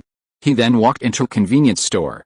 Recalling the recent spate of clown robberies, he quickly crossed the street and went across, away from the convenience store. As the Joker pushed open the convenience store door, he pulled out a revolver, pointed it at the owner and cashier, and yelled, "Give me the money. Give me all the money. I only want the money, not anybody." The owner, not one to put his life before his own, opened the register and began to take out the money. Seeing the owner's cooperation, the Joker relaxed a little. Glancing around, he spotted the Coca-Cola Joker statue behind the counter and immediately lost interest in the money. He pointed the gun at the owner with one hand and pointed at the statue with the other. "Give it to me." The owner paused, seeming reluctant. The Joker yelled, "Hurry up. Don't make me shoot." The owner reluctantly took the limited edition handmade Joker statue and handed it to the Joker with one hand, while the other quietly reached under the counter. The Joker took the statue, overjoyed. It could fetch thousands of dollars on the black market, far more than the meager amount in the register. He even knew how to inspect the goods. He turned the Joker over to examine the soles of his feet. One had Martin engraved on it, the other had Lily Carter. Yes, the real thing. While the Joker was distracted inspecting the goods, the owner pulled a pistol from under the counter and fired into the Joker's chest, where he was most vulnerable. Bang, bang, bang. In an instant, the pistol's magazine was empty, and the Joker collapsed to the ground, covered in blood. The owner replaced the magazine, walked behind the counter with a gun, kicked the Joker's revolver aside, and after making sure he was no threat, he called the police. Then he picked up his statue and wiped the blood off it with a tissue. He glanced at the Joker robber on the ground and said sternly, "You can fucking take my money, but you can't take my Martin the Clown statue." The Joker robber made a strange gurgling sound in his throat, and then fell silent. The owner no longer dared to display the statue in the store and quickly put it in the safe at the back, waiting for the NYPD to come. Since he had surveillance cameras in the store, he wasn't particularly worried. New York, Brooklyn Studios. The crew of Shutter Island, a new project directed by Martin Scorsese, has been officially established. In addition to Leonardo, the second male lead Mark Ruffalo also joined the crew in advance to experience life and prepare for the role. Outside the studio, Ruffalo received a call from a friend. "I was in the same crew with Martin, but he was still in Atlanta at that time. He was just an extra and didn't have the habit of giving gifts to the crew, so I don't have a hand-carved clown statue," the friend said. "Please find a way to get one for me. I have 3 children at home, and they all want a clown. I have money now but I don't have any channels to buy one. I've heard that many handmade clown statues of Lily Carter on the black market are from Hollywood crew members who have worked with Martin." Hearing this, Ruffalo thought of his partner on this project and said, "I'll give it a try." The popularity of the clown was so high, and the children at home loved it very much. The man could only say, "Mark, please." Ruffalo hung up the phone, entered the studio, and found Leonardo, who was alone in a daze. "Hi, Leo." Leonardo nodded at him. "Are we acting together?" "No." Ruffalo smiled embarrassedly. "I need your help with something," he said directly. "A few friends want Martin's Joker statue, the Joker from The Dark Knight, but they can't buy it on the market. Even if they have money, they can't find the right channel." Leonardo laughed. "That bastard Martin got rich. His little sister got rich too." Ruffalo asked curiously, "Do you know Lily Carter?" "I know her." "Leonardo has a large collection of art and has some appreciation ability. She has a talent for carving." "No, I should say she has an excellent talent for handwork." He was quite generous. "How many do you want?" Ruffalo knew that Joker statues were super popular. From the sound of Leonardo's voice, it seemed that he had a lot of them. But he knew his limits and didn't ask for more. "Do you have 4? 3 were for friends, and 1 was for himself." "I'll pay for it, don't mention money to me. I have quite a few of Martin's little trinkets." Leonardo had just left some of them at his house in New York. "Here, I'll bring them to you this afternoon," Ruffalo quickly said. "Thank you so much, Leo. You've helped me solve a big problem." "You're welcome," Leonardo thought. While his collection might fetch a fair bit of money, there was no need. He'd just keep them. After Ruffalo happily left, Leonardo approached Martin Scorsese. He was stunned to find the old man wiping the clown statue Martin had given him with a cotton rag. Leonardo asked, "Do you like the Joker, too?" Martin's portrayal of the character is truly excellent, a classic. Scorsese pointed to the statue. I didn't look closely before, but now I realize the carving is truly fine. Leonardo was frustrated. You've been influenced by the media. Don't you think Martin and Nolan's marketing is simply too extreme? Scorsese asked, hinting. Having worked with him for years, Leonardo understood perfectly that he was being disdained. He said, there are not many people like Martin in Hollywood. He's thicker skinned than Jack and I combined. Scorsese thought of his own marriage and was full of motivation. He urged, Leo, you have to work hard in this area. Isn't it just about making trouble? I'm no worse than Martin. Leonardo decided to be tough for once. I came to you because I want to ask for leave and go back to Los Angeles. Warner Brothers is going to hold a celebration party for The Dark Knight. Martin has achieved such good commercial results this time. It would be unreasonable for me not to go. The point was not here. He continued, I have been frequently exposed to information related to patients in mental hospitals recently, and I have to experience life on the ground. If I don't go back to relax, in a few months, Martin and Jack will really come to visit me at Presbyterian Hospital. Okay, it's better to go back and rest and relax. Scorsese's tone suddenly changed. When you see Martin, help me get a latest clown statue sculpted by Lily Carter. Leonardo was surprised. How could I not realize that you are also a fan? Scorsese coughed and said, everyone has their youth. I may be old, but I'm still young at heart. Leonardo DiCaprio readily agreed. That afternoon, he brought a Joker statue to Ruffalo and flew back to Los Angeles that evening on a private flight to surprise Martin and Jack at The Dark Knight's after-party. With The Dark Knight surpassing $300 million at the North American box office and $500 million worldwide, Legendary Pictures and Warner Brothers, the film's producers and distributors, announced a grand celebration, inviting numerous celebrities. Beyond the box office, the film also generated staggering revenue from merchandise, exceeding $70 million in total. Joker merchandise, in particular, has become a major player in merchandise sales. Compared to box office revenue, this revenue segment is incredibly profitable. Martin receives a 20% gross profit from all merchandise using his image rights, a revenue stream that could reach tens of millions of dollars by the end of the year. Of course, this more adult-oriented movie cannot be compared with Disney's top children's works. Elsa's dress once sold hundreds of millions of dollars. Chapter 450 There is a problem with the acting school. Tonight, in Ballroom 1 of the Burbank Grand Hotel, Warner Brothers executives gathered, along with nearly all the heads of related partners. The sheer number of celebrities lit up the night sky. The Dark Knight's creative team, led by Christopher Nolan, Martin, and Charles Roven, cut a cake together in front of the cameras, then filled a champagne tower with champagne. The hundreds in attendance toasted together. Nolan, relieved of all pressure, was more than thrilled. Holding a bottle of champagne in one hand and a microphone in the other, he declared, I suggest we raise our glasses and celebrate the success of The Dark Knight. Martin leaned over to the microphone and shouted, cheers. Several cameramen gathered around, capturing the celebration. It would later become excellent publicity material. The only unfortunate consequence was that Bale, citing his tight schedule filming Terminator 4, didn't attend the after-party. Emma Thomas put down her glass and said to DC director Orlan, I don't think Bale wants to come because of the schedule, but because he's unhappy with the film. The Joker has completely stolen the limelight from Batman, Orlan said, we need to appease him. I'll go talk to him in person later. DC was still planning a Batman trilogy. Let's talk about it later. Emma Thomas saw me and said, I saw a friend and wanted to talk to him. Elsewhere, Martin had just found some free time when Louise pulled him aside. Hey, honey. Martin hugged her tightly, moved a little away, and said, you are getting more and more beautiful. Louise pushed up her black-rimmed glasses. Come to my place tonight. How could Martin bear to refuse? No problem. Your car will wait for me in the underground parking lot when you leave. Louise nodded, and said, there is one thing you should pay attention to.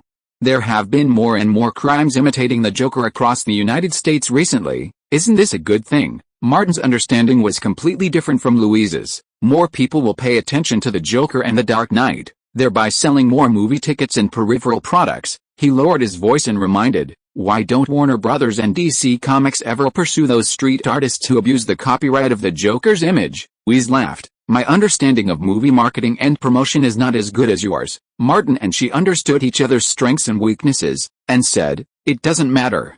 I will use my advantages to make up for your shortcomings. I'm afraid your advantages will turn into weaknesses halfway, Louise shot back. Unfortunately, the two, the male lead and the investor and producer, couldn't leave immediately.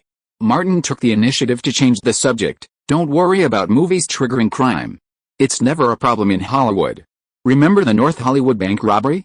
The media exposed the criminals as copycats of Heat, and not only did the movie not suffer any problems, but video sales and rentals exploded that season. Louise remembered the incident. Hopefully, we can capitalize on this nationwide crime wave and make even more money, Martin said. To celebrate, aren't you going to call Kelly tonight? Louise said. If you want, we can video chat with her. Martin pondered further. How about this? Next time Kelly comes over, I can direct her. He would also serve as screenwriter, lead actor, and photographer. Louise said, as long as Kelly is willing. I'm fine with it. The three of them were having a blast, and she didn't care about these things at all. Martin. Come here, Nolan waved from a distance. When Martin reached him, he said to the man before him, write your script exactly as Martin intended. The leading actor should be tailor-made for him. Martin shook hands with Jonathan Nolan and said, just don't make me look ugly. Absolutely not, Jonathan said with a smile. Your character will be even more charming than the Joker. The film's producers and investors, including Louise, Barry Meyer, and Alan Horn, gathered around. Nolan took the opportunity to promote his new film. Everyone, you should have heard of my new project, an original science fiction film. I believe it will be a masterpiece on par with The Dark Knight. He put his arm around Martin's shoulders and said, I will work with Martin again. Not even the Earth can break apart. With a production budget exceeding $150 million and featuring an original theme, Nolan believed he needed to attract more investors. With almost no hesitation, Louise, Alan Horn, and Legendary Pictures all expressed their willingness to invest. Martin and Nolan had just achieved a massive success, with The Dark Knight edging towards $1 billion at the global box office. Their chances of repeating the success were high. They could only agree on the intention, not the specifics. Before long, the crowd dispersed. Warner Brothers had also prepared some performances to liven up the atmosphere, and the performers were almost all famous singers. Among them was Taylor Swift, who waved at Martin as she strummed her guitar. Martin smiled and nodded in greeting.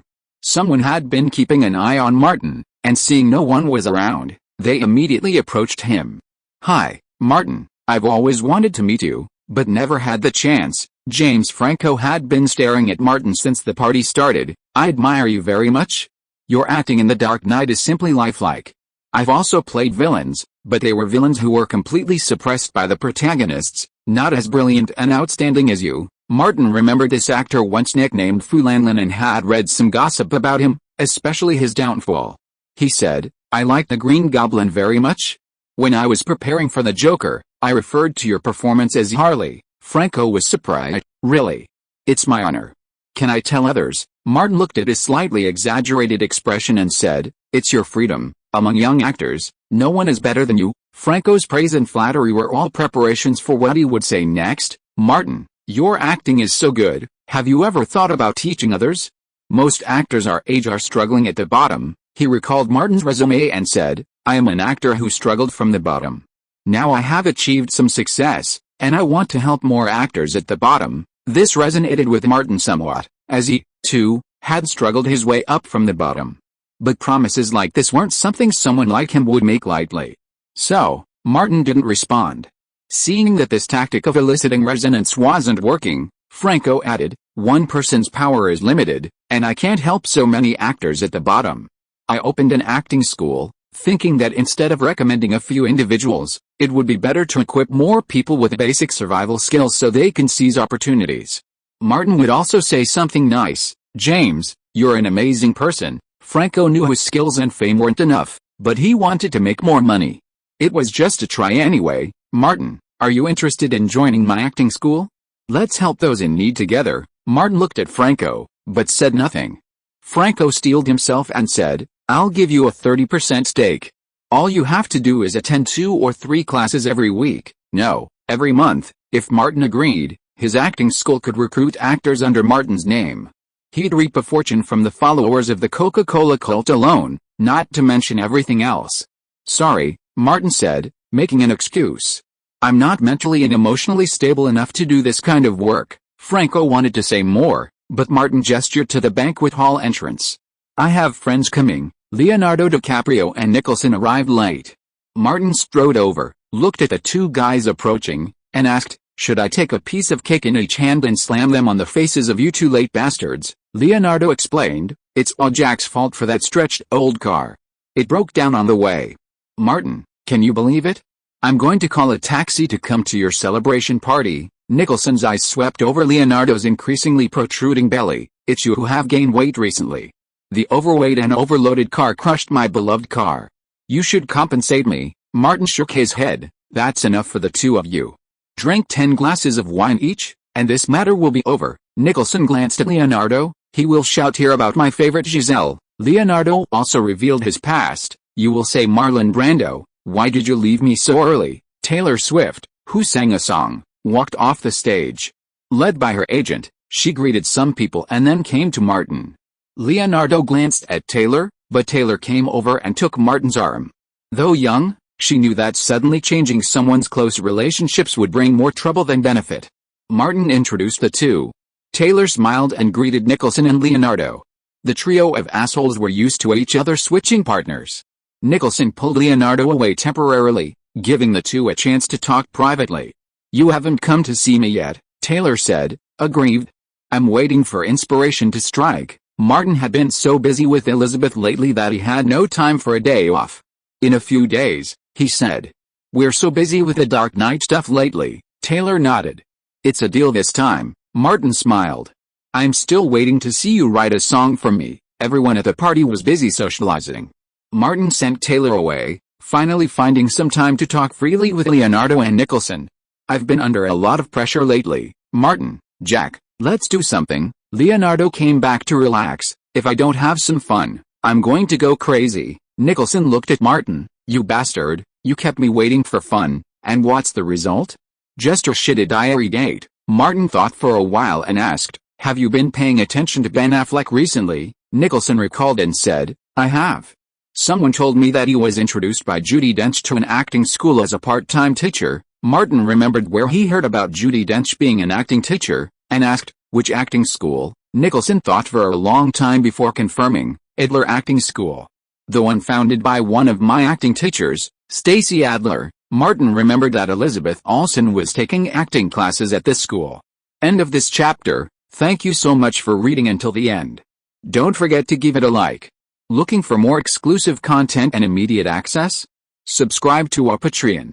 Remember, every like, subscription or donation encourages us to continue. Thank you all. See you in the next video.